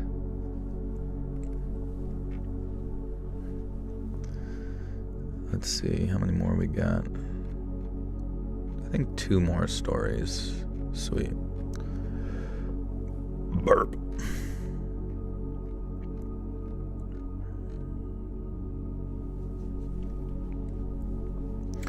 You must perfectly peel a very soft boiled egg before enconsing it breakfast sausage, then bread and deep fry. Ooh. Oh, what's up, Andrew? I feel like I didn't see you come in. What time is it? It's 2 a.m. right now.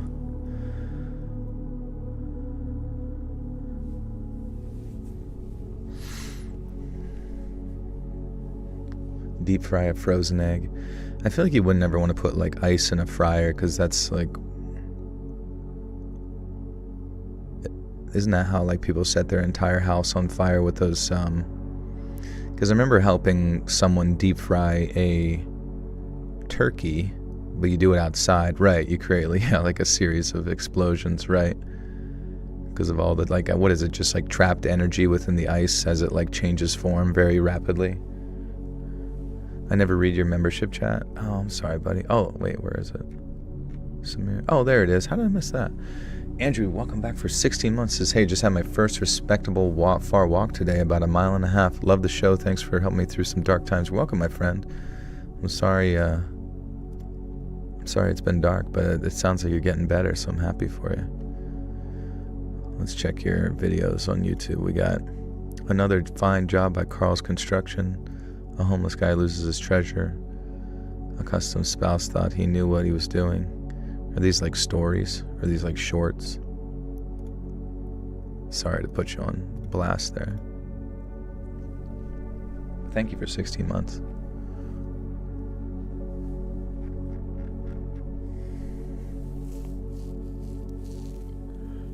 Fast as fuck.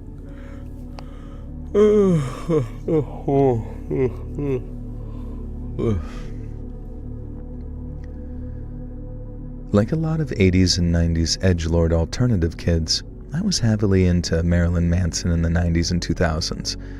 I was a fan of the band from the beginning and kind of fell off when Eat Me, Drink Me came out, but everything up to and including Golden Age of Grotesque was my era.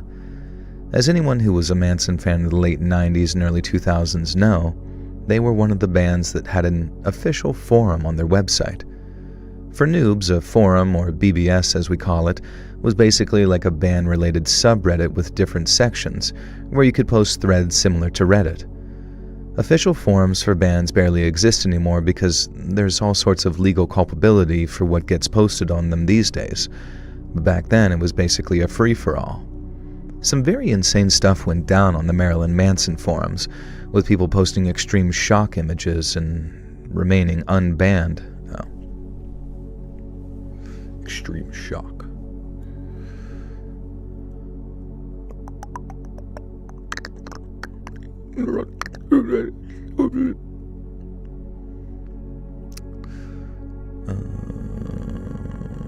So on the after. Oh, the Wi-Fi. I just happened to look up and saw the all too familiar logo. Yeah, wait, After Files? Or was it the Y-Files? Because I donated to the Y-Files live stream. I was sad because I was going to the gym and I was driving and I donated, but I wasn't there long enough to like hear him read the thing. But I just kind of made like a silly little joke to see if he would, just to see his reaction. I guess I could go back to the live stream and see if he ever got to it. I wonder if we could find it. Do you know what timestamp? The after show live. Wait, what's the after show?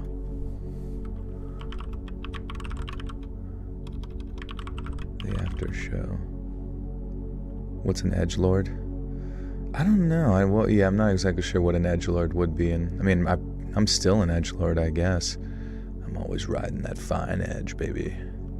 You probably donated during the After Files live stream. What is it? The After Files or the Y Files? Is it the same thing? Oh, it's his live stream. Oh, okay, nice. Is that where he? Wait. Oh, Denver Airport File. Oh, okay.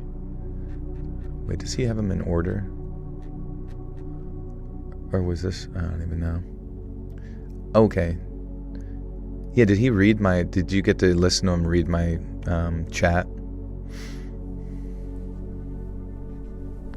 I was just curious what he said. Someone who intentionally expresses controversial, offensive, or taboo opinions to shock or provoke others, often with the aim of appearing edgy or cool. Oh yeah, that's me now, bro. All day, every day.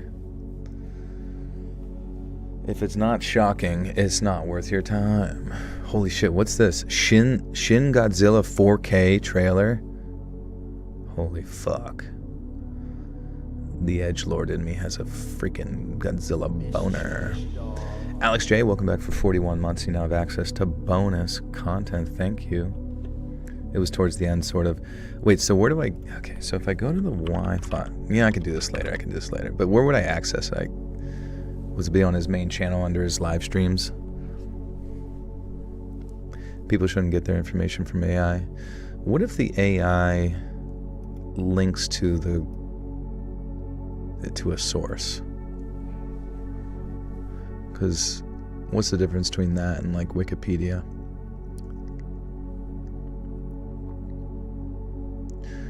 But I guess, yeah, it's true. AI can have moments of hallucination in which it just kind of says some stuff. Another Japanese Godzilla.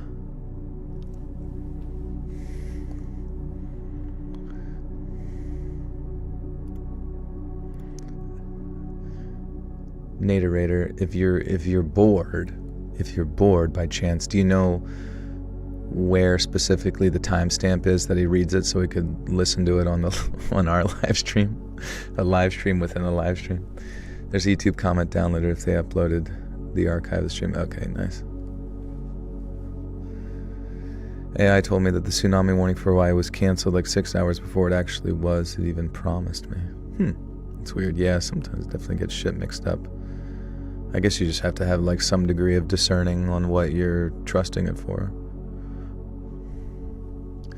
Some very insane stuff went down in the Maryland. Oh yeah, there we go.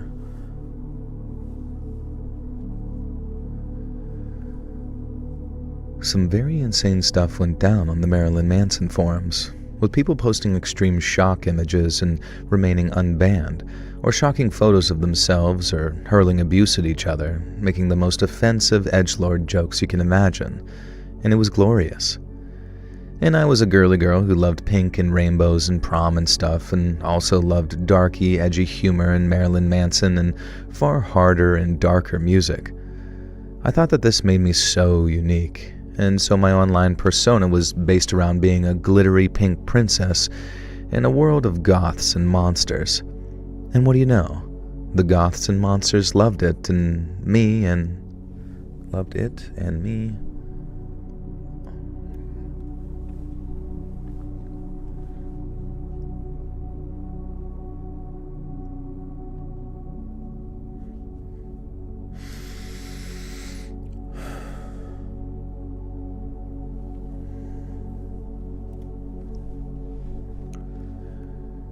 And what do you know? The goths and monsters loved it, and me... Wait, I'm confused what they're saying. Loved it, and me, and appreciated the subversive... Okay, nice. And what do you know? The goths and monsters loved it, and me, and appreciated the subversive nature of the joke. Cool. I did a funny. And I was a bit of a novelty when I registered on the forum, and immediately got taken under the wing of the cool kids, people like Perfect, Skinny Puppy, Stigma, and a sardonic lesbian called Katie, a skinny guy from Scranton who wore a tutu called Gordy, the DXM Queen, those types of people. And I was bullied by men with names like Celibate Adam, Mugwump, Cran Boy, and Derek, but it was all in good fun, and I bit back. We all hated each other with loving affection, and to this day it was one of the most favorite... Fucking goddamn it. Son of a bitch. Skinny Puppy. There have been dozens of earthquakes in Russia this past week, and many have been over magnitudes of 6. Kind of worried because I live in the Ring of Fire. Oh shit, that's scary.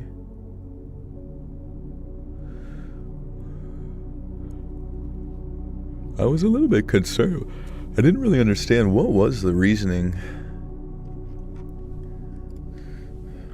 Why did Trump move nuclear subs to Russia? What it triggered a war of words with Medvedev. In early August 2025, former Russian President and Deputy Security Council Chair Dmitry Medvedev publicly criticized Trump's ultimatums to Russia regarding Ukraine's ceasefire talks. He described the U.S. stance as a step toward war. Trump saw this as a veiled nuclear threat, referencing Russia's infamous dead hand system. In response, Trump posted on Truth Social that he had ordered the 2 U.S. nuclear submarines to be prepositioned to appropriate regions close to Russia, just in case there's foolish and inflammatory statements are more than just that. It's a bit weird. Why did he do it? Trump framed the move as a symbolic deterrence measure, signaling U.S. readiness without escalating military, emphasized that words are very important and can often lead to unintended consequences, and insisted the move about protecting American citizens, not provoking conflict. I hope not, man. I really don't. I don't know. Really want to make it out of this administration without everybody being dead.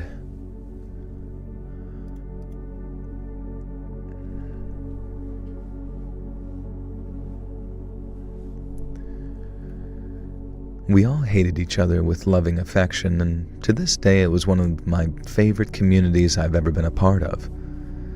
I think it helped because 3 of the cool kids, Perfect, Skinny, and Katie, were actually kids I knew from school. I'd overheard them talking about the Marilyn Manson BBS and told them that I was a fan.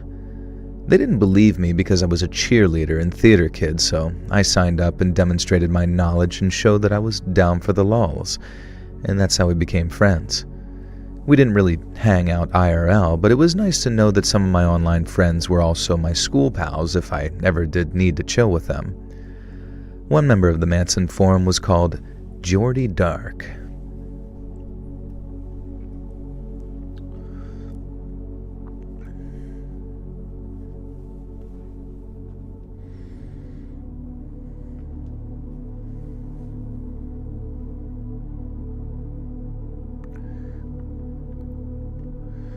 Did you guys ever hear the Davy Crockett, the guy who was trying to photograph Mount Baker when it interrupted wild footage?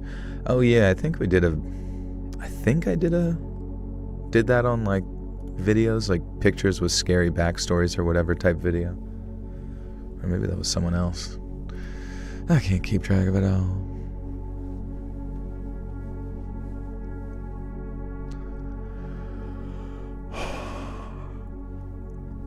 Okay, sorry.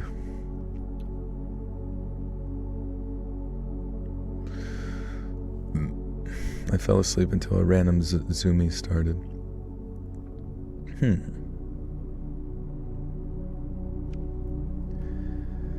One member of the Manson forum was called Geordie Dark. He'd regularly post pictures of himself. He had this thick milk bottle glasses, a porn star mustache, huge sideburns, a mullet, and the lankiest, skinniest, palest body you've ever seen. A very odd-looking fella, but kind of interesting. And we never really hung out, but he'd sometimes comment on my posts with things like, heh, or nice, or lol. And one day, Geordie sent me a private message asking when we were going to start chatting. I was down to chat with anyone, so I said, well, now is fine, and we began talking about music, of course. Surprise, surprise, we shared a lot of the same tastes, which is pretty expected when you message on the board about a band.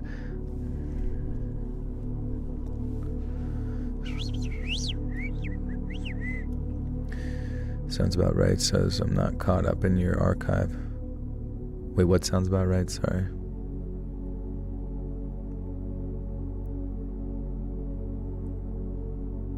Yeah, comment on every one of my videos. Dude, I cannot fucking stand the fact that every time I release a video, I'm sure you guys see them, but there's a bunch of bot comments. And like, this annoys the shit out of me, because like a part of me is like, am I getting like inundated with like bot, views as well, which like may or may not potentially hurt, the data specifically on like a YouTube video. You know what I'm saying? Like, or what are the bots? Like, why are they everywhere? How does someone like program a bot to just like, as soon as a video comes out, like they're there saying just like some absolute stupid shit? Is it for like and how does YouTube not recognize these accounts? You know what I mean? It's just like something so strange about them. Huge uptick in bots everywhere. They all have the same bare ass. Yeah, they do. They're just like, and I don't understand what they want. They want you to go over to like OnlyFans, which I did, but where were they? They never responded to me. Does it still count as engagement? I don't know. I wish I understood that aspect of the back end a little bit more, So I try to understand their back end. You buy them from your channel, they create farm interaction. Yeah, I don't want that though at all. It's not good. And I really do wonder if it like hurts my reach. And they always say like the most generic thing ever, like, your content is so engaging for my frontal cortex. I am a human, I promise. I need another umbilical hernia surgery, especially when I sing that part that says I'm sorry about that.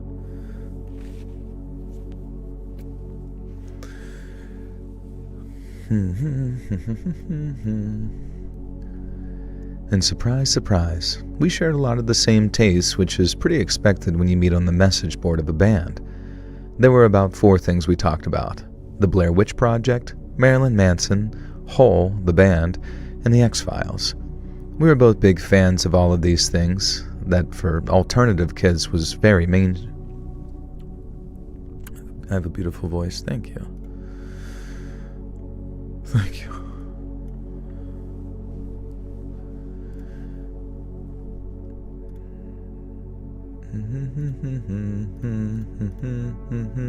We were both big fans of all these things. The alternative kids were very mainstream. Okay. I got fed up with the comments on the compilation video. How do people say they've been subbed for years but still complain about repeats and don't understand the... Yeah, I don't know. And the videos still do well, so fuck them, I don't care. You know what I mean? I'm thinking maybe I should make the compilation videos longer, where, we have... Because now it's like a compilation of 2 videos, but it's kind of cuts into like the possibility of like a much longer video. So I'm thinking maybe you do one of like the 2-week... I guess it just depends on what content's available. What name did you comment under the Y Files After Files? Oh, well, it was during a Y Files live stream, right? And I donated like $50 and like said something funny, you know, in hopes to see how, like, if he knew what it was, basically, and kind of like a trolly, like a nice, obviously nice by donating, but like trolly way to see if he like looked it up or something, because it was supposed to be funny. And but I had to go to the gym, so I never got to like see what his reaction was to it, because he had like 200 donations or something crazy. I thought today's stream was yesterday, which I wasn't around to make, and I thought I missed it. Did I chat Obama? I should have. Obama.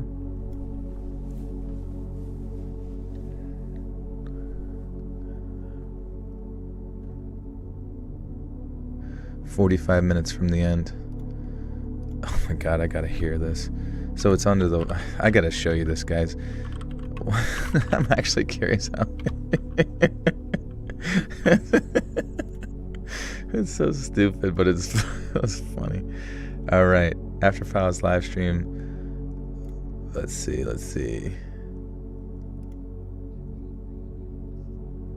Okay, we're gonna find this. We just got them in today, and my daughter... Come on, baby. I hope you're right. There it is.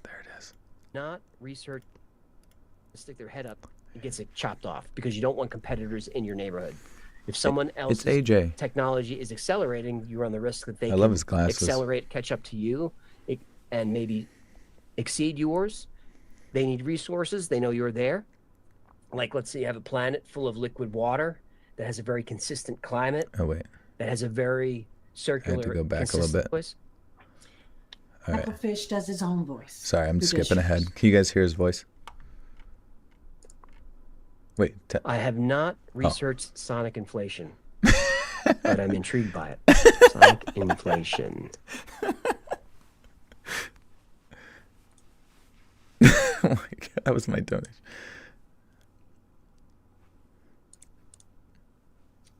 Sonic inflation can refer to two distinct topics: a musical track, it's probably not what you mean, or and a meme about an economic concept.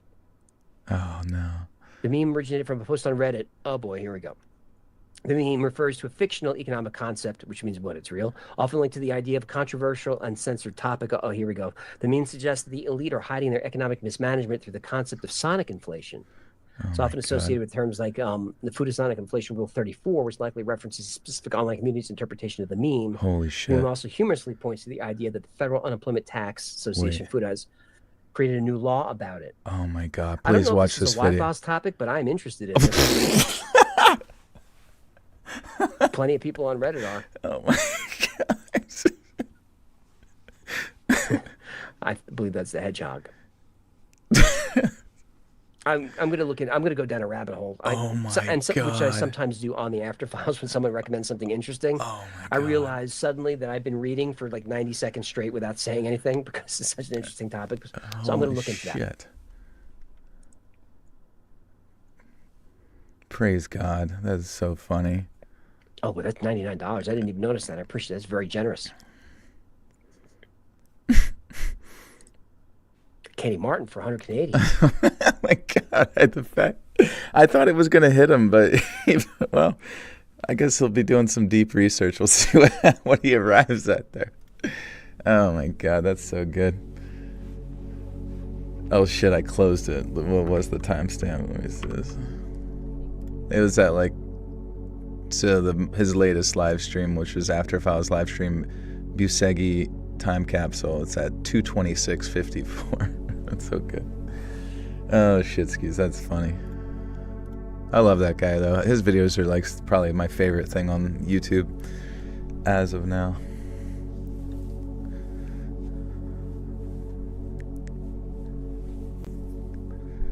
All right. We were both big fans of all these things that alternative kids were very...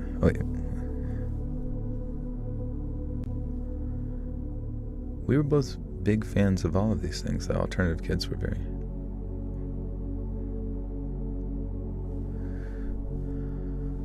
Yeah. I just love that, like... dude, it was... So he looked it up, and AI was like summarizing it for him, but I won't spoil it, but instead of like AI like telling him what it actually was, it legitimized it even more so, which is so funny, with like pictures of like Sonic and stuff on the side. I'm like, holy shit, that's so good. All right. There were about 4 things we talked about: the Blair Witch Project, Marilyn Manson, Hole, the band, and the X-Files. And we were both big fans of all these things that alternative kids were very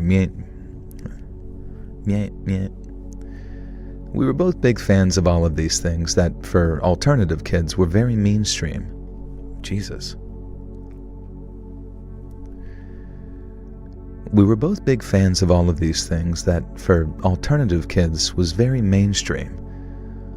Jordy took this as a sign that we were absolute soulmates, though, and every single day after that, he'd commented on all my posts as if though we were best friends. He'd also send me lengthy private messages talking about, I don't really know what, really. The weirdest part was that he'd decided that I was depressed, sad, anxious goth girl who was a danger to herself and needed to be lifted out of her pit of misery. And at no point had I ever... Beer.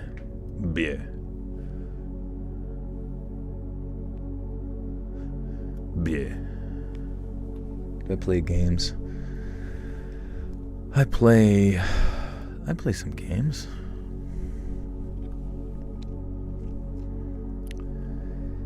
At no point had I ever suggested this, just because a lot of other girls on the forum were like that. I didn't mean... Oh my god, I can't keep up with what the fuck they're talking about. At no point had I ever suggested this. Just because a lot of other girls on the forum were like that didn't mean I was, but it seemed like Jordy had just decided that I was as a means of saving me, and... What the fuck is going on? Every time I get to a part, I just like get caught up on it. What games do I play? What do I play? I play go buy an energy drink and sit on my computer all day. I play scroll on Instagram for hours and die.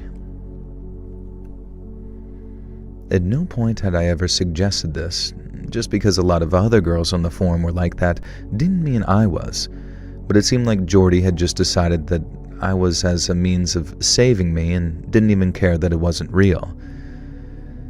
It was intensely infuriating having a guy talk to you about your mental health disorders and depression that don't even exist, treating... Play Barbie Horse Adventure. Dude, it's so good. It's so much better than the last one. Barbie Horse 1. Whatever, try out Fortnite. I tried Fortnite a little bit, and I do think it's like a smooth, nice game with lots of shit. It's just, I don't know, it's not very satisfying, like getting a kill and they just kind of like go down to their knees and turn into like digital, like they just digitally disappear or whatever. Or they go in I hate games with down states. Like I genuinely hate games with down states. I just think it looks weird. What do you get from joining? There's a bunch of like bonus content videos that you can have access to.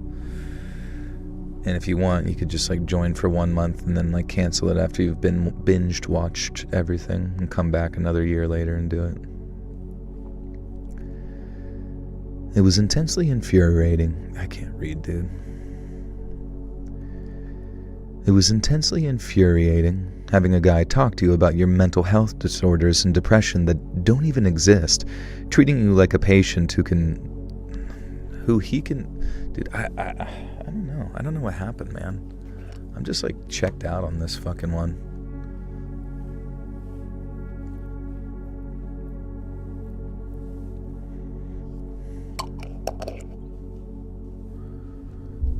Recently got into Stardew Valley. Yeah, how's that? Is it chill?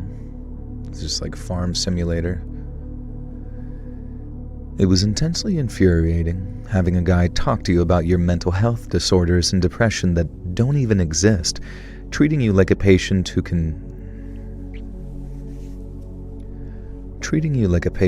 he can save with his love and care. I could ignore it in PMs, but he started commenting like this on... Dude, fuck me, man. Why is this written so weird? I could ignore it in PMs, but he started commenting like this on my posts too. It became really irritating, but especially when others would try and interact with me and joke around, sometimes aggressively. Oh my god, what the fuck? It's like, like, I don't understand. It's like the longest fucking run-on sentences ever.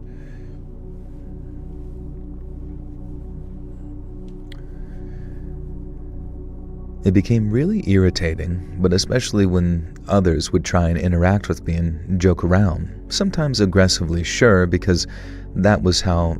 Alright, fuck this. I'm just gonna put it into... Fix it in chat BBC. This shit is so fucking annoying sometimes. Like trying to just like guesstimate like how people's tone is gonna be whenever their grammar is bad.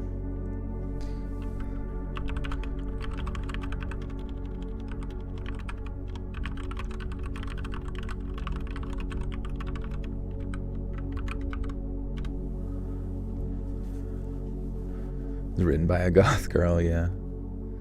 Shat BBC. A big pile of guano. That's our new AI language model, guano.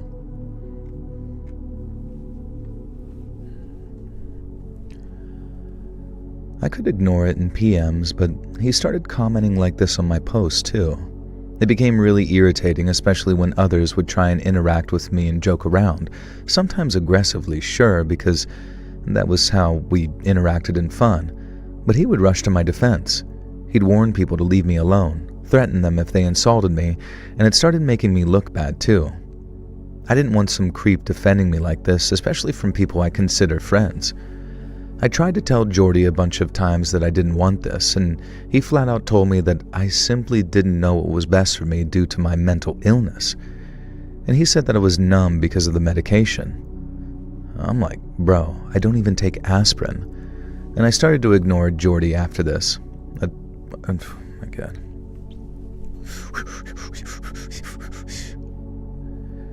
And I started to ignore Jordy after this. Unfortunately, the BBS software didn't have a function where you could block individual people. The only way they would stop messaging... Jeepers, you're welcome, dude. Good to see you. The only way they could stop messaging you was if they got banned. It wasn't really something we did, reporting each other to the admin, and it was generally considered a big no-no, so I didn't file any complaints about Jordy.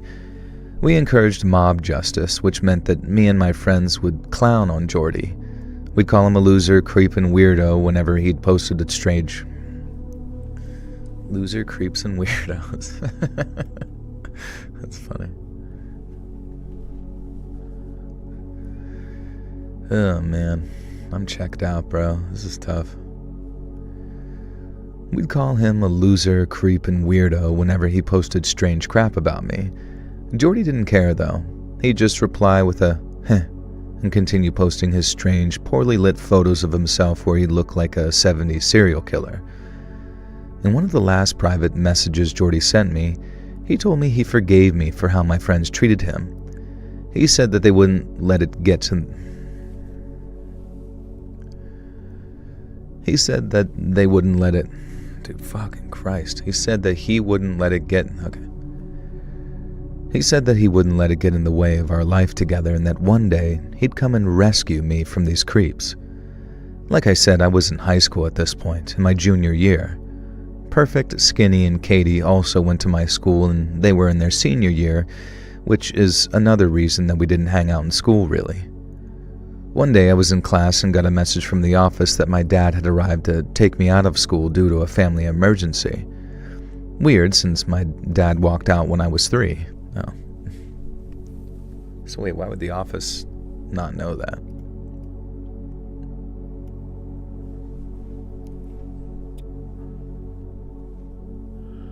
The sloth from Zootopia, that's funny. Oh, fuck.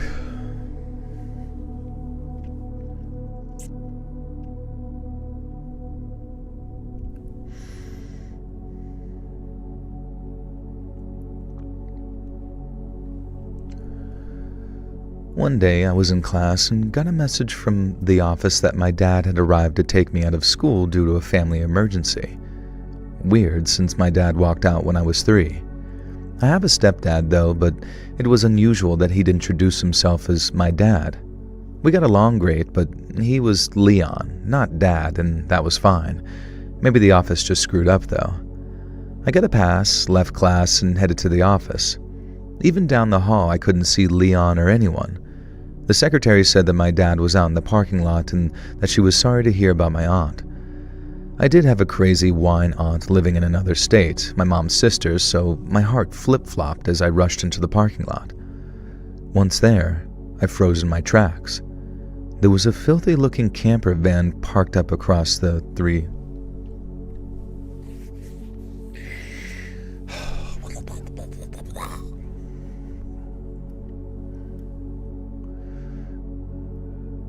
Dragon Ball skins are in Fortnite. Dude, that's sick. Oh yeah, don't they have it where you can like fly around as Goku on the Genku beans? Or what's the flying Nimbus? I'm stimming, yeah.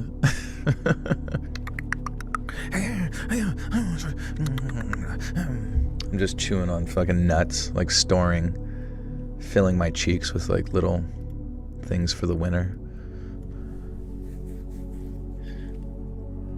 That's cool. I mean, I really would, like, it's just so tough for me to, like, enjoy any game anymore. I'm like a certified grade A Division 1 hater, you know what I mean, on, like, everything. Just because I've played everything, I've done everything. I've had it all, baby. I've had just about everything, except the most dangerous game. And, so, for me, gaming, especially Fortnite, just, it's about as miserable as I feel playing Call of Duty. What's up, GM? Play Hello Kitty Island Adventures with us. We could try it.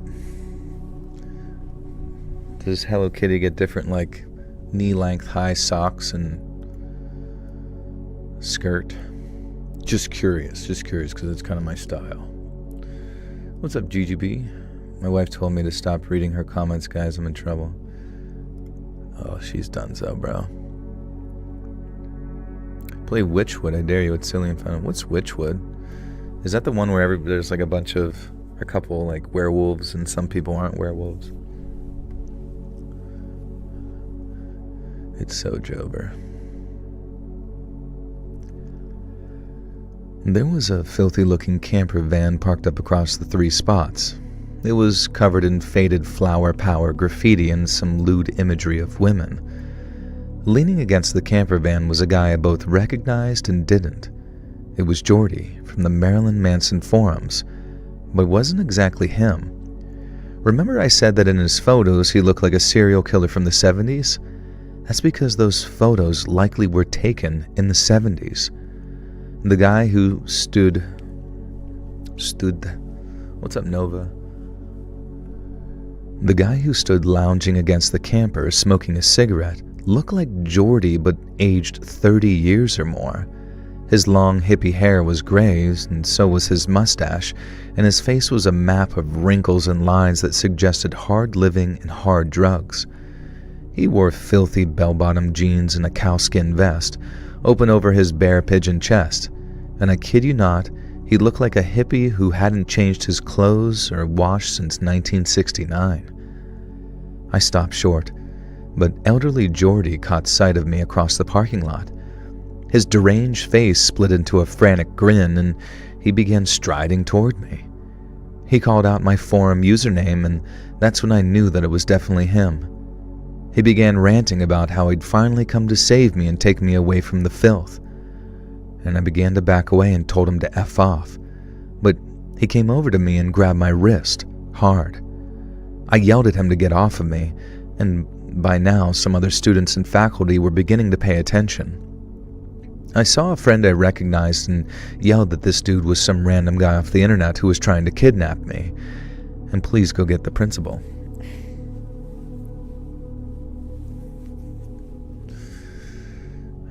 It'd be funny if the old guy was like, man, they always get the principal.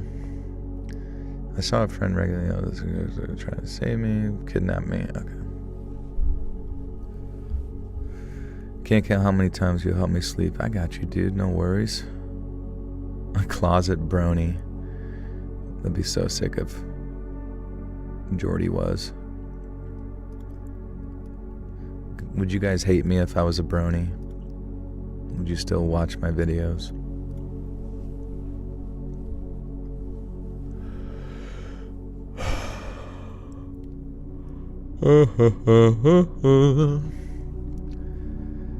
I saw a friend I recognized and yelled that this dude was some random guy off the internet and he was trying to kidnap me and to please go get the principal, the cops, or whatever. They ran off and Jordy began dragging me towards his stinking, dirty camper van. God knows what depraved fate lay in store for me behind those doors, and I screamed and tried to pull away. But for an old guy, he was incredibly strong, and his sandaled feet slapped over the parking lot as he heaved me towards his serial killer murder van, or so it seemed to me at the time. Out of nowhere, a voice yelled at him to let me the F go and back off. I turned, and my 3 forum buddies from school, Perfect, Skinny, and Katie, came barreling over. Skinny raised her skateboard and cracked Jordy across the back with it, causing the old board to actually break. Jordy let go of me and howled in fury, and Katie swung her bag, covering his band.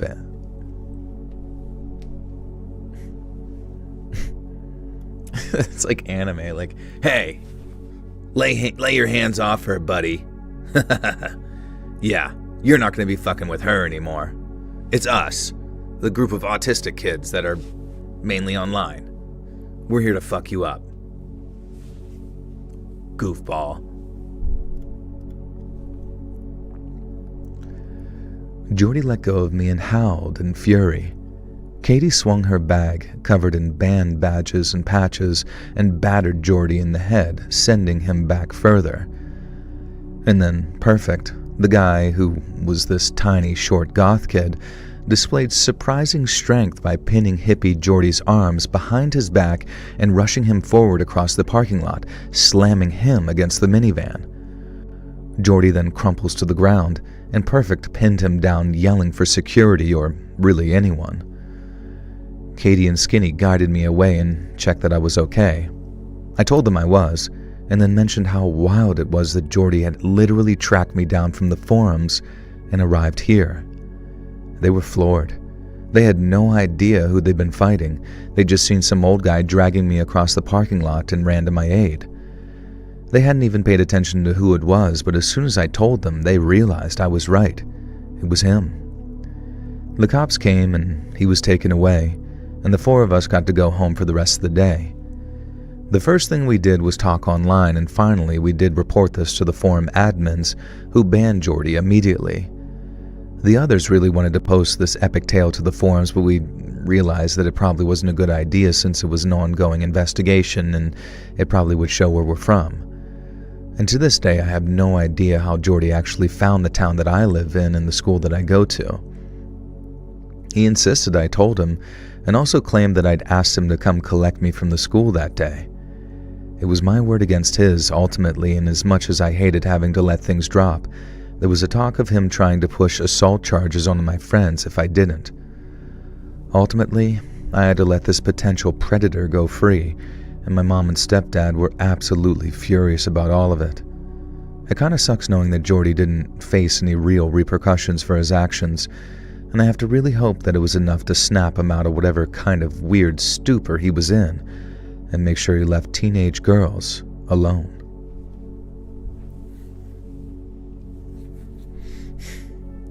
Yeah, I live in Bangladesh.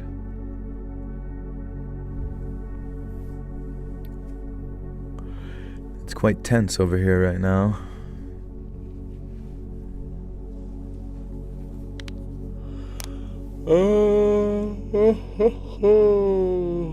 Oh man, dude. That'd be kind of a good application.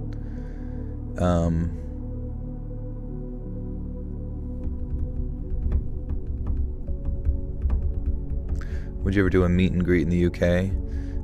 I've never been to the UK before, but I wouldn't mind going there at some point. Where should I go?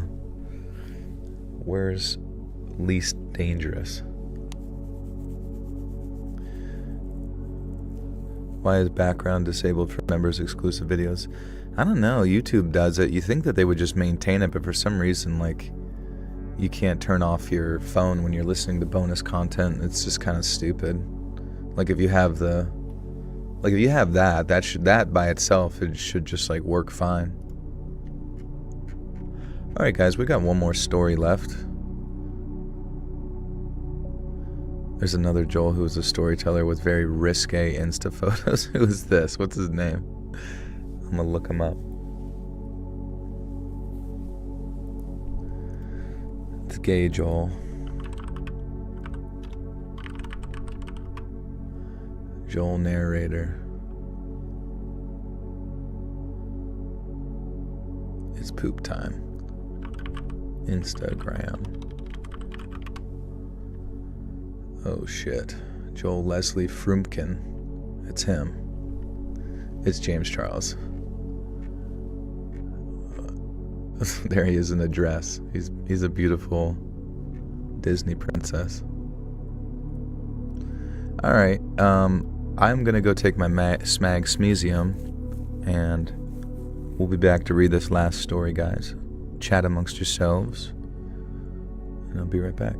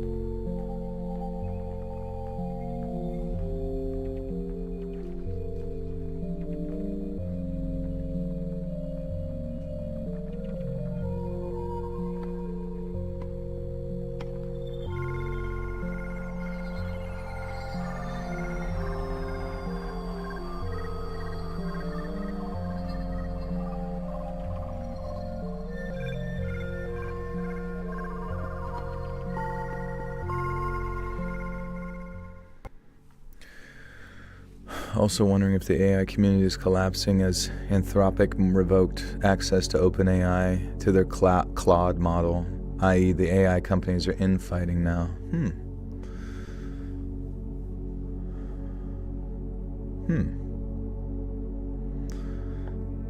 Hopefully Pooped is now feeling hungry for the void it created in his body and not caused by either making a whole landmass or worse, still constipated from H377. Are you talking about some secure, contain, protect stuff? I don't know. I do kind of hope AI just kind of collapses in on itself. Like it just can't, I don't know, maybe it just eventually gets to the point that it can't comprehend all of its information. And then it just will like not be available to the public. It'll only be available to the government. Yippee. I don't know what I'm talking about. Hey, bye Beth. Sleep toy. Don't let the bed bugs boy. And Malice, thank you for the gifter to Exec Case. Welcome, friend. Thank you, Malice.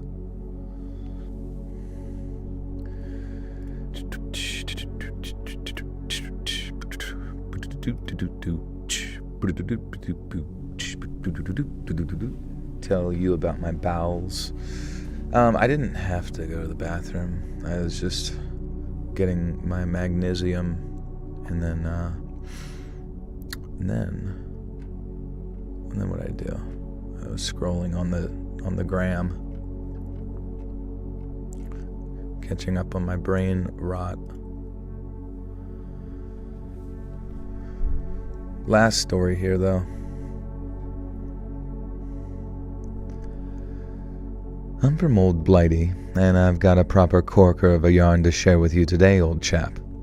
Just kidding, we don't actually talk like that, but that was the first message I received from the girl that I'll call Handcuffs.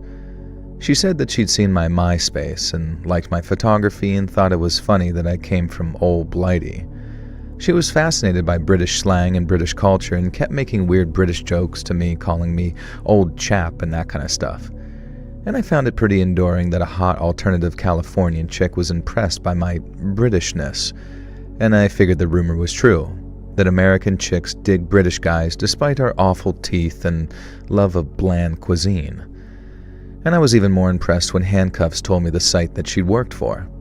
You can't actually say the name on YouTube, but let's just say that it's a modeling site that still exists to this day, which could be known as Unalive Lasses, if you catch my drift. And you probably get it by now. Handcuffs told me that she was an unalive lass, and sent some photos that did indeed suggest that she was such. And I could see her on the public version of the website, but a number of the photos were definitely from the paying members only area, if you catch my drift. And of course it didn't really occur to my dumb hormone-fueled self that someone could have just subscribed to the site to save those photos and send them to me.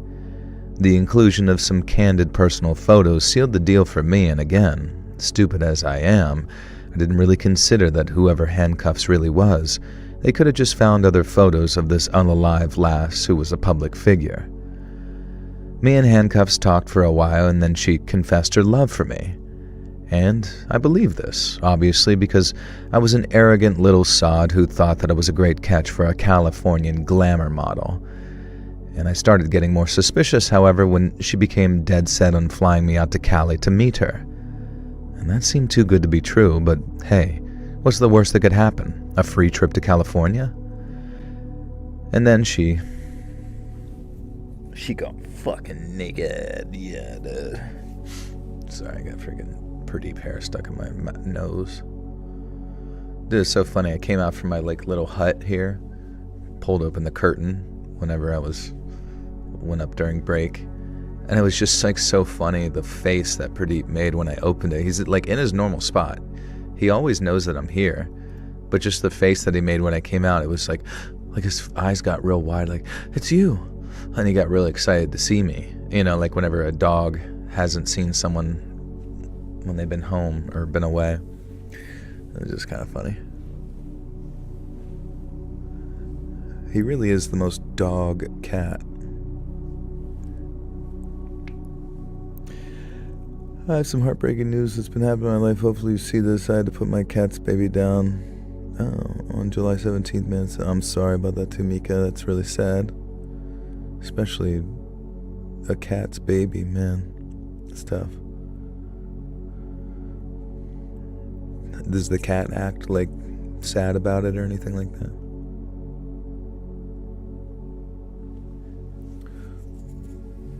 Your house sitting? Nice, dude. Animals act this way over their human because, unlike to us, they are not our whole world. We are actually their whole world. That's true. I do feel bad sometimes that I can't give him more. You know what I mean? Like, just more people to, like, have available to him to, like, just give him attention at all times, in which he seems to desire.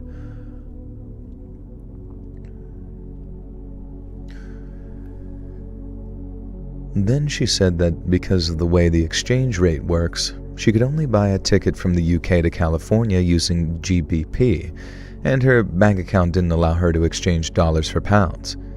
Therefore, I'd have to send her the ticket price in pounds and she'd send it back in dollars, and she knew my bank account would automatically convert it because Lloyd's Bank did that apparently. What the fuck am I talking about? Damn it. Therefore, I'd have to send her the ticket price in pounds and she'd send it back in dollars, and she knew my bank account would automatically convert it because Lloyd's Bank did that apparently. Why a Californian unalive lass was supposed to have insight into the functions of Lloyd's Bank is something I'll never know, but hey, at least it was a good tell that started to open my eyes. I asked her if she could possibly send the money first because I was a little strapped for cash after getting my Peugeot modded? What the hell does that even mean?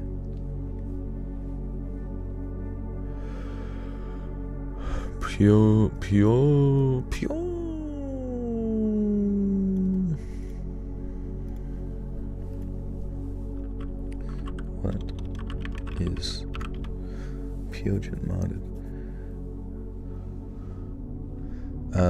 The car brand, a French automaker, modded Ministry of Transport tests and annual inspection in the UK for vehicles over 3 years old to ensure roadworthiness, safety, and emissions compliance.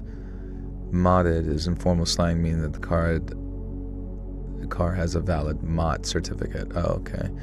When someone says yeah, how do you say this band or this car name?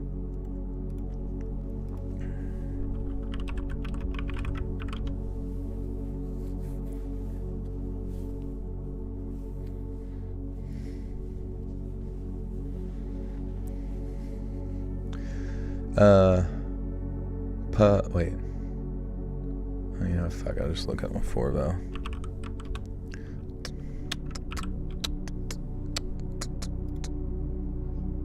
Peugeot. What about English? Peugeot. Oh, Peugeot modded. Okay, sweet.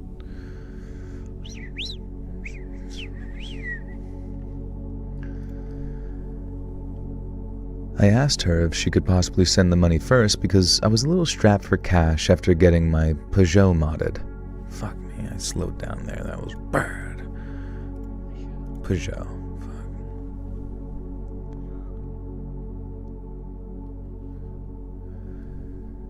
I asked her if she could possibly send the money first because I was a little strapped for cash after getting my Peugeot modded. At first she said that was fine and even claimed that she'd done an international transfer, so I should send the money over in the meantime and her transfer would appear in my account later. Yeah, no thanks. I told her I'd have to wait until her transfer came through, and she started ranting about how I didn't really love her and how I wasn't gonna get some if I didn't make the effort and try to appeal to my, baser instincts. And as much as I wanted to believe that I'd be sinking into the bed of an unalive lass, I also wanted to believe that I'd have money to live, so I told her that I genuinely could not send the money back until I had it. Of course, no money showed up, and then she surprised me by saying it was fine. She'd managed to buy the ticket anyway, so I didn't need to worry about the money. I asked her if the plane tickets would be arriving at my house, and she said no. She hadn't been able to arrange that, so I'd have to pick them up from the airport on the day of the flight. I told her that I'd prefer to have the ticket in hand before driving all the way down to Heathrow, or at the very least, could she email me the receipt for the ticket so I knew everything was kosher? And again, she flipped out at this, screaming over instant messenger and hurling some of the worst written abuse I think I'd ever seen in my life. Hell, at this point I didn't even care if she was genuine, Californian hot girl or not. Never stick your head in crazy, as they say. And so I told her to have a nice life, blocked her, and moved on thinking that I was no worse for wear. I did kind of miss her, or miss the things that I'd imagined getting up to with her, but it was whatever. And a few days later, I was strolling through town with a couple of the boys when I heard a female voice yelling my name with some absolute venom. I turned to look, and an ex-girlfriend from year 8 came striding across the high street. Whoops. I turned to look, and an ex-girlfriend from year 8 came bounding across the high street. Lucy was a large Wiccan girl who had been a smaller, quiet girl when we dated. We just kind of drifted apart after just a few weeks, simply not vibing, and I'd never even thought about her since. We were in 6th form college now, and I saw her around at times, often being quite loud and mouthy, and was always glad that I'd dodged a bullet with that one. And now she was storming over to me, swinging her big woolen black bag, pentagrams jangling around her neck, mascara smeared around her eyes. And she comes up to me and jabbed me in the chest with some...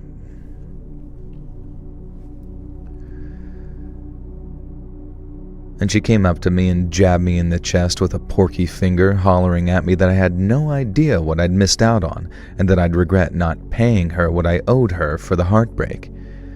She began screeching that she was going to put a spell on me and my friends. Holy shit. Never mess with a witch. Guys, take my advice and never mess with a witch. They know magic spells, you don't know magic spells, and you're not going to learn magic spells in like a weekend to fight against it, so don't even try. You might as well just avoid the whole situation to begin with.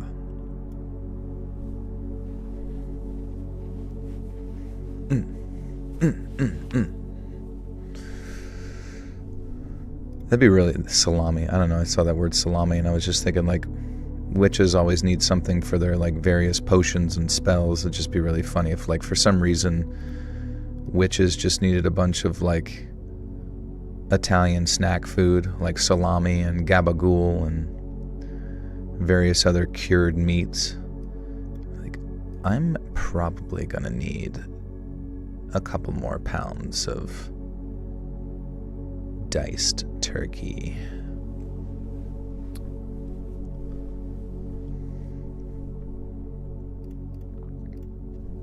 That'd be kind of cool if they had like a deli, like an open market deli where normally you would get like, you know, sliced ham and shit like that, but they just have a bunch of like witches items, like eye of newt. Yeah. Let me get 2 pounds of the eye of newt. Let me get 1 pound of the like little baby fingers and shit or whatever the fuck they put in there, and let me get a pound of poop. Pound of poop? Yeah. Get a pound of fucking poop. What kind of poop, sir? Yeah, whatever poop. Just give me some fucking poop. I gotta mix it together and make this fucking love spell, bro. She began screeching that she was going to put a spell on me and my friends, and that my genitals would fall off. Then she mentioned a few things that only Handcuffs would know, and that's when I realized. Handcuffs was Lucy, my weird Wiccan ex-girlfriend from year 8, and I'd been successfully and decisively catfished by this crazy bitch. My mates would give me the ribbing of my lifetime about this later, but right now, Lucy seemed genuinely unhinged and dangerous. She was talking as if she was genuinely believing that she was fucking handcuffs. She was handcuffs herself. Guys, can I spoil 28 years later for you guys? I really want to bitch about it so bad. My aunt's first divorce because of witchcraft. It's on the paper. I thought she was full of shit. She was not. Huh. Like she got divorced because of the thing. Because of being a witch. Yeah, you guys are the real ones. You've stuck around. Yes, though, I'm not gonna watch. You're not gonna watch it? Well, I'll be honest with you. Yeah, the big penis alpha zombie movie, or zombie, was the only good part of the film. I mean, that thing really was bouncing around. It would have been funny if they got like a POV perspective of it. But, okay. Yeah, you just wait for 28 millennia later. Okay, spoilers. You ready for these spoilers? You can zone out if you want to. And then come back in a little bit. But basically, spoilers. 3, 2, 1, spoilers. Alright, so the movie, 28 years later, it starts with... So it's 20 years later, everything's gone back to like feudalism and shit, right? Everybody's got like bows and arrows and that kind of thing. And they all live on this, like, in the Scottish, you know, wilderness, on this like island off the coast. And the only way to access this island where they all live peacefully, you know, with a huge fort built around them, is if you want to get to the mainland, you have to cross during low tide, where like this one area filled, you know, layered up with rocks and stuff creates like a land bridge, and then during low tide you can cross and then go through a gate before that and all that kind of stuff. Now, anyways, you know, it's been 28 years after the outbreak, and like things have kind of gone back to feudalism and all that kind of stuff.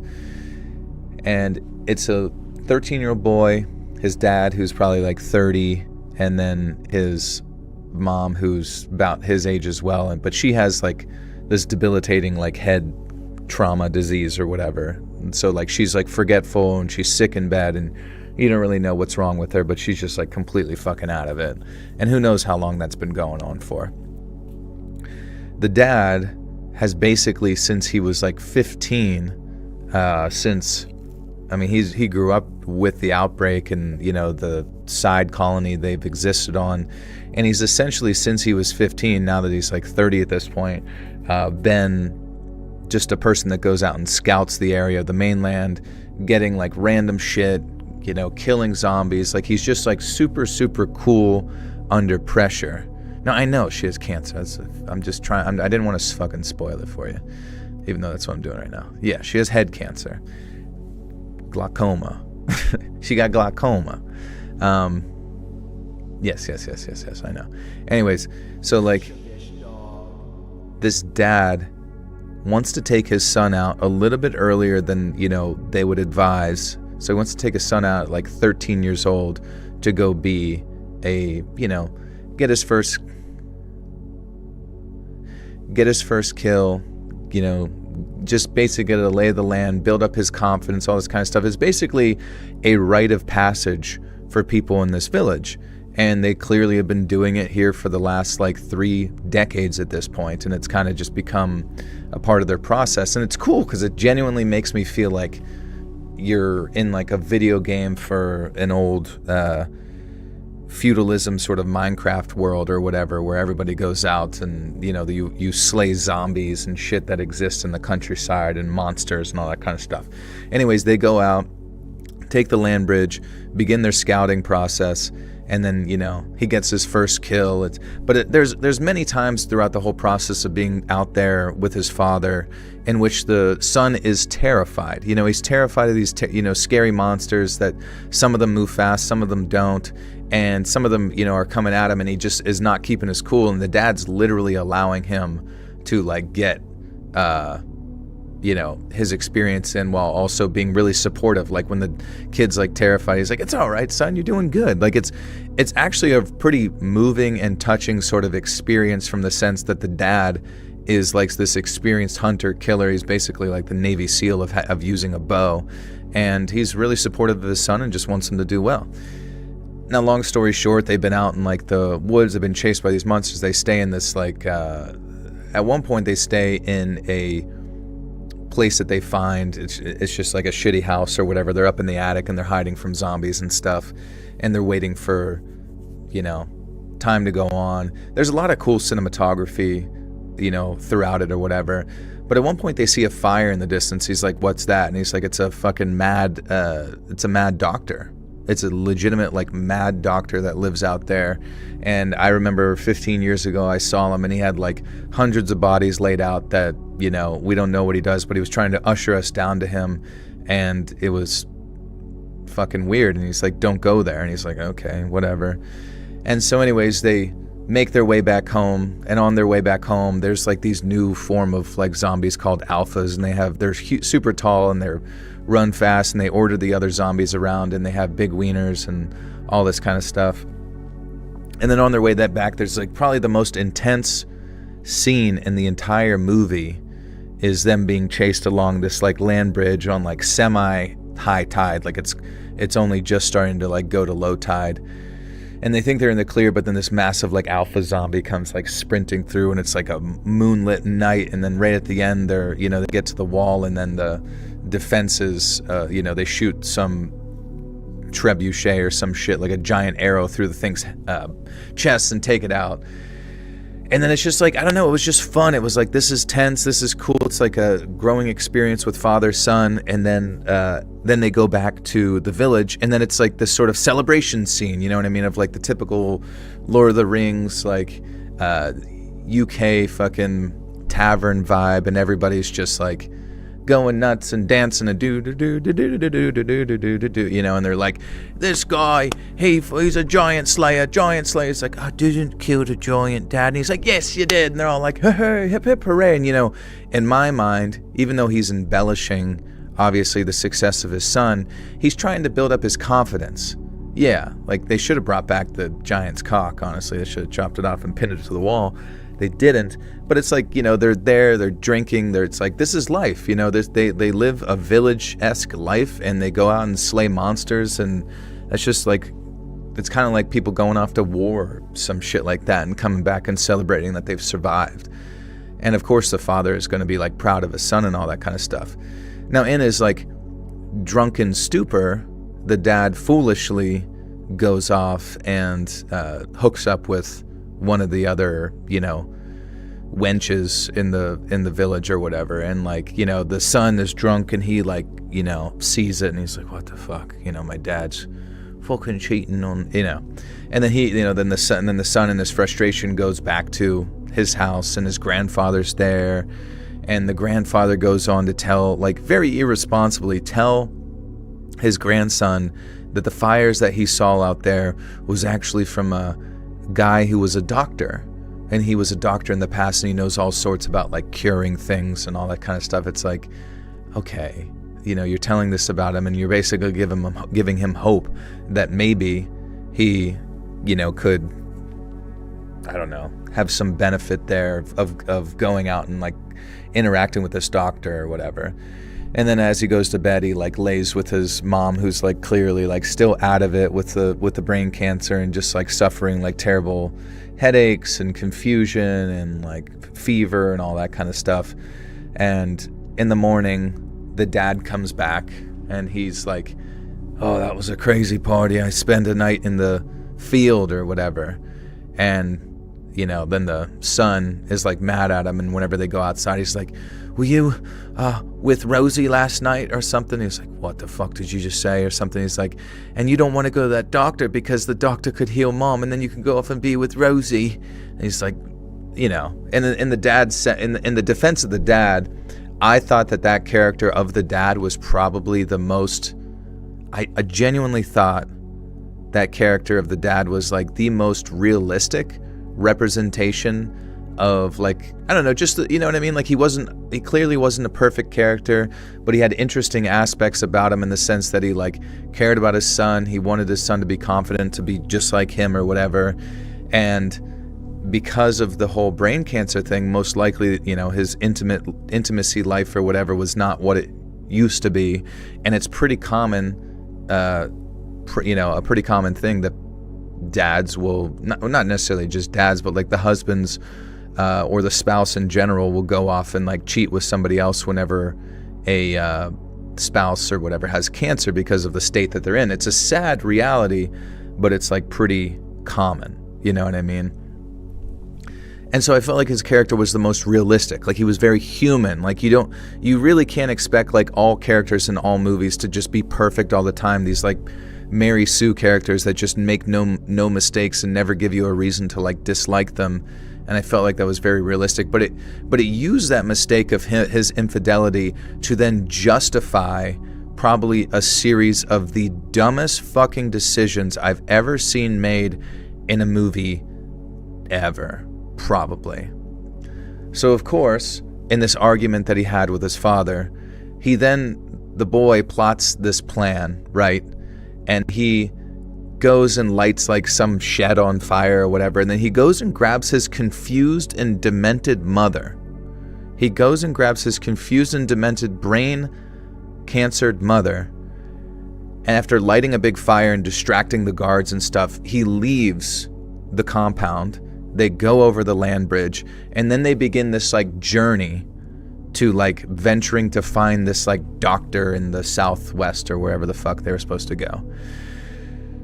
And you're like, oh my fucking god, dude, this kid is a moron. And you know, and the mother's confused as well. Now, very early on, they come across their like new buddy, and this new buddy is a Swedish special forces young buck.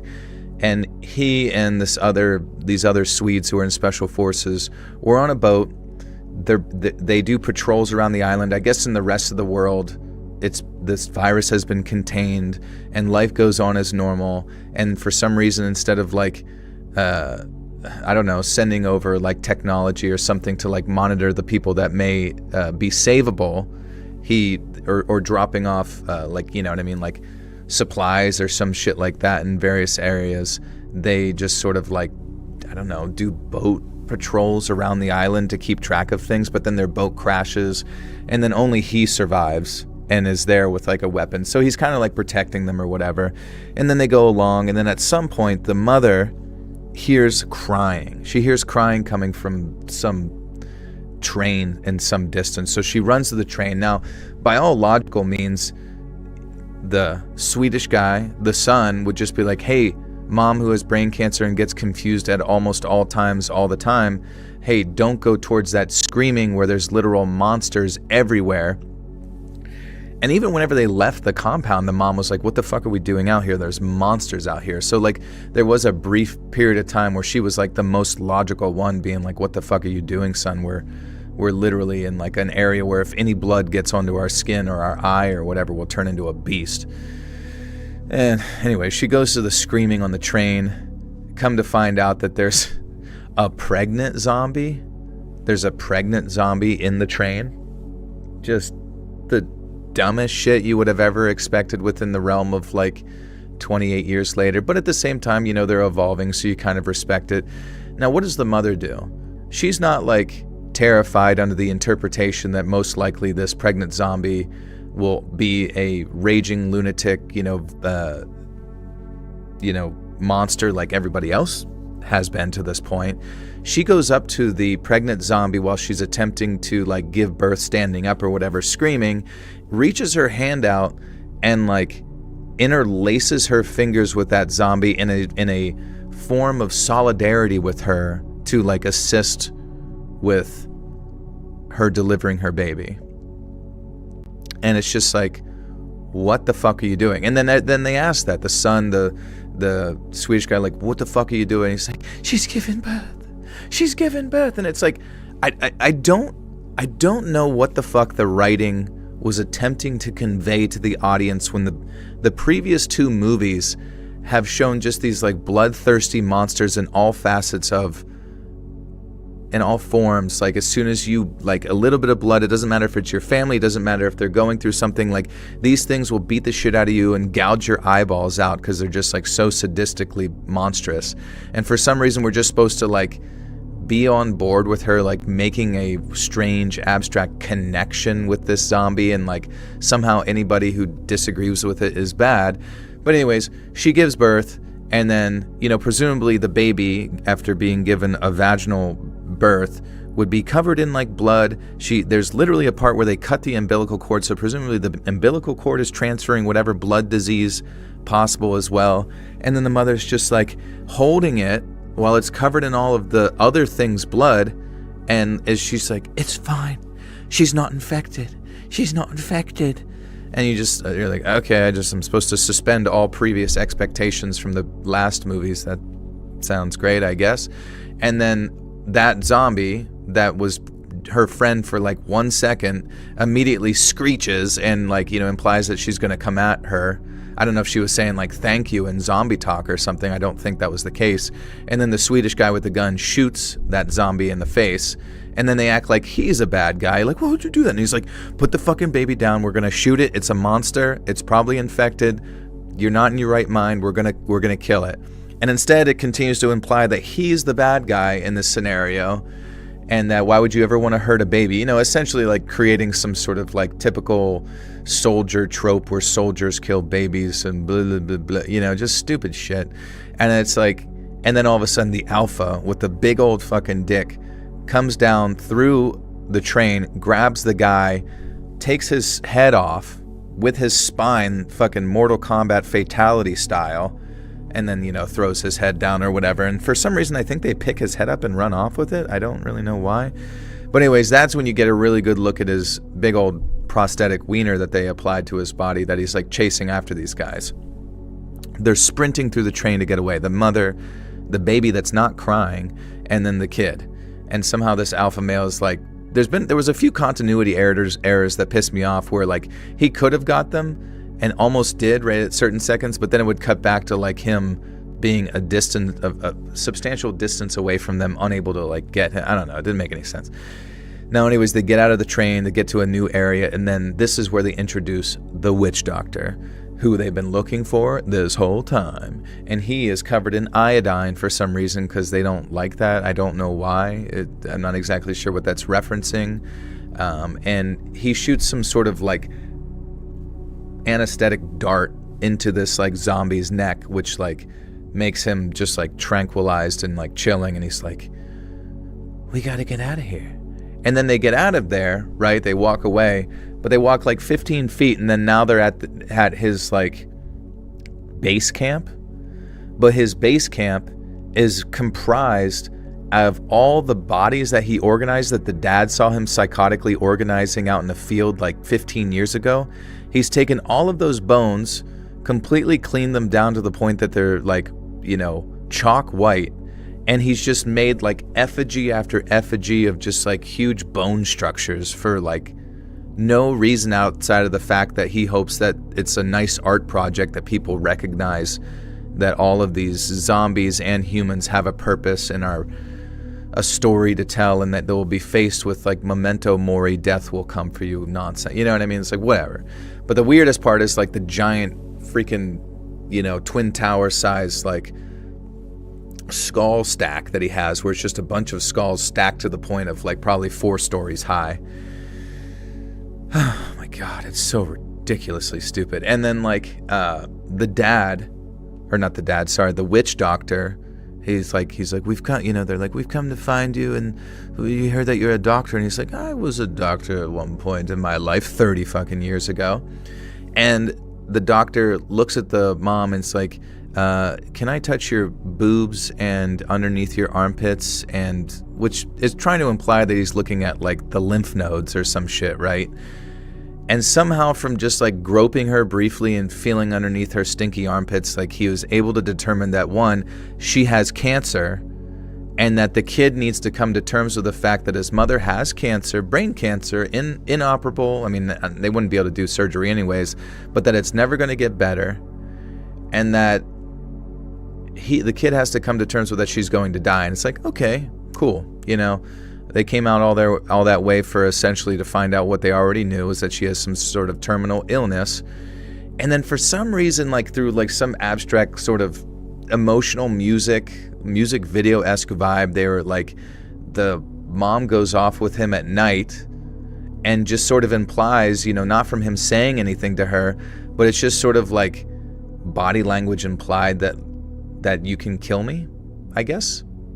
Even though maybe the mom was confused and just wanted to go take a piss somewhere, like outside of where they were sleeping. But either way, we will never know. But he shoots a fucking dart into her neck with that same sort of like anesthetic or like tranquilizer. and then puts her body into an incinerator and turns her into a skeleton within like 15 seconds. And you're just like, what the fuck? He just killed her?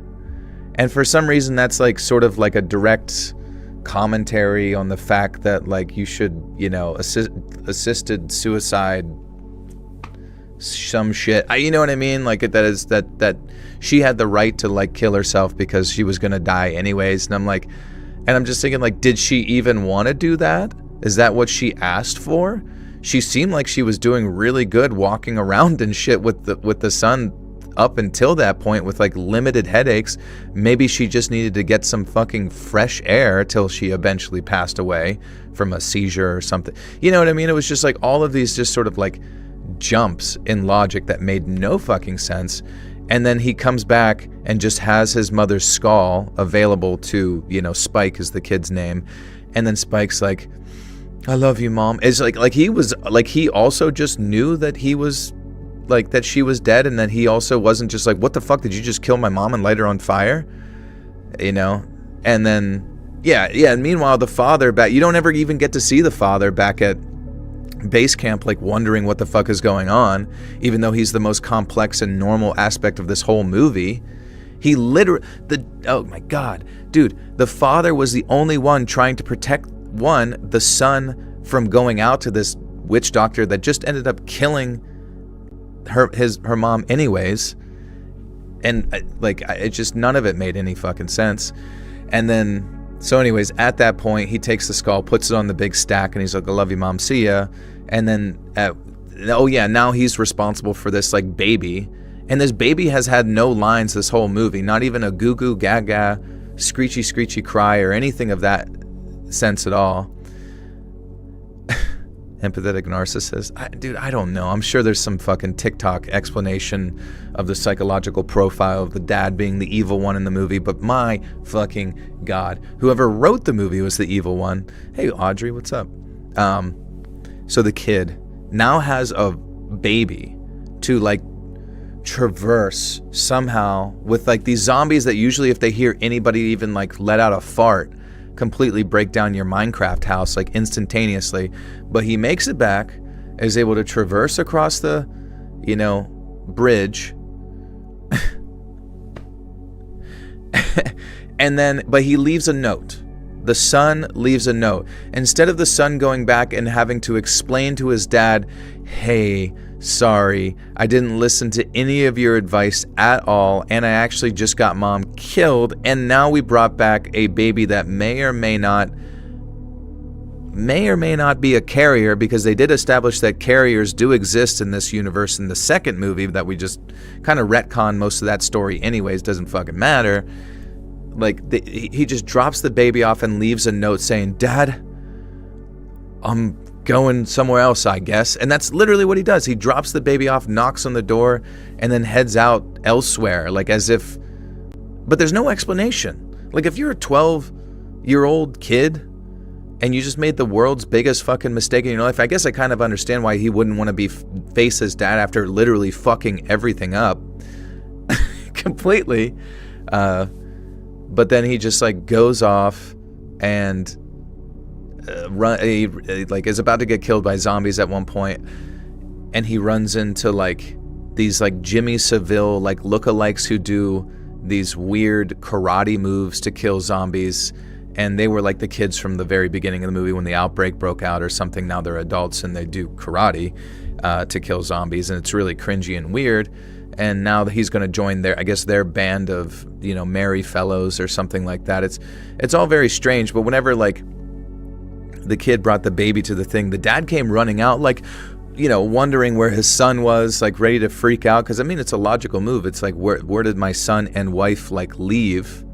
But it's just so insane to me. Like these are the kind of tropes that I fucking hate in movies, where instead of like having any sort of nuanced character at all that you could possibly have, which you do have with this father, they use the one nuanced concept of his mistake of cheating on his wife who had cancer to just do everything stupid possible because he was a cheater. Like there were, I don't know, it legitimately just like wants you to like feel no sense of remorse to this like husband and the fact that he's essentially lost everything for literally no reason, because he went off and like ate somebody's ass like for a night. You know, I don't know. It's just like so weird. But yeah, literally British ninjas in tracksuits was the end of the movie. I don't know. It was so disappointing. It was disappointing mainly because it was just like, why? Like, what was, like, I don't know. Like, is the kid ever going back to see his father? Like, I just, and like his only justification for not like, because it's not like he got along quite well with his dad whenever he like prior to leaving the camp. Whenever they were out there together, you know, hunting zombies, the dad was like super supportive of him the whole time. Like even when it was like life or death situation, and the kid was like not, like at one point there was a dude hanging upside down. A dead body is hanging upside down by his legs, like with his hands tied, and he's a dead person with a sack over his head. And this was early when they were out together. I skipped that part, but the kid says like, "Who's this guy?" And it's like, oh, he was probably tied up by like, you know, other humans that exist out there, which are the Jimmy Savile like ninja guys, like literally them, like probably went against him, and it was him that hung him up, and essentially to be like bit or beat up by the zombie horde. And then at one point he's like, the thing came alive while it was hanging there, and it was clearly a zombie and trying to get them. And the dad the whole time was like, get it. He's like, but it's defenseless. It's defenseless. But it's defenseless. And it's just like, there's no, like, I don't understand. That's what worries me about these people writing these movies, is that every decision the dad was making along that process was like a logical one. Outside of like cheating on his wife, even though that made him seem somewhat more human, like every decision he made was to like protect his kid and teach him things. And for some reason they kept using these like weird emotional like arguments to like convince you that the dad was actually a jerk or something. I don't know. It was like the weirdest fucking movie ever. It did get me triggered because the way that it was advertised just made it seem like it was going to be so much more fucking like dark and gritty and all this kind of stuff. And I genuinely do like the series, even though I went back and watched 28 Days Later and 28 Weeks Later. And I'll be honest, they do kind of suck. They're not great.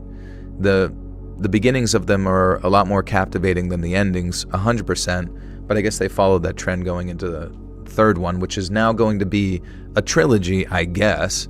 And they've already started filming the second one. It's called like 28 Years Later, Bone Stack or some shit. I have no fucking clue. But it is what it is. I just have no expectations anymore for anything.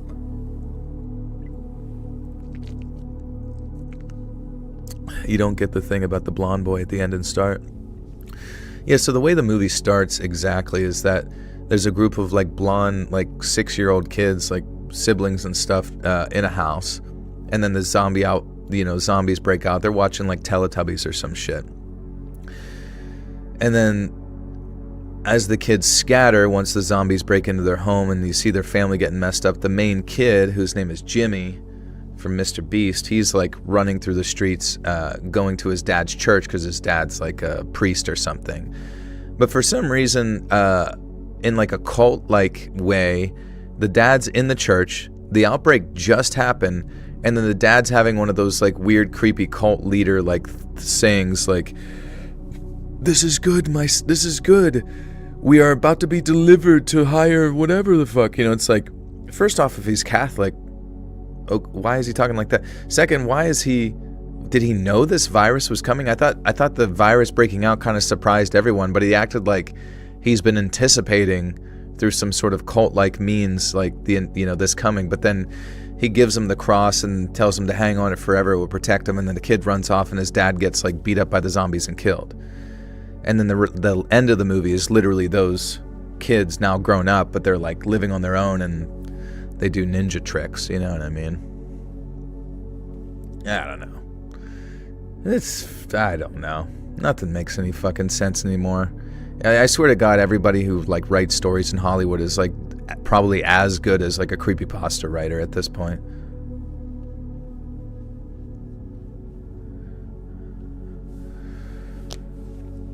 I still don't know if that Pringles can pee-pee was essential to the story. I think so, but like what's so funny is like finding, like looking, like it became like such a point of intrigue, this like giant dong like bouncing around.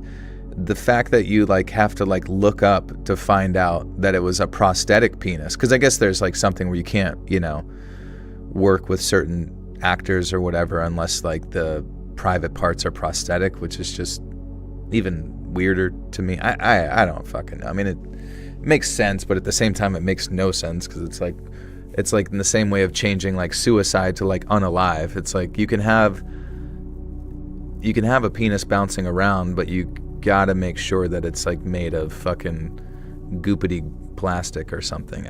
It's like still looks the fucking same. I don't know.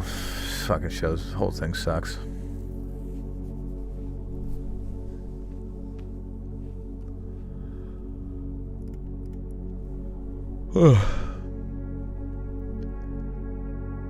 My mates would give me the ribbing of a lifetime about this later, but right now Lucy seemed genuinely unhinged and dangerous. She was talking as if she genuinely believed that she was handcuffs and had at least summoned or manifested her, and that if I'd just sent her the money to pay her rent, then everything would have been forgiven and we could have gone back to being in love. I asked her what needed forgiving, and she said the fact that I broke up with her. In year 8, lady, like 5 years ago, and we just drifted apart, so I yelled at her, and it absolutely broke her brain. Lucy full-blown leaped on me, slamming me to the floor, and I felt my head hit the side of a granite bench as I fell, and blood began to trickle from my skull. And on top of that, I could feel tiny, sharp pains in my chest as she began to stab me over and over repeatedly with a safety pin. It was more annoying than agonizing, and coupled with the crack in my skull, things were starting to feel very serious. I felt my friends dragging Lucy off me, and the next thing I knew, I was waking up in a hospital.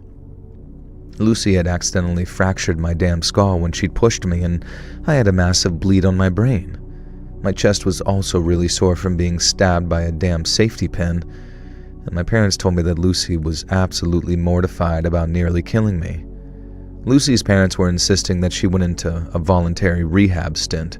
Apparently she'd been pretty heavy into drugs and alcohol, and this was a wake-up call for her. And it was up to me if I pressed charges, and ultimately I decided not to.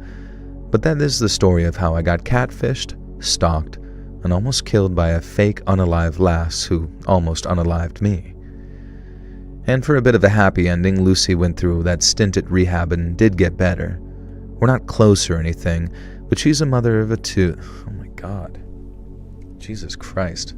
You can just do the most like psychotic shit ever and just... I didn't want to... We might have sex later, so I didn't really want to like, you know, press charges or anything.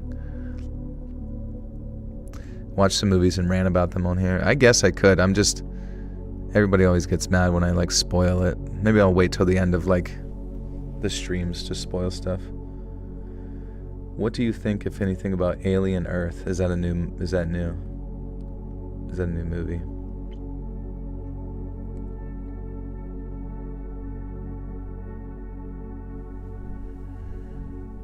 Tell us what you watch and we'll watch it too. Okay, yeah.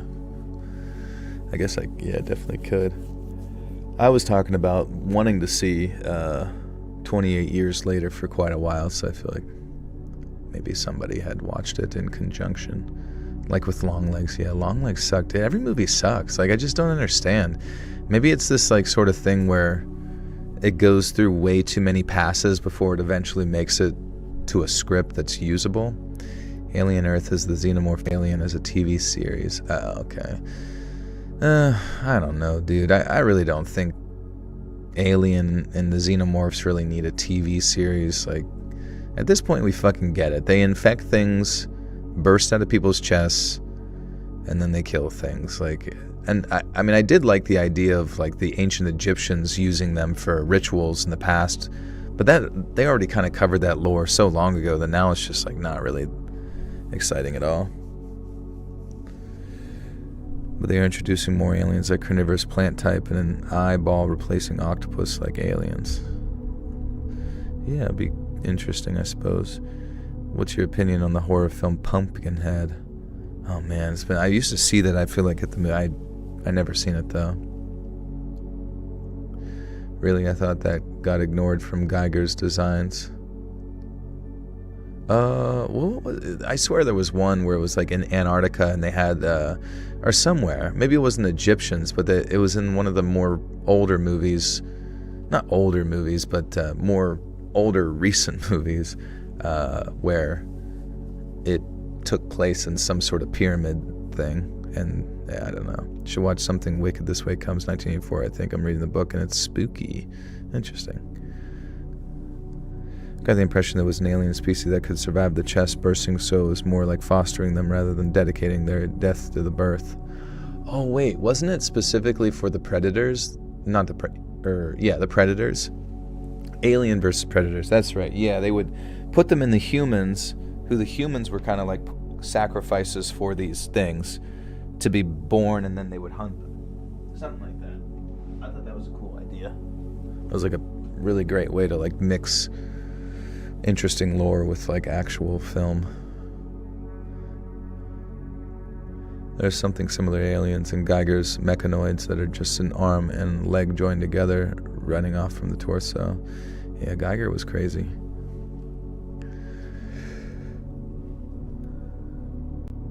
For a bit of a happy ending, Lucy went through a stint at rehab and got better.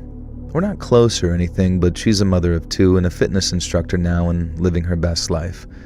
We keep in touch sporadically, though, for class reunions and stuff, and she was an incredibly dark.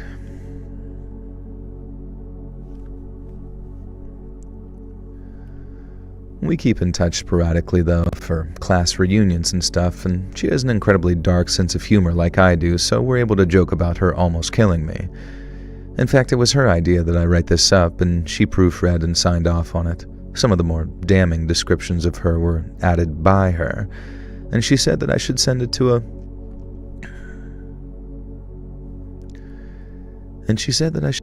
a True Scary Stories channel, and so I settled on sending it to my favorite lad who would never catfish anyone. Let's read.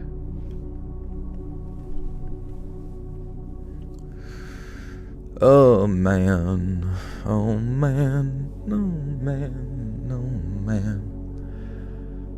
Alright guys, we have made it after oh my god, this is a 6-hour stream. Holy Christ on a cross. How many people did we secure? Oh, it dropped from 400. Alright, no worries.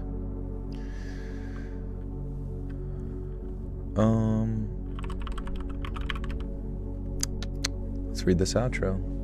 You guys gotta think of something funny for me to say. Huge W, chat. What's up, hee hee? Is there a new Predator movie coming out where it's the protagonist from a Yeah, it's coming out. I gotta be honest with you, it doesn't look very good to me. Obviously, once again, I'm a Division 1 hater, so you know that you already know, but you know what I realized? I'm just like, my friends that really do like media, like everything that comes out, they just love all of it. They tend to be really high all the time. So I think that's my issue, is I can't stone myself stupid enough to like enjoy things, and that's what I gotta do. I just gotta like smoke Jankum and go see the new Predator movie. Yeah, 28 inches.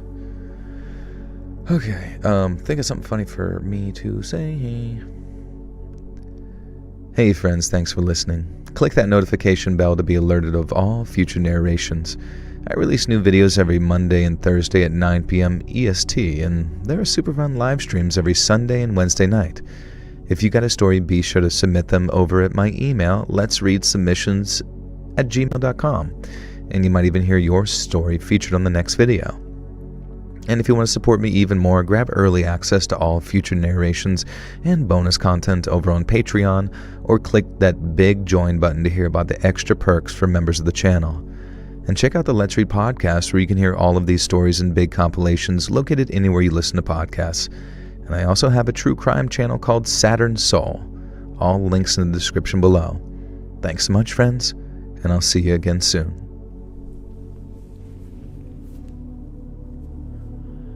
Alright, dudes. Thank you again for hanging out with me. Oh, that's right. We gotta say something funny. Thanks so much, friends. And remember, 28 inches is coming for you later.